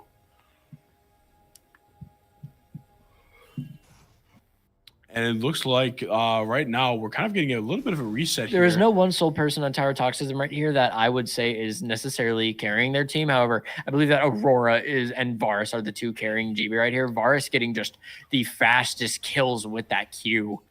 I was also going to say flashing away on top from that ult is needed for the Vex to live there to keep up this pressure. This is going to be a Baron spawn right now. They are going to need to take this in order to make any sort of change in this game. Absolutely. And I will say, here we go, dodging from massive. The ult, flashing away from the knockup. Everything that they tried to do to get that Aurora down has not worked. Trying to go in on Braum, this amazing shield for their team just won't let them take damage. In, layering off the place. They're just going to try to keep them off. Aji getting hit with a wither, trying to go in on Nasus. Will Nasus try to do something? Nope, they cannot catch up. Not at all. And it seems like right here, UWGB really going in for the Baron play here. It is interesting because Aji is away, but so is Nasus. Right now, it's going to be a 4v5 on the Baron pit. Going in, that's going to be a teleport in, which could be going dangerous. In, popping ult, trying to take the damage. Nasus looking big right now. The Aurora ult doing massive amounts of damage big here. right now. Holy moly, Zaya taken down by Aurora. KM getting the reset on the Janna, but Zinzao going in with some kills. Nasus dealing big damage, taking down Varus, one of the big parts, and that's another kill for Chach right here. Potential Baron take, or do they have to reset because they have to reset? They do not have the health total. They know Aji's up, but they don't know where, so they're going to have to play it very safe in this moment. Aji staying there just to give things. Braum right there with his shawarma just sitting on his chest. He is not moving. It was kind of a devastating blow there for UWGB. They were a very dominant position there. Now this draws on another question. Baron or Elder? That is a very good question. Elder is going to because a team sometime soon. Tyrotoxism taking Elder could be the push that they need. Also, let's set the record straight right now. There's about a 4K gold difference still between the teams after there was almost a 7K. They have brought this back almost to the point where they are even. And I do have to say, I think the Nasus is becoming even more of an issue. The Nasus is doing an insane amount of damage. He's going full tank. He has Iceborne Gauntlet. He has Frozen Heart, Spirit Visage. Needing that extra MR defense here. I was going to say, I think that was a really good read on Tyrotoxin's part for the Nasus here. Building that full tank here, I think is exactly what they need. I think they need that really tough body to really take the hits and just get on to Varus and just do lots of damage. Stopping the back there is kind of huge. Varus is out of position, but getting a big ult here from Braum. Looks like Janna getting a good... Janna putting that Q just to keep them at bay. They're going to want to try to get this inhibitor down. Looks like here they're going to swing over, try to tower dive here and get Elder up in 1 minute. Baron's still up, not taking objective bounty for Tyrotoxism is going to be a big help for their team with all that gold shared. Very interesting. While they're pushing, this Nasus is getting a lot of headway, needing to back for their team. Yeah, it looks like they were able to take tier 2, which while I'm thinking they could get gold, they don't have TP up. If they had TP, I'd go back to that lane and start pushing harder. I was going to say, I think for Tyrotoxin right now, they are still on the back foot, but looks like the momentum is really kind of swinging their way. It looks like here we're going to have a team fight here on Dragon. And this Dragon is going to be important because it is Elder. And Elder, I think, honestly, is more important than Baron. Being able to swing games out that way. Characters like Nasus are going to have an easier time killing. Even characters like Zinzao. It feels like every time Zinzao's tried to take an engage, he's just been a bit of damage off from that kill. But that execute is going to help it. Braum not having Q. Vex hitting a big ult. Getting big damage. That is a redemption hitting down on the field. What a Braum ult. Really saving the team there from complete disaster. Aurora teleporting in. This is going to be an Ults on the field that are gone. We do not have a Zinzao or Vex on the side of Tyro. And looking on the other ults, only Braum is down here. Looking like an Aurora ult going up, here. Blocking the Q. Big damage coming up. Janna getting targeted after getting ult. No heal. Janna leaving out scot-free, though. Verdant Chaos going down. But the Nasus is going down. Barely able to get a kill. Jace getting Nasus, I think, was the thing that was holding the team getting together. Braum. Here we have Varus taking down Xayah, and they do not have enough people, but they have their smite up for this Elder Dragon. However, one Q from Val Echo's Varus can take down any of these characters. He is going for this, going in, and the big Q taking it down. He's not able to get the reset, needing to pop the zone. He is trying to go in, barely getting it in on the Varus, needing to run. Big damage that they can try to do, but this hammer is the ace. Is going to giving up their life for the cause. They are going to be able to take this Elder with this. Look at how fast that Varus is attacking, by the way. Oh, that's kind of crazy. That's fast. Honestly, it could be a thing where the entire team is respawning. So this is going to be really. Let's see on the entire team, but look at who's respawning first. This is the entire side of Nasus GB. is going to teleport in. Nasus is trying to teleport in. This could be it. Pop the ghost. This is going to be pop the ghost. Not enough to take it down. Now, this is the only person here who's not going to have Elder buff is going to be Aji, but everyone else on the WGB team is going to have Elder. The biggest one to have it right now is Varus and Aurora.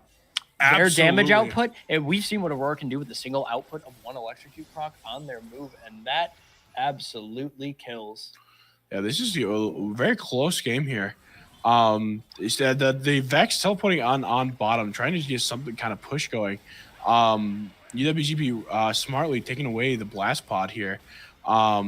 Right now, the last thing that Tryotoxin wants to do is fight, especially with heavy hitters like Varus and Aurora. Being able to burst it down to those execution thresholds is a legitimate fear, and especially for something like Nasus, where LiQWYD has a really leveraging their health pool to get up and queue them. It is really scary, and it can really shut down the Nasus. Now, as we're seeing items on the field, Vex does have their Zhonya's Hourglass back on the field. Could be another decider. Almost a quick kill for the team if that ace went a different way, but going in with all half-healthing from the Vex. Half-healthing Aurora's down without that big. However, Elder Dragon still on the table here, but popping Zhonya's to not get killed by it. That's 2 kills. People with Elder are not able to use it to their full potential. The only people that have it left. What a play from. The only person that has it left that can probably make worthwhile use of it would be Varus. Yeah, absolutely. But what an insane ambush from Tryotoxin. That would an amazing ambush from the team, and the double kill pickup by Yellow Chud up here on the top lane, just getting 2 easy bonks. That's and a bold play too, especially since they still do have Elder.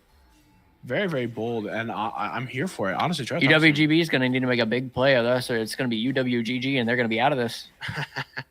Absolutely. And we're seeing here that John and Brahmos having actually similar stats, being great supports for their team. Knight's Vow making a huge difference in this, just mitigating a lot of damage. Oh, absolutely. And also they have Knight's Vow on the well, that's probably why Valeko Ashen over here isn't dying as much. That's a Knight's Vow that's redirecting all that damage that would be going to him onto that Braum, and Braum can just tank it.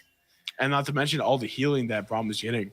Because don't worry, it goes both ways. You do get healed for all the damage that they do. The Vex here really is a menace. They are 4-7, but that doesn't mean that their ults are dangerous. They have good ults. The fear is great, but they've needed to spec into 1 item of Zhonya's, and the only help that gives is a little bit of armor. Other than that, you really only have your 2 items and a way to live a little bit longer. Zinzao trying to look for something in on that Braum. It would not work. No, it will not. But it looks like right now they're just trying to deny them gold. A smart strategy, especially since they did get Baron buff. And they're really trying to use now the minions and the Baron buff to leverage an advantage here to get these inhibitors.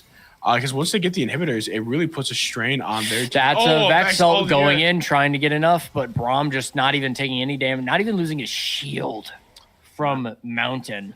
What a tanky boy. Now, if this game gets prolonged any longer, we could be seeing a second Elder Dragon. We have not even seen an Elder Dragon. Yeah, and now we're getting so not only that, could we see 2 in one game? Oh, we're getting a bit of a fear off. Aurora here trying to get some picks off Vex, keeping them at bay with all of the Varus skill shots going which out. Which is massive.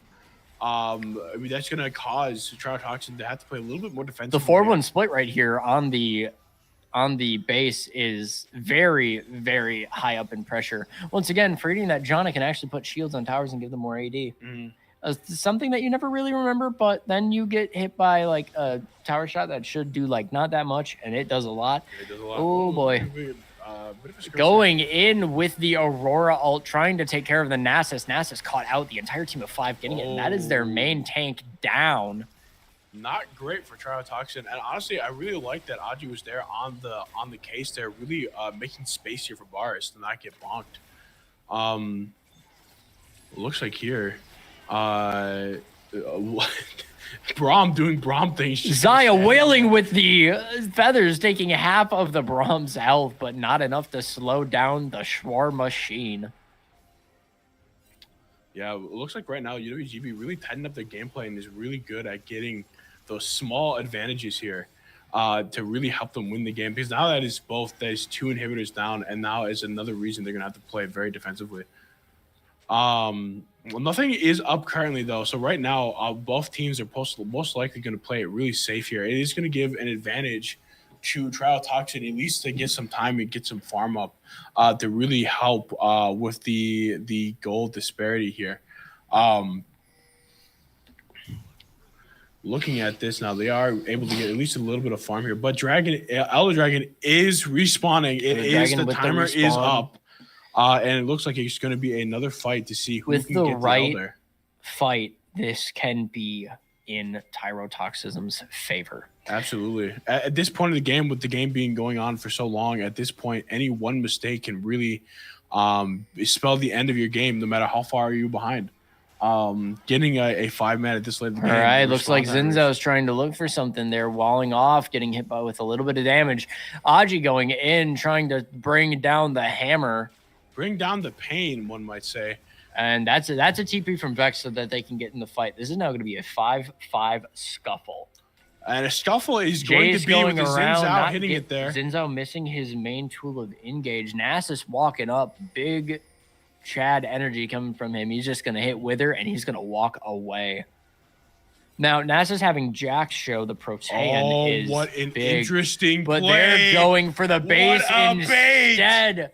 A TP over from Nasus going in. He needs to protect. What an ult! Big fear keeping them off, but taking no damage due to the Mountain Soul going in, trying to take damage. Braum forced to back off. What a play from both teams. They wasted all their backs, and now they're just able to go into Elder. Somebody's gonna need to stay back and defend that base. It looks like here, it looks like they're just gearing up to go through it again. If it doesn't work once, you can just try it again. That Vex really is putting in the work. That was a 4-man fear for that. This ult. Vex could. Oh, the Vex getting hit by the Jace. Jace going in. Looks like they're stealing the blue buff taken for the team. What? Well, honestly, another play from Misdirection here. They might just end up going through and trying to sneak the game. Aurora is in mid lane, trying to shake the Gyrotoxin off the scent. Big hit from Jace, just making sure they can keep them at bay. Now, Elder Dragon is up, and this is still an opportunity for them to take it. It looks like Varus has just been hitting it and dealing quite a bit of damage, and they know that they can leave that control ward up because obviously the TPs have been used. Aji taking a lot of damage, but they did block the ult. Janna getting a huge ultimate, ultimately going down. Looks like here, Braum is fighting a 1v2, but Varus really bringing in the damage. Barely, and Jace ending the game. Nasus, though, 1 auto, 2 Elder hit, and what not a game! Down Aurora. What a game. That is UWGB2. What a misdirection. UW Madison, Tyrotoxism 2. We are going to a game 5, and we are going to be taking a little break. We will catch up with you at the start of the final game of the UWGB LAN League of Legends tournament. Yeah, get ready.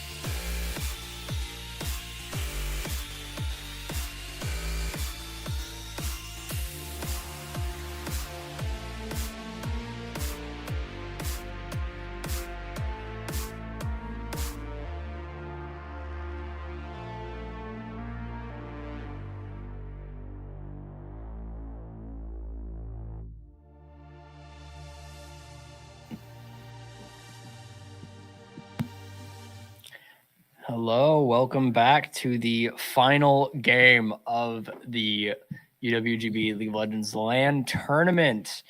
We have had a great 4 games of this final so far. Here is the penultimate fight of this tournament. So, what did you like about that last game? A lot. Anyway, I'm not gonna lie, I was really on the edge of my seat there through the entire game. Both teams really putting it all. And I have to say, quite an impressive play from both UWGB and Madison's triotoxism. My favorite play that I saw was probably the Aurora KM, that 3 where they got the quick piece, hit the edge, went back and got the other one, had a flash, and then Varus comes up behind and gets that. It was an amazing display of teamwork and an amazing way to just pick up the people that weren't gotten in that fight. We are waiting here for the final draft that we see in here, and it has just commenced. Banned characters, we have Vayne, Milio, Trundle, Renekton, Ari, Yumi, Nyla, Mord, Smolder, Nar, Twitch, Senna, Amumu, Ambessa, Oriana, Jace, Vi, Braum, Varus, Aurora. We got Nami, Ash, Zach, Syndra, Darius, Leona, Diana, Aatrox, Galio, Kaisa, Karma, Kog'Maw, Jarvan the 4th, Nico, Set, Zinzao, Janna, Zaya, Nasus, and Vex. All of those champions cannot be picked. And you know what I've noticed? You who hasn't been banned yet? Singe, what's Crank? Cinema. So, however, there has been a change of bans. UWGB bans Rek'Sai, Lulu, and Soraka. Soraka was hovered last game, and they're using that intel in order to ban it. The normal bans coming out from Tyrotoxism, we got Jinx, Tristana, and interesting play from UWGB, picking in the Gwen. Now, as we saw in our previous game today, Gwen is such a strong pick for this game. Can absolutely just chunk health bars.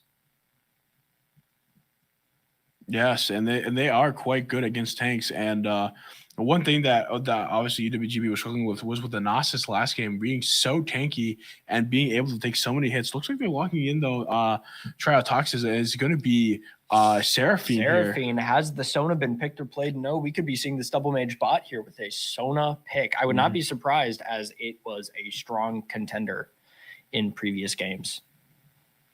We're going to back with the Seraphine. It could also be knowledge for a different double mage bot lane. I think Sona is the most obvious one there. They play off each other so well with their ultimate abilities.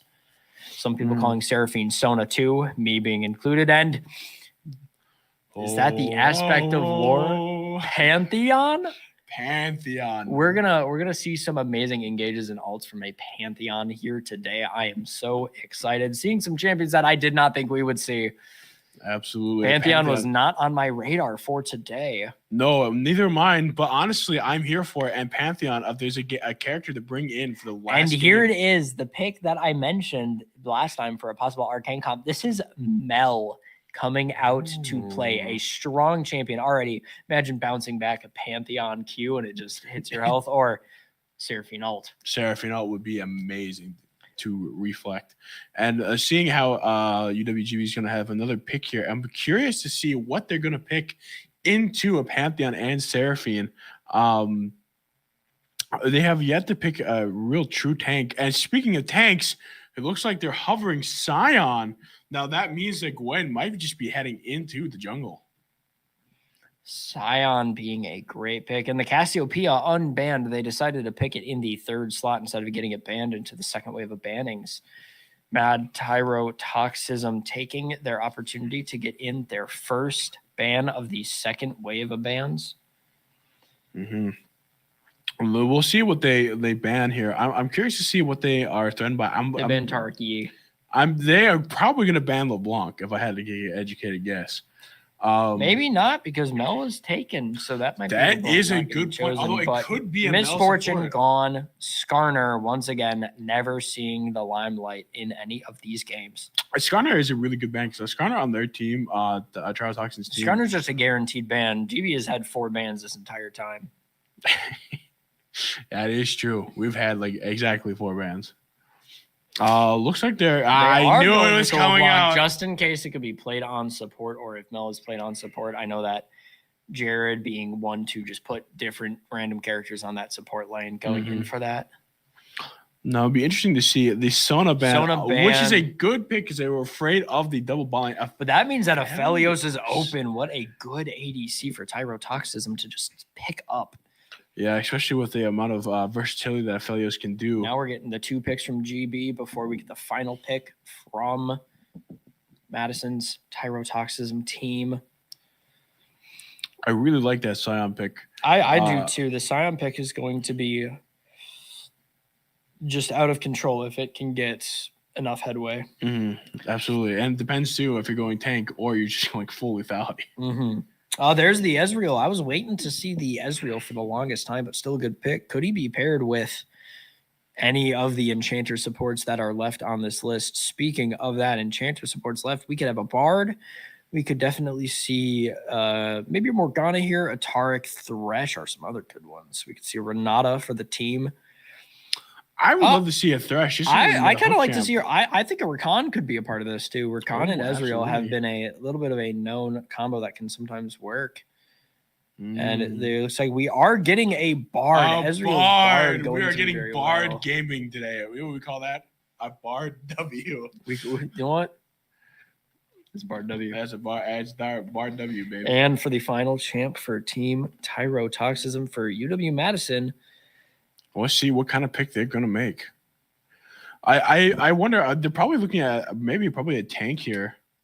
So they're gonna give them a little bit of engage. I think the Ram is. Oh, never mind. They go Yone. They're going Yone. Yone. This is going to be a game. Oh boy. Now looking at these two team counts, what are you thinking here? Well, and before we start talking about that, I want to say game 1. It was in Tyrotoxism's favor. They beat the Vayne, Milio, Trundle, Renekton, Ari. They had that Syndra, that Darius, that Nami. In the next game, Leona Diana kind of pieced it up, and that Galio was a hero. And then in the following game, it was a good scrap, but the set was able to close it out. And in this last game, we know how that went. An explosive change from GB, taking 2 game losses in a row, changing it up for a win. This one, we got Gwen, who we already saw in the first game of today, be an absolute menace against Malphite. Mel, who is probably going to be blocking a lot of these good alts like Aphelios's and Seraphines. Sion's gonna slam the hammer down, and he's just gonna take no prisoners. Ezreal Bard is a bot lane. I feel that one can be very sink or swim. If Bard gets enough stacks and Ezreal can get enough levels from solo laning, it can be a done deal if he hits 6 very early. On the other side of Madison, we have Seraphine, who is a strong support. We have Aphelios on the bot lane too, who is just going to, if he gets any setup with white weapon, it shreds. It absolutely shreds. Also, along with this, Pantheon, a very unique pick. I was not expecting to see the Pantheon today in terms of what we thought. However, not a bad pick. I don't think it's a bad pick because honestly, Mel, while they can reflect the Q, they reflect throw Q. Throw Q. They do not reflect a normal Q. Yeah. And obviously, of Mel, Panther gets on top of them. They can just absolutely Cassiopeia is definitely going to stop Bard and Ezreal from going through the portals, and Ezreal's just blinking away. Even Gwen, they can't move, but they have their zone. Yone, though, is going to be a strong pick for this team. Just being able to piece up any kill, getting close, and just taking it down. This is going to be a very exciting few matches. And we are ending it off with probably the most exciting after, I can't believe I am saying this, after, let's see. A lot of champions banned. Yeah, after 4 games worth, and that's 50 champions gone. Yeah. Which is kind of crazy. That's barely 1/3 of league champions. Says how many champions there are in this game. Always making it easy to learn how to play League of Legends. How many of these plays do you think, or these champions, do you think were like back pocket picks? Because I'm thinking the Mel. I'm thinking a little bit of Ezreal. I'm definitely saying like Aphelios and Cassiopeia. Those are like back pocket picks where it's like we need to take them out now or never have the opportunity to use them to their best advantage. I was gonna say I would agree definitely with the Pantheon, but I was also thinking I think the Yone, because Yone is one of those champions that like if they really get ahead, they can completely dominate the game. And make it a really kind of an issue for the rest of the team to really come back, especially with the combo with the ult. Obviously, the ult is very, very strong, especially if they hit even 2 champions. They can really, really turn a team fight around. I'm looking at this, and I'm thinking that this Mel is going to be like pivotal to winning. Not only Mel, just Yone, if they are able to get a good engage and get a great early game. However, I believe if we're looking at this team here, that's a Panth jungle. Which is good. The Q being able to just do the big multi-hit on Raptors, this Pantheon is going to go well. Yone, I believe, is top with Cassiopeia mid. Cassiopeia up against Mel is going to be interesting, but in an early game, they're just going to be able to wail on with damage. Especially with Mel's Reflect being on a long cooldown, especially at those early levels. Isn't it on like a 30-second cooldown? It's something crazy like that, yeah. Right, you know what? We're going to do some R&D in the background. We're doing some research and development here at UWGB. Never seen before here in any other League of Legends tournament. As we see here, the Reflect. We see here we have Brilliance, Rebuttal. It is a 35-second cooldown from level 1.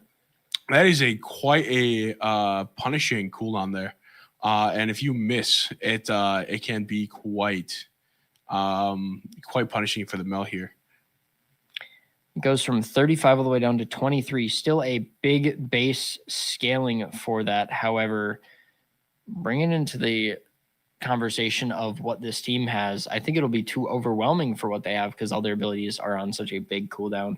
For characters like Aphelios, they're just going to need to use one of their auto attacks or just one of their abilities that don't do too much damage to take care of it. But if his ult hits and it's not reflected, imagine a big blue ult or white ult hitting the field, so many chakrams just going at someone. It's going to be insane to watch how this team plays around not only the Reflector, but Gwen's zone. This is definitely Gwen and Mel are champions that benefit from the 200 years of collective game design because they have abilities that are like, okay, you can't hit me. And that's going to be a big changer here as we see. Yeah, absolutely. Especially with all of these ranged champions that they do have, especially with the Seraphine ult. I think that's going to be a prime example of how strong Mel's going to be. Right. We apologize. We're having a few technical difficulties. We'll be getting into the game as soon as they are resolved. Yeah, absolutely. Otherwise, you can sit back and relax and hear more of our yapping. Yeah. We're quite good at it. All right, so Bard. We actually have 2 infinitely scaling champions on a team with these. So Bard is going to need to collect as many chimes as he needs in order to get to a point where he can thrive. But Scion is going to be a very scary raid boss if he gets even 1,000 extra health. Definitely going to be a moment where they need to focus him before he can become a problem. I would definitely agree. I think the Bard, I think we haven't talked enough about the Bard because I think the Bard is going to be really interesting in this game. We're definitely going to have moments where obviously Bard can set up some really nasty tower dives and also save the team, especially with the Yone there. I think the Bard ult is going to be a really useful disengage tool. Yeah, even accounting for ults, the Gwen ult is just going to be able to rip through people. I think Mel getting to reflect a Seraphine ult is going to be a big tide changer. I would hope to see one of those be a make or break of a fight because we will not know the cooldown until that happens. Bard ult is going to be like pivotal to save a teammate or stop an opponent from doing something.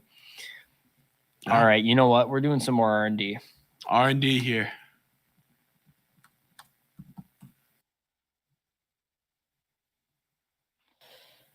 I have a big question of can Bard ult be reflected by Mel? You would think the answer is yes, because isn't it not a projectile? I don't think so, but that's the interesting thing. All right. I'm going to see what I can find from this. No, this is all abilities, but interesting enough, apparently it can reflect a Silas ult because it is a projectile. I do not know how it works, but that is kind of funny. That is I don't think it would count. However, I do think that maybe the reflect would stop it. I would have to see what it can fully do. So as we are going in here and looking at this, Yone once again is going to be a big pick. He's going to be able to get some kills. Mm. And here we are in with the game, and look at that. That is going to be a prime time invade. Yeah, looking here, I wonder if they're going to fall for it again. I doubt it, though, because I think Triotoxin learns from their each game here against UWGB, and I think they're kind of expecting that. But we're getting a full-on evade going in, not getting the stun, getting the huge damage from the slow, forcing him to back. Aphelios taking a lot of damage here. Absolutely. UWYD needing to force that back. Now, see, Aphelios' issue is that at level 1, he only has weapons. He only has the ability to swap weapons, and he doesn't have his Q. Once level 2 hits, they will be able to do a lot more, but at the current moment, they can't do much. What an interesting play here. Going for a late counter invade. The Pantheon sitting there in the jungle. But hey, that is a ghost gone from the side of GB. That is already a big detriment. Absolutely. Right, as we see here in the laning phase, we're already starting off. But I want to notice something right here. That Pantheon is on the blue side. Now, depending on the way that Pantheon moves through this, they won't be spotted. But if they move through to go to their top side, they can be spotted, and it will give the team enough information. If that is noticed, which I don't see any pings on the map, it might not be noticed due to the vision they had. Oh, they might have swapped right around out of that vision range. But a very, very risky play.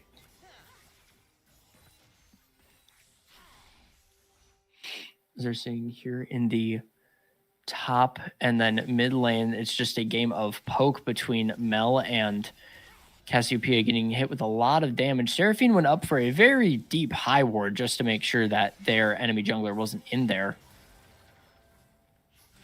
Going in a bit overstepped for Ezreal, going for the flash, hitting the barrier, not enough. Ignite on the Aphelios, and that is first blood from UWYD, and is a second blood from the team. It is a flash from Kuromi, stealing 2 kills off of the bot lane right away. Amazing push, like I said. When Aphelios gets level 2, they can go in and make a big play, and a big play that was made. Absolutely. As we're going in, Gwen is maybe looking for something as they're both low. Gwen not having Ghost could be the difference maker here, but absolutely be the difference maker. Not going in on much as they can do it. Yeah. No, and looking at here, seeing that the Mel here is kind of suffering here a little bit with the Cassiopeia. Very interesting here. Oh, looks like here the Gwen going in, almost getting the kill here, but just missing. Seeing out here, the Triotoxin have a little bit of advantage, but here Pantheon going in, seemingly catch out Verdant Chaos here in the jungle. Looking here at the board, seeing like the rotation here, looks like they're setting up a trap here for the Pantheon. Gwen maybe looking back in here, they're getting the stun off with the Bard, kind of massive, kind of huge, and looks like they're gonna do this get off here and really get off here. Ashton getting across the wall here, kind of massive, escaping there with a dragon fight coming up. very slowly here.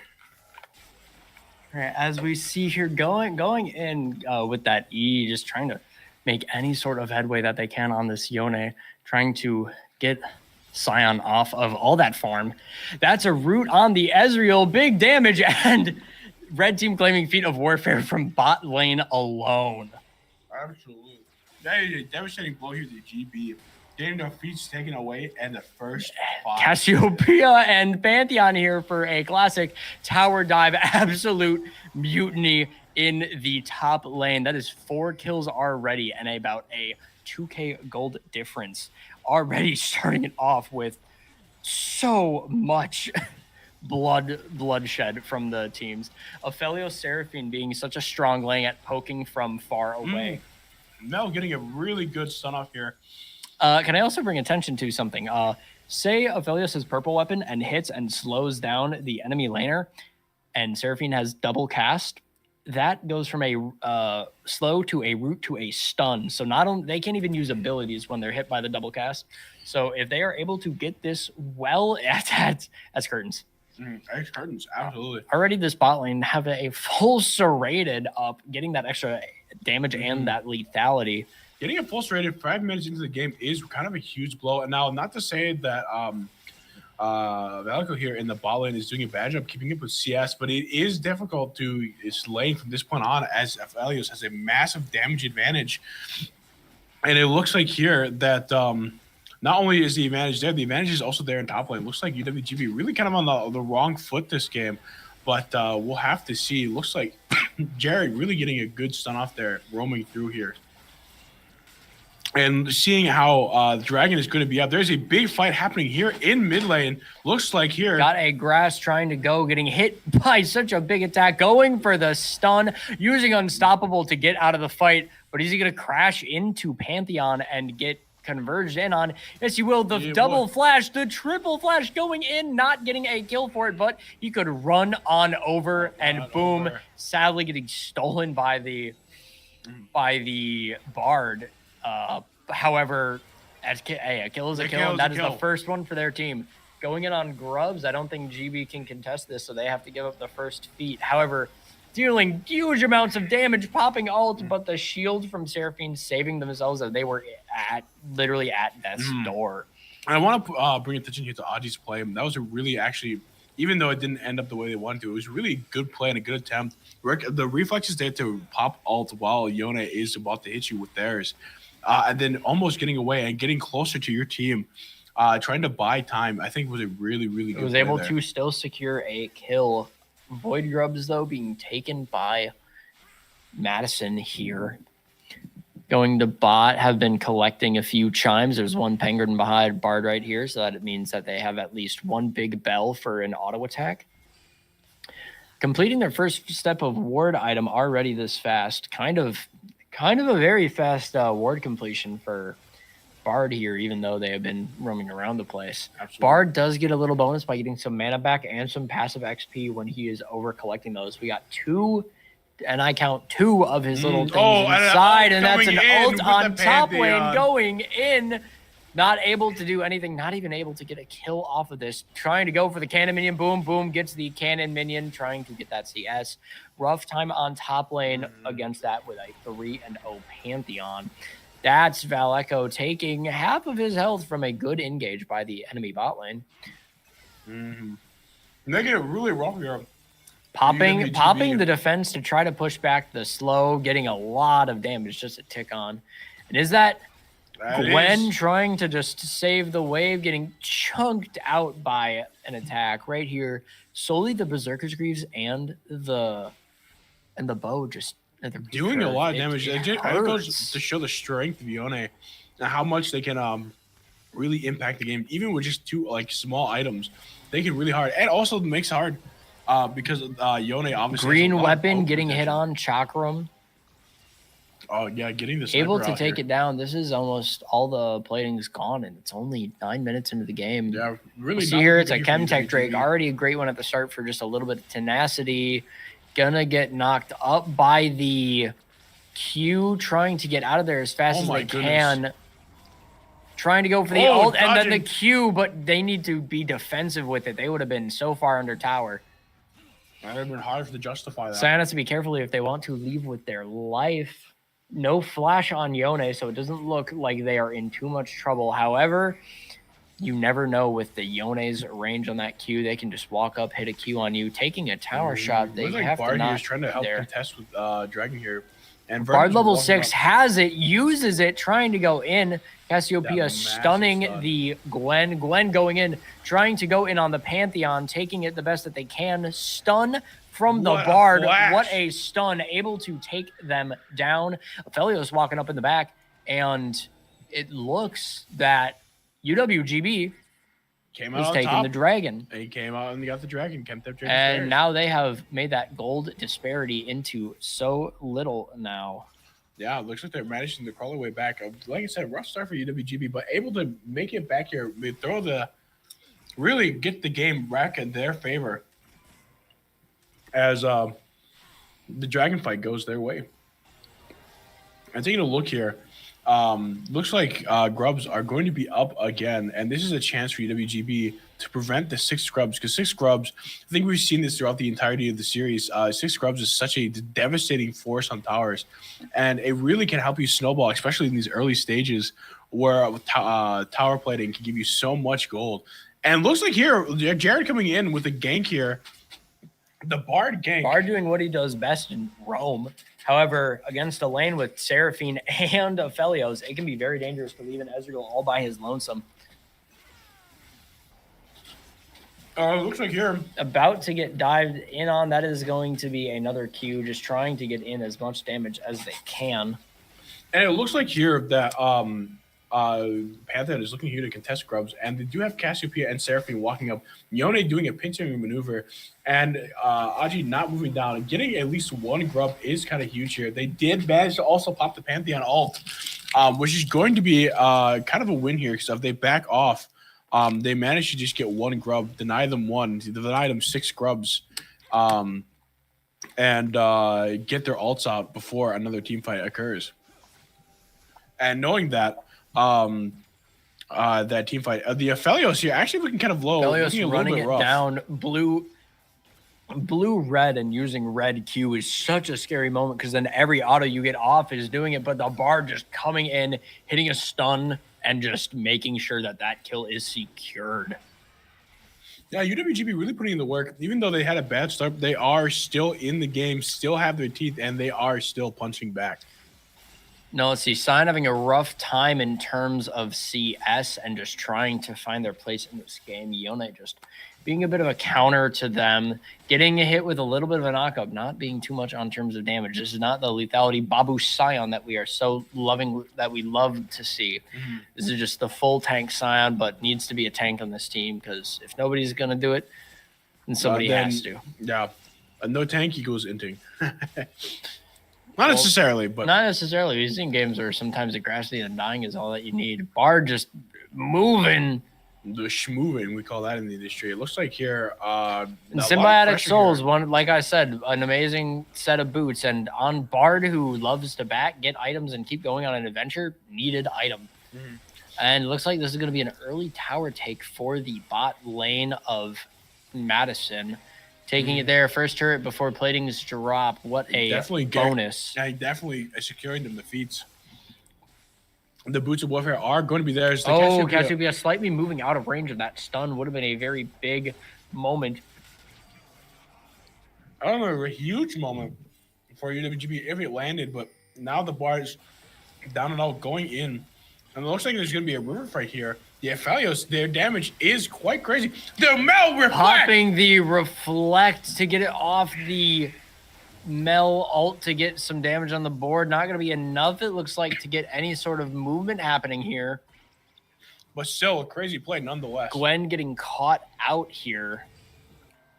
Although a low health Aphelios going to be a bit risky there, as Ezreal getting some few hits in. This is one thing I really like about Ezreal, is that as soon as they get one item, they start chunking. And they start chunking hard. Especially when it's an item when their Qs do on-hit damages, or on-hit effects. Mm-hmm. Character like, here we go. The Like Bard going Ezreal can in. use Triforce going in. Is the E on the docket for today? No, but an auto attack is going to take it. Going to shoot out one more Q to take it. And That is a a double double kill kill here for for the Val Ezreal. Echo. Uh-oh. Looks like here the Yone's coming in. Yone's Sensing an running in fast, opportunity. needing to just dodge, flashing out of the way of the ult. He has to be very careful here, having that turret shot follow him all the way around, and he has to run for the hill. Sion teleporting down to bottom to just get that extra wave. Yeah. Oh, looks like they caught up this Cassiopeia. No, they didn't. Mel doing a lot of damage. This could be an ult right here and just getting the kill, saying like, are you low enough? I'm going to take care of it. Cassiopeia teleporting. That was a risk that they took behind Mel, knowing that their ult is down, going for something. Bard following up right behind, getting a bit of a slow, trying to protect their teammate. Mel, valiant effort, did dodge, getting a stun off. Big damage here from Ezreal. Sion getting his knock up, getting a bunch of power. Mel falling to Aphelios up in the What I have to say, once again, Jared really proving this ult as the Bard. Bell has to be scary. He was close enough to his teammate to have blue weapon almost take care of it, and his health is low. Yeah, and looking at this, and looking at the Gwen, looks like they were trying to sneak dragon. Let's just see if Audrey can at least keep them occupied enough so Gwen can take it. It looks like it might not be enough here. It looks like it's around half health. I don't think UWGB is really particularly in a position here to be contesting dragon unless they try to steal, which is possible with Gwen, but I would not recommend it. And also getting the dragon, the infernal dragon.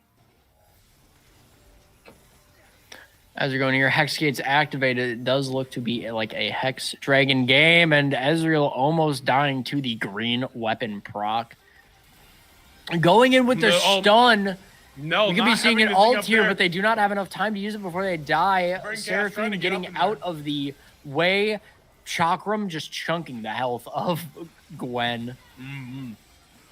This is a really tough position here for UWGB because they just keep getting chunked. They have Cassiopeia with their stuns, not allowing the Gwen here to really operate as fully as they can because they try to move up, but the rest of the team is unable to move up with the Gwen. And it leads to some really awkward team fights here for UWGB. But a really good ult there the ult down from mid Ezreal. to get both minions and players. Yeah, helping clear the wave with the Ezreal ult there. Looks like 17-minute tier 2 tower. Very scary here for University of Green Bay. Absolutely. Going in, dodging the knock. What a play from the Yone. Dodging both. Dodging the stun, the CC, and getting a potential 2 kills, getting the hammer brought down upon them and getting hit by the execute, not allowing them to kill Sion. Sion lives to run down another day. Yeah, like I said, what a play from the Yone. That was a really impressive dodge there from their part. I was about to say Cassiopeia here with no boots, and then I forgot. As Cassiopeia, you can't get boots. You can't get boots. Over Seraphine here with no boots. I feel like it would actually benefit them due to the fact that their team has the feats of strength. Yeah, that's another reason. Ionian Lucidity boots on a character like Seraphine can be a big play maker. Yeah, I would absolutely agree. Looks like here in the top lane, they're trying to get some wards, get that vision score up, allowing them to really, like I said, stay in control here of the game. Because I would say so far that Triotoxin has really still kept their lead up. And getting the Ezreal, getting some good some damage there. Seraphine doing some damage. Aphelios. The Pantheon going in, maybe trying to get the Ezreal. Pantheon taking a lot of damage, but here's Yone coming in, trying to make a play. Bard, though, getting the kill in on the Pantheon. I'll say it. I'll be the first one to say it. UWGB, the Bard is carrying you on your back. The Bard has been doing so much. The stuns, the portals, and the ganks. What a impeccable ganks. Play. Although falling to the Yone, but the Yone has, crazy items at the current moment. Is that is that an IE? is that an IE? Oh boy. He's got an IE. Oh no. Oh, I get clapped up by a single Yone. He hits me, and I'm like, what happened? What happened? What happened? And I just get hit by that. However, we're gonna see here that Yone is going to take this tower. Not necessarily. It looks like they are out. No, but taking too many shots. Is this a throw from the Sion? Looks like here the Chat, is this a throw? Danger. No, it does not look like it, but Bard coming up from the back. Is this going to be a Mel ult just to secure that kill? It will be. What a powerful ult, and Sion with a pixel of health needing to run back. Another stun. A little nice 2K, however, Bard does die. Oh, the Pantheon flash Pantheon over the wall, trying to kills. get everything, getting knocked up, getting stunned. Stopped for 2 hours of their life. Back here, although Aphelios coming in, the barrier wasn't even enough. The auto came in, and we are looking like the same that we were starting this. 3 people dead on each team. Yeah, really taking an even trade there. The Aphelios is quite strong. Able to do a lot of damage there off of just their cannon. It looks like the tier 2 is going to be taken. And this is one thing that I have to notice is that now UWGB is in an awkward position here to take Dragon, as everyone else on their team is respawning, and it looks like they're still doing damage control here up in the top lane, leading them to potentially just give this Dragon and try to set themselves back up to get some breathing room. As we are seeing here, they are going to be positioning a little bit around this Dragon. Once it spawns, they want to make sure that they lock it down for their team. Absolutely. And one thing I had to notice here too is, once again, I've been saying it throughout this entire stream, Toxin, their macro is quite good. They have all the lanes being filled up, all the lanes getting gold, getting XP. They're really good at utilizing their macro to really get the advantages that they need into the fights. And seeing how they have that macro advantage, looks like there might be a little bit of a scuffle here in the river. Aphelios is there, making it difficult for them to win, but the Bard coming in like a hero. The Gwen getting some good damage out there and finishing the kill. That turret did a lot of damage. And bouncing the ult back to and getting the ult in on that Bard, stopping the advance of the 2 so that they could easily pick off the team. Sion getting ulted by Cassiopeia. That does not mean much. Here we got Pantheon low health, being able to run away, not taking enough damage to end that fight. Yeah, honestly, we have to shout out KM here for the absolutely impeccable Mel reflection. The Mel gameplay, especially with those ults at the clutch moments, just popping it when it needs to go off. It is quite impeccable sense. Looks like though, being able to dodge that. However, there is one glaring issue about this game, if we are looking at it from a gold perspective, and that is that there is a 6,000 difference between UWGB and Tyrotoxism in the favor of Madison. So that is going to need to be a big hurdle for them to overcome. For GB to overcome, because that 6,000 gold lead will be noticed. It will be noticed, but like we saw in the last game, all it does, it takes one team fight for that to turn around. Let's just say the Yone Bard came in, stunned him, took care of work. The Bard's just doing his honest work. Mm-hmm. And honestly, I'll do for Rift Herald to help out at Otacon. They needed a 5th person in order to take this down, since Yone is not here. I was also gonna shout out Yone. If you're just being really good at disrupting UWGB's plan, that ult is really getting. Look at all those free roses there for the taking. They're going in on this fight. Mel getting an easy 2 kill with their ult, and then a 3rd off of Val Echo's Ezreal. Trying to get around, and Uedo flash off here. Down. Looks like here that a full retreat, and with the stun, looks like here is going to be a complete slaughter. Taking it down, and Bard getting it barely. And here comes Ajian with a big Scion Fists, taking it for their team for this ace. What a turnaround by UWGB, able to really swing the game back into their favor, and able to bring it back for UWGB. What a big change of events. Absolutely. Look like they had the Rift Herald dropped on the top lane there. It had to be used over at Otacon fight. It got popped, and I guess there was no other way to save it. So it looks like it got some value though. I can't argue. It did get value. Be dropped though. Oh, some more important things are going on in the moment. 100%. Oh yeah, here we go. It looks like Madison here is trying to get back in. Look here, gold difference has dropped to about 4,000, so they're already making this lead up. Whoever comes out on top will be the penultimate champion of this tournament, but it could still go either way, as we have seen throughout this entire tournament. Absolutely. And looks like here Scion is going to get ganked here by the Cassiopeia and the Pantheon. Probably an ult coming in. Not the best thing to have happen, considering however, that a looks like beep beep Nasher is soon coming. Looks like we got a beep beep, and Scion was able to jet away here. Ult is down, but Scion ult normally not something you have to worry about the cooldown as often as you think you would. Looks like he's just trying to get a little bit of farm going, a little bit of proxy, and honestly just kind of like wasting Trial Toxin's time just by being here and being tanky. Looks like here, really taking up their time. The Yone is in trouble, getting absolutely chunked there by Ezreal. And looks like here, Scion is still up, dealing damage and wasting the Cassiopeia's time. Scion is just a force to be reckoned with. Run at him. Ground means nothing, but the movement speed that you get from that does. Yeah, and Red turret destroyed on top, however. However, it looks like here that tier 2 was taking from mid, and Pantheon is still going. We are going to need to see a fast reaction from UWGB if they want to stop this push.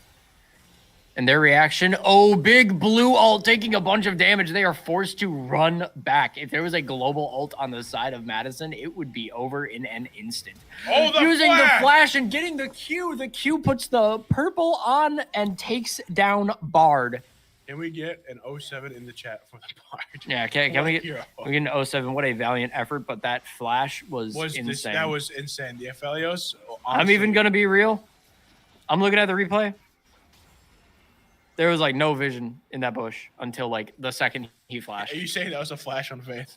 That was a flash on Faith. That was a Faith flash. There was a blue trinket in that bush like right as he flashed. That's what we call Giga Chad behavior. And the going here, in, and the big ult! Taking down the Seraphine. KM, you are a monster. Oh my god. Bring down the Noxie and Guillotine on the Seraphine here. Looks like they were able to recover though. And looks like they're still setting up here for Dragon. And it could still be Dragon. How much else was that dead at? 1,000. Looks like they were very easily able to get it. And looks like Tritoxin here is on the verge of getting Dragon Soul, which would be a huge advantage for them. And looks like they're having a bit of a skirmish here in mid. No objectives really are up. But the Pantheon coming in, trying to get the kill on the Ezreal. Trying to get Pantheon the in a little bit of trouble here. Blocking a bit. Aphelios not able to help as he is stunned from the Bard. Knocked up and taken down by the Bard. Honestly, if you want to talk about taking things on faith there, I honestly didn't think that Scion Q would have hit that. That was Scion Qs, they don't hit on their hitbox. They hit on if you believe that they hit. It is really an anime ability right there. Yeah. Honestly, we should ask Audrey if they watch One Piece after this. I was going to say, like, man, maybe the real One Piece was the friends we made along the way. Maybe the real One Piece was the League of Legends LAN tournament that we won along the way. Wow. And somebody will be claiming that today. And somebody will be claiming such a big Bard ult. That Bard ult was so masterfully played to just make sure that one person was locked down, and they got that. They got the Aphelios locked down just absolutely straight, and still amazing hit on the CC. Not even a redemption could save it. Speaking of menaces, guess who's back in the lane? It is Aphelios, and Aphelios has been just an absolute menace this game for Trial Toxin, and honestly, UWGBs have been having a tough time responding to both the threat of Yone and Aphelios combined. The disruption that Yone can do with their ult is massive. And just with the raw damage output that Aphelios can put out, it can be really scary. Aphelios right now with green-blue, very strong weapon combination. Absolutely. Very strong weapon combination. Honestly, very smart here for the Pantheon to not follow the Bard through that tunnel. Otherwise, it would have been a world of hurt. It looks like they're going to go here for Baron.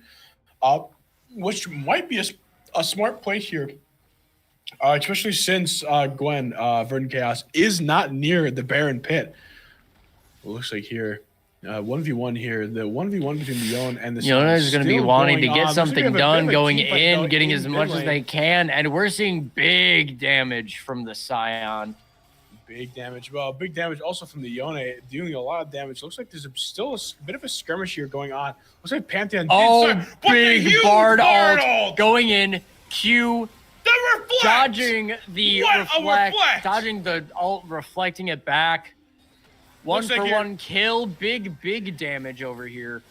Mel is going to need to get something in order to do it. However, this siege of bot lane is going in Yone's favor. Pushing off the enemy team, GB is moving it forward. Madison is going to need to do something in order to make up this lead. Gwen a bit out of position, however, not getting grounded here. Mel going in. This is going to be a kill with ult. Oh my gosh. KM, the ult master, currently 12-4. And that really helps put the pressure on Madison. Now they're in no position to be taking a Baron, especially since Yone is not in lane. And honestly, Mel taking the smart move here and pushing up mid, trying to at least get some bleed here going for on Madison. It looks like here, though, Yone is being forced to back as everyone's taking kind of a moment here to kind of breathe. There's no objectives, though, so there's no real reason to fight. Right here, LiQWYD, the Aphelios, has been making a big name for themselves on this team. They have IE, Lord Dominic's Regards, and Collector. They are a very scary threat. Here's Bard trying to run away, getting slowed too much, popping a redemption for defense, but going over the wall regardless. That was a choice they had to make to survive. And it looks like here they are lying in. Oh, and they don't see it on vision. Bard popping the entire team, making sure that they can run away. Scion hitting the Q, going to run up to their team. Boom, hitting the Pantheon, stopping him, but needing across to flash the wall. away. Honestly, what a very smart play. Being able to escape. Oh, is this a Yone kill with ult? Because he already took probably a lot of damage. Oh my gosh. Oh, and this is the damage to kill. Does the ult take them down? No, the ult doesn't. They are at about a fourth of their health, but LiQWYD getting a good kill in on Ashton right there. Blue ult being a just a menace, to be honest. And honestly, with Ezreal being down here, it puts UWGB in this awkward position. Actually, no, not a blue ult, a white ult. So they just had a bunch of chakrams on them.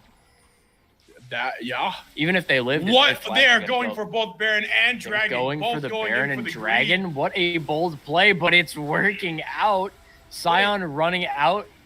My assumption is that Scion wants to go in, get killed while they're doing Dragon, and then take it away from them, but not available to use it right now as they just stop Baron and stop Dragon and focus on the Scion. This is Hextech, Dragon, Soul, and Baron UW Madison, and then this might not be a great position for UWGB. It's going to be tough for them to come out of this position because right now the overwhelming advantage is in Triotoxin's favor, especially with the Dragon Soul buff being Hextech.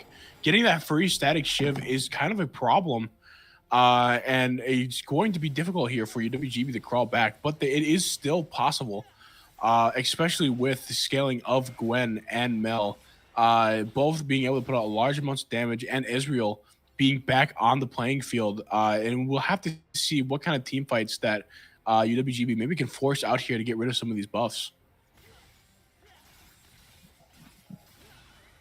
It looks like here the UWGB is playing quite defensively here. On a somewhat similar timer by a difference of only,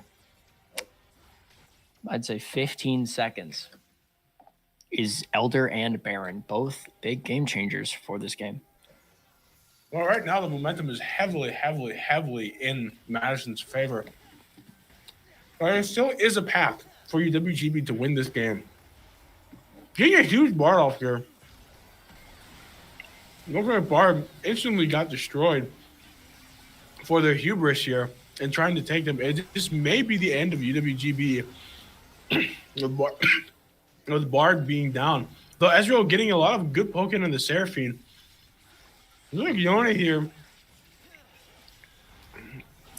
still has not popped ult. There are a large amount of ults here. Pantheon going in on the back end here. with the ult. Trying to first kill by Aphelios onto the Scion. The Yone getting the first tower. Aphelios picking up another cheeky kill on it. Yone going into base and doing as much as they can to get down the enemy team, going in and getting a double kill in their base. And that is curtains for UWGB. Mad Triotoxism takes it. Takes the game. Honestly, kudos to them. And honestly, what an honor to have them here. They played their hearts out and they were able to really come back. Let's not forget the amount of excellently planned ganks and ambushes that they've laid out, not just for UWGB, but for every team they have. And really being able to keep their team together and lead them through these difficult games. We had a fantastic set. Went to a game 5, and what a game 5 it was. Absolutely. So, what have we learned? Ban Aphelios. Ban Skarner. Ban Skarner. That is honestly, what I've learned. You know what we should do? We should ban more champs. Yeah. Only Gragas is allowed. I like that. 5 Graguses. What a great set of 5 games. We saw amazing comebacks. We almost saw we did even see such a great push in game 3 and 4. What amazing games. Overall, I am so happy to see all of these teams play in our UWGB LAN event. Thank you all so much. Thank you all so much for watching. Yeah, and thank you for allowing us to nerd out and let us cast for League of Legends. This is an opportunity I never thought possible. But being here and being able to do it is honestly, I'm going to remember for the rest of my life. So fun. Yeah, hope to see you at more. This is Tanner. And this is Nathan. And we're going to sign off. Have a good one.